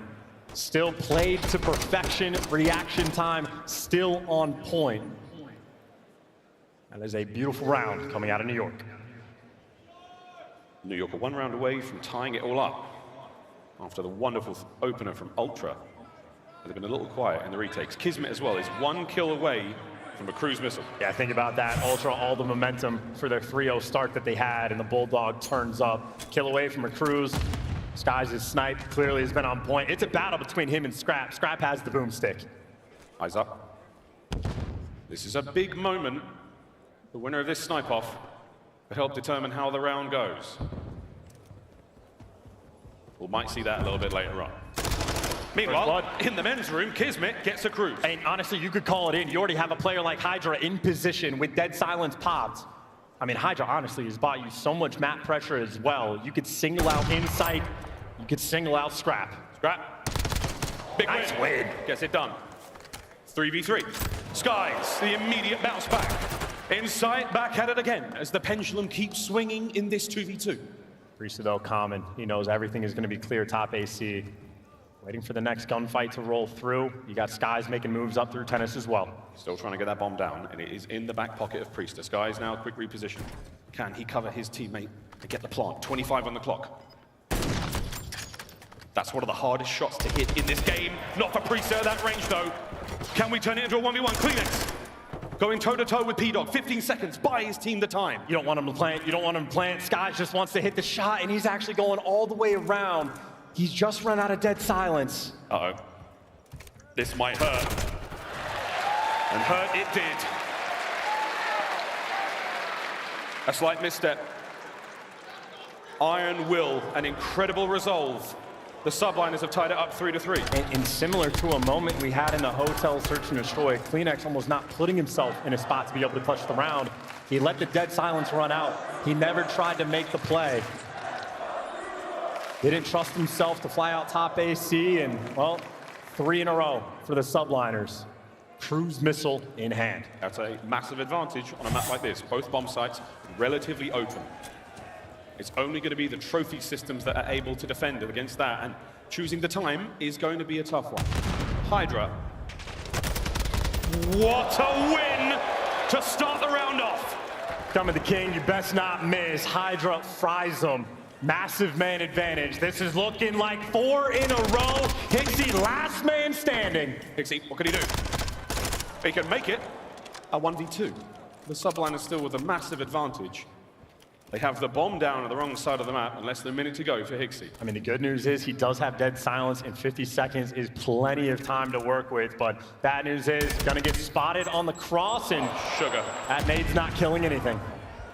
Killing time right now, and that's the one thing Ultra sorely need.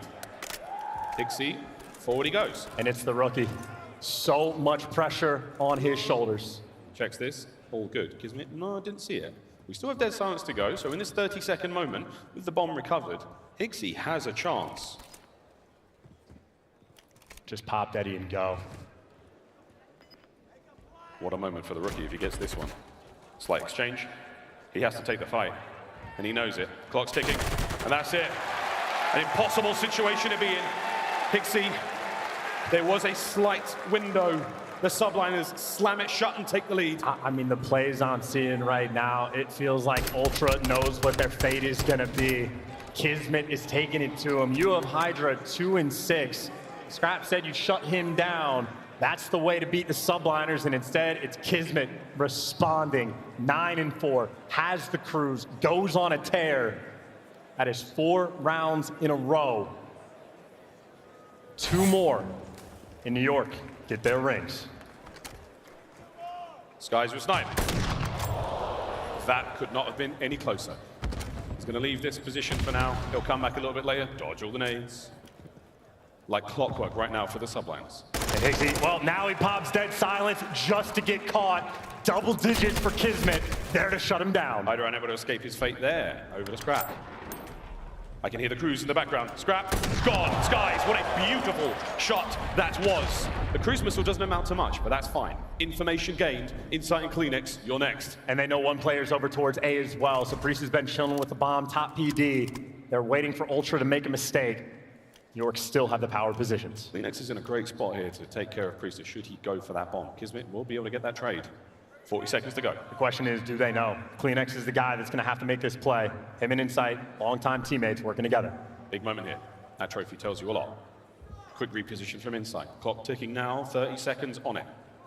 And this bomb is going towards A. Insight trying to wrap back. KiSMET sent in for the kill. He's going to get it. Oh my word, 1v3. Less than 20 seconds to go here. CleanX Finds one. It was not the bomb carrier. The bomb will still get planted now. Skyz eyes on with that snipe. 1v2. He's taking routes. Both these players, though, long-range guns that they have, and CleanX is taking a very long route. The big deal. CleanX has got time. And the 1v2 nades up. Is this going to help? Has to win 2 massive fights. Empty pockets. 1v1. Tobias Juul-Johnsen.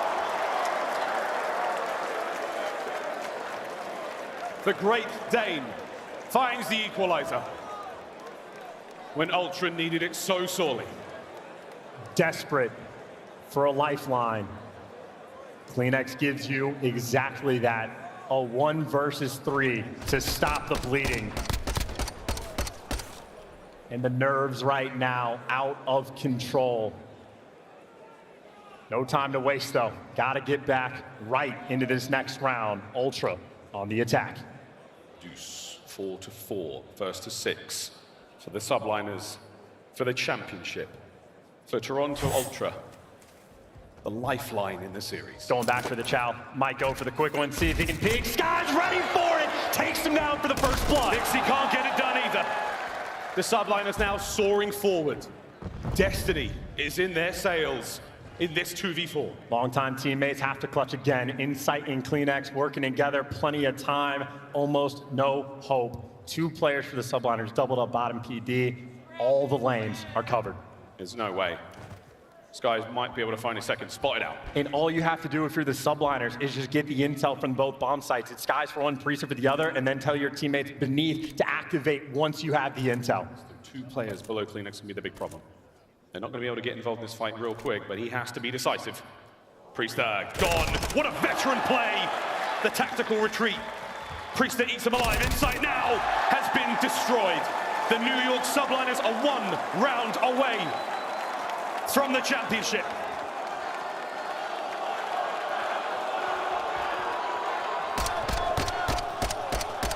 York Subliners have woken up, responded to the pressure, and are speed running Toronto.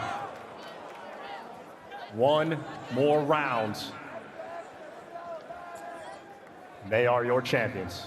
The front side of the Thomas and Mack Center starting to swell with Subliners fans. They can feel it coming. Was the script written? It wasn't written by a human, it was the AI. Is this the rise of the machines, the rise of the Subliners? HyDra finds 2. We've never seen anything quite like this. 2v3. It's the ARs for Toronto. They need to clutch. So much time for the Subliners to pick them apart. A gift of a hit marker. And Scrapz has made it into position. But man advantage right now for the Subliners looking for the kills. Scrapz backs up. KiSMET, what a moment for you. What a tournament for you it's been. Can you find this kill and give your teammate the most overwhelming advantage on the approach? No, Scrapz spoils it. Now a 2v2. And he's got bomb down as well. Has to know he has that intel. Inside versus KiSMET! KiSMET's gonna do it! Now it's all down to Scrapz. The rookie! Lives to fight for another moment. Has got to defend. For 30 seconds, he has eyes on the bomb. Skyz and KiSMET now. The pressure mounting. Can the young rookie do battle? No! I don't believe it! He talks shit! He gets hit! KiSMET unwavering in the 1v1! He doesn't back down! He takes the challenge head on! I cannot believe it! We've never seen a grand finals like this! In a New York minute, the Subliners are your 2023 champions! They started their year as champions. They finish as champions. One of the best seasons of all time. HyDra MVP the whole year. KiSMET taking things personally. They opened up the HyDra with an absolute dagger, and they never looked back. They didn't look back once. They never gave up a single opportunity. The Subliners, in the most disgusting season they could have had as a team, 2 major victories. Regular season MVP HyDra, it's all there. It was the makings of an unbelievable run. It was already written. Ladies and gentlemen, your 2023 champions, the new York Subliners.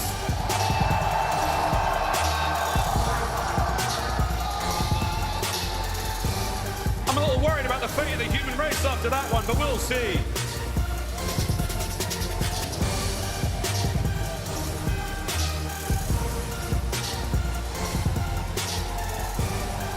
Wow! Las Vegas one more time for your New York Subliners, the Call of Duty World League champions! Wow! It's time to get this trophy presentation started. And I got Daniel Tsai here to help me out, General Manager of the Call of Duty League. Thank you, Blaze. Thank you, Blaze. And thank you to this amazing crowd here in Vegas these past 4 days. You've all been a part of the biggest event audience we've ever had, which is only fitting to cap off the most viewed season we've ever had in COD Esports history. That's thanks to all of you. We truly appreciate all you fans. And for such a historic season, it only makes sense we have a historic team winning. Winning Major 1 wasn't enough. Winning Major 5 wasn't enough. This team won 3 championships in 1 year. Incredible. And so I want to congratulate the entire Subliners organization, Farzam, Coach D-Real, Coach Sender, amazing job leading these men. And to these 4 players who have truly embodied that New York grit, Priestahh, Skyz, KiSMET, our MVP HyDra. You truly are the best team in the world, and so I'm proud to announce that our 2023 Call of Duty League champions are the New York Subliners. Guys, trophy's all yours.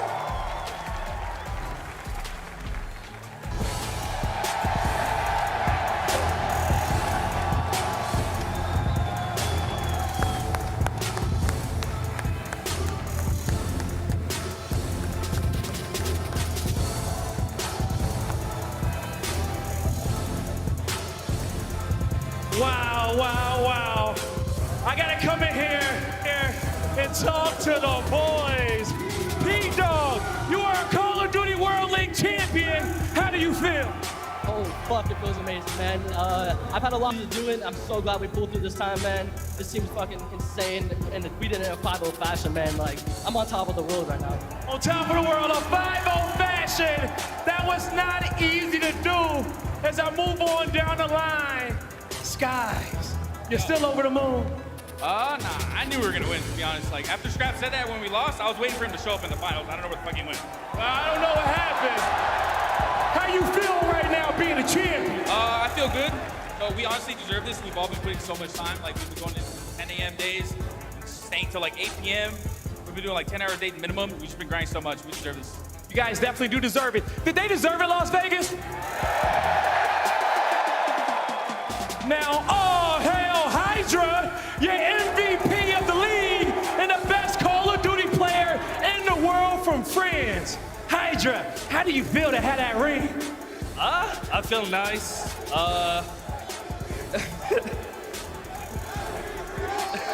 HyDra, is there anything you want to say in French to your fans out there?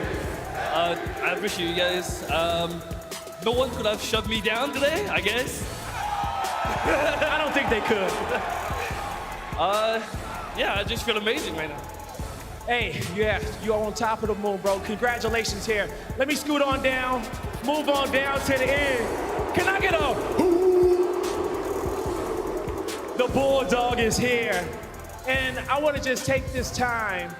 You know, firstly, let me just ask you, KiSMET. Just talk your talk, bro. How you feel about this one right now? I'm gonna keep it cool. There was an interview, you know, he talked his talk. I let the gameplay speak, and it was a flawless sweep, so. I love that from you. I love that from you. But now, I'm gonna give you something else to talk about. Because ladies and gentlemen, your MVP of the Call of Duty champs is KiSMET!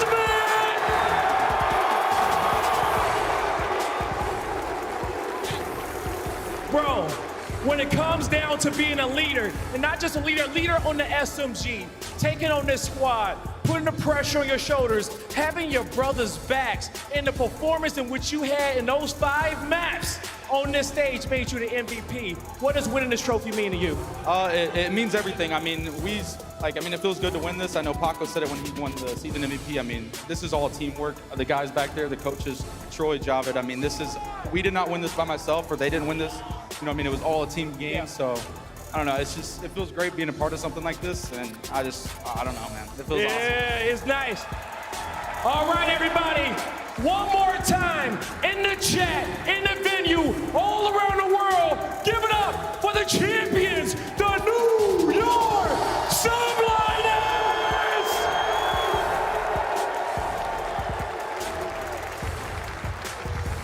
Incredible stuff here for the first time in Call of Duty Champs history. We have a clean 5-0 sweep. Nameless, we saw a 3-0 sweep about a decade ago, but nothing impressive on this level like what we just saw from the Subliners. What a spectacular performance. We all saw the interview this morning, what KiSMET had to say about Scrapz. You don't talk crap, and he took over, setting the tone.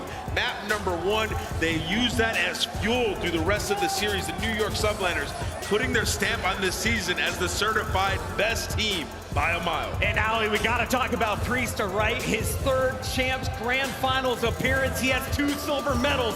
Finally, the young man gets his ring tonight. He was due one, right? You talk about a player like that, this would have been his 3rd time, possibly placing 2nd, putting his foot down in the series with the rest of New York Subliners. Can we talk about the size of that trophy? It is literally like half the body mass of all the players on that stage. Incredible stuff out of New York Subliners. I also want to touch on 99 kills in this series. The Bulldog took over, rightfully such MVP. And you saw this coming. You told us on the desk placer, you're the only one who picked the Subliners. Did they live up to the hype? They 100% lived up to the hype. Congratulations to all of these guys, the New York organization, the coaches, their performance coach that's been with them all year. You see him on stage holding that trophy. They've built something special over there. I spent some time on the Subliners. I'm just so happy for every single person on that organization. Kremp6 also tweeting, you know, he didn't have the best time while he was there, but he is proud of the growth from the individuals, the staff. Everyone on Subliners have been grinding up for this moment, and they're walking away with the perfect finish to a champs run. Yeah, and $1 million, Chris. You cannot forget that. That's obviously a massive W for these guys. But what a system that they have. You have the superstar in HyDra. You have the supporting role players who can take over at any moment. I mean, they were top 4 in all 3 game modes the entire season. Truly a well-rounded team, and they put it together at the right times in the season. They won half of the tournaments this year. They won 3 out of 6 and topped it off with a ring. It does not get much better than that. And they, of course, get the champs jackets to celebrate. If you see them out tonight, drinks are on the Subliners. Yes, they are. Crushing it, the millionaires here in Call of Duty. It's amazing what a game has done for these 4 and everyone cheering them on live here in Las Vegas. Ali, what are you going to take away from the Subliner season? I mean, I just love how consistent they were throughout the entire event. We make the joke about the sandwich that was New York Subliners winning major number 1, which nobody really expected, right? And then coming out hot in major number 5 as well, after they kind of flew under the radar for a little bit in a couple of months. So New York Subliners now having 3 event wins, one of them being the world champs. I mean, there's nothing better, right? That's what we're going to remember them by. I mean, just great stuff from them throughout the entirety of the season. After early struggles in the online qualifiers, some people in chat calling for team, maybe a roster change. They come out, silence the haters in Raleigh. They have their lowest placing of the season right in the middle of the year, and then they come back to win the last 2 events of the season. Ridiculous run from the Subliners, and without a doubt, this is the best Call of Duty team on the planet. They took down all the juggernauts in their way. Absolutely. They hunkered down. They figured it out. And that's what a true team does. They were terrible at search and destroy. Majors 2, 3, 4. They figured it out. HyDra got to another level. And then they became the best at that game mode, beating Atlanta FaZe in 3 to take Major 5. And then we get to this tournament. They lose to the Toronto Ultra 3-0 dominating fashion. How do they respond? It's tenacity and the hard work to get that victory. They deserve it. You brought it up right there. And you talk about being a complete team. Skyz and his team, I saw him at 8 a.m. every morning. They were getting breakfast, even if their match wasn't until later in the day. You talk about building chemistry and building teamwork, that is how you do it. Subliners going all in, and they get paid for it. $1 million in the bank, the brand new trophy, and of course, the MVP honors for the postseason going to that man, KiSMET, the Bulldog, holding it up in front of the fans. Let's take a look at some of this man's numbers and the highlights. There were multi-kills galore in this final series. What did he show you, Allie? I mean, the search and destroy alone, I mean, that guy was like 13 and 5 at some point. KiSMET has consistently been the glue for this New York Subliners squad. Whenever they needed somebody to step it up, it was this guy. It was KiSMET. And not only that, every time we talked to him, it was humbling. It was, you know what, we're here as a team. All of us are here to play for each other and together, and it's not just one person doing everything on the map. And I really saw that throughout the entire season. I think KiSMET is the ultimate superstar compliment, like the best teammate. I would love to play with a guy like this. You know, he's always got the passion, he's got the drive. When you are having an off series, he can absolutely take over. You know, he's a guy who inspires everybody sitting next to him, and that's what led to the victory, man. You cannot give him any fuel. You give a guy like that some fuel, he's gonna run with it, and he's a playmaker. He will do the dirty work, and he will still pop off. Absolutely deserving of this reward. I remember first interviewing him all the way back in Minnesota when he was on Paris Legion. He had that fire in him then. He has it now more than ever. 1.45 in search and destroy as he drops double digits in the final SND to raise that trophy. Welcome to the Champs MVP Club, KiSMET. It's something that not a lot of people have done, and it's something that I guarantee you he's going to be telling his grandkids about. Absolutely. Clay, you've seen him all season. How would you describe this man, and what does everyone else need to look out for from the reigning MVP champ? He just knows what's going on at all times. He understands the game at a very, very high level. He keeps his team composed. He makes sure that their tactics are structurally sound. He makes sure that everybody's on point. And I think that's what's so special about KiSMET is not only can he do all that, but he can also drop numbers. He's got some bark to that bite, you know? Congratulations to the coaching staff, the players, and everyone behind the Subliners organization. Their first World Championship here happens in Las Vegas for the 2023 season. We got to take a look back, though, at this scuff play of the game for the grand finals. And this one, we decided we should just make it the 5-0, the first ever perfect sweep and a best-of-9 for a grand final, Allie. I mean, what's insane about this is those first 3 maps, like there was not a blood of life coming from the Toronto Ultra. New York Subliners came out on that HyDra, and KiSMET showed why it is his map and why people typically don't want to play New York on it. And then we move into the hotel search and destroy, where you think Toronto would have the edge. Once again, it was kills and plays like that from Skyz. 2 pieces galore from everybody on the side of New York Subliners.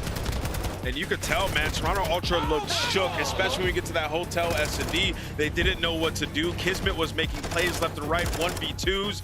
New York was just running over them in this series. And when you looked at the map layout, you thought Toronto Ultra would have some edges, especially in those hotels. This is a series all season long that Toronto Ultra has dominated, but the type of energy that New York came out with today, no one was stopping them. Subliners making the plays that matter. Everyone contributing to the dub tonight.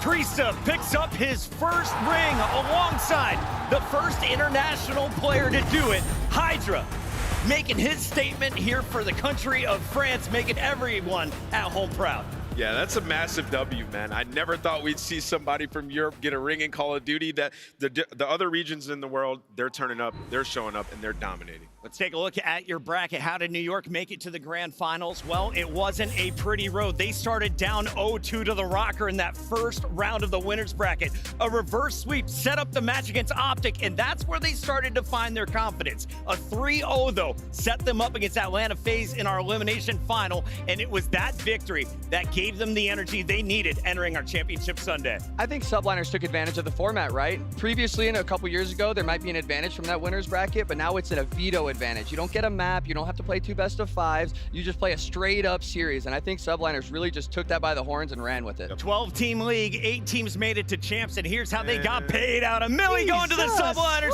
$660,000 to Toronto Ultra, Atlanta FaZe, and Seattle Surge, finishing in your top 4 for the 2023 MW2 season. What a run for all of our teams, and what a finish here in Las Vegas. A big shout out to all of the fans, and for everyone watching online, get your drops in right now. I'm trying to stretch for you.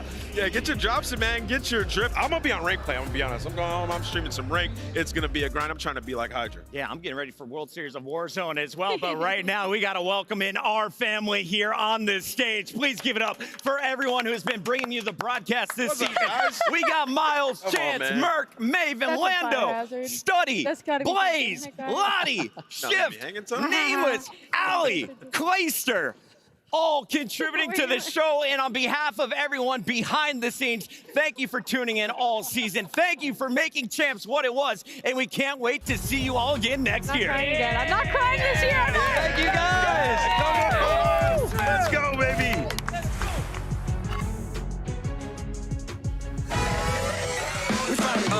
Wanna reach the top, you gotta dig in.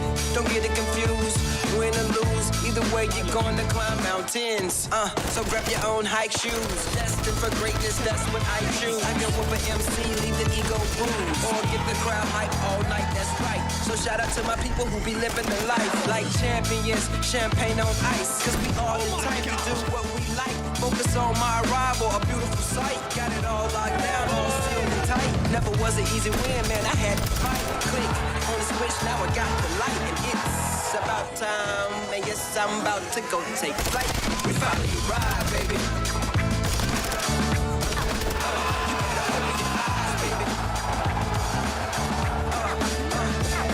Surprise, baby. We about to take the prize, baby. We finally arrived. One thing I know, you better prepare. Cause it's a never-ending game. So not told, but the players do change. But the rules still the same. I ain't saying that new, but if I knew you, I'd do something new. I grind all night, all day, times 2, times 10, times 10, times 2. Long enough to see the come up, and that's true. Ain't no way I'm staying behind, I break through. Competition, I don't see it, it's rear view. Trust in the dust, that's where I leave you. My game's so sick, it's sneezy, got blue. Upon you, I thought you knew. I just might when the time's right. Probably go take flight. Finally ride, baby.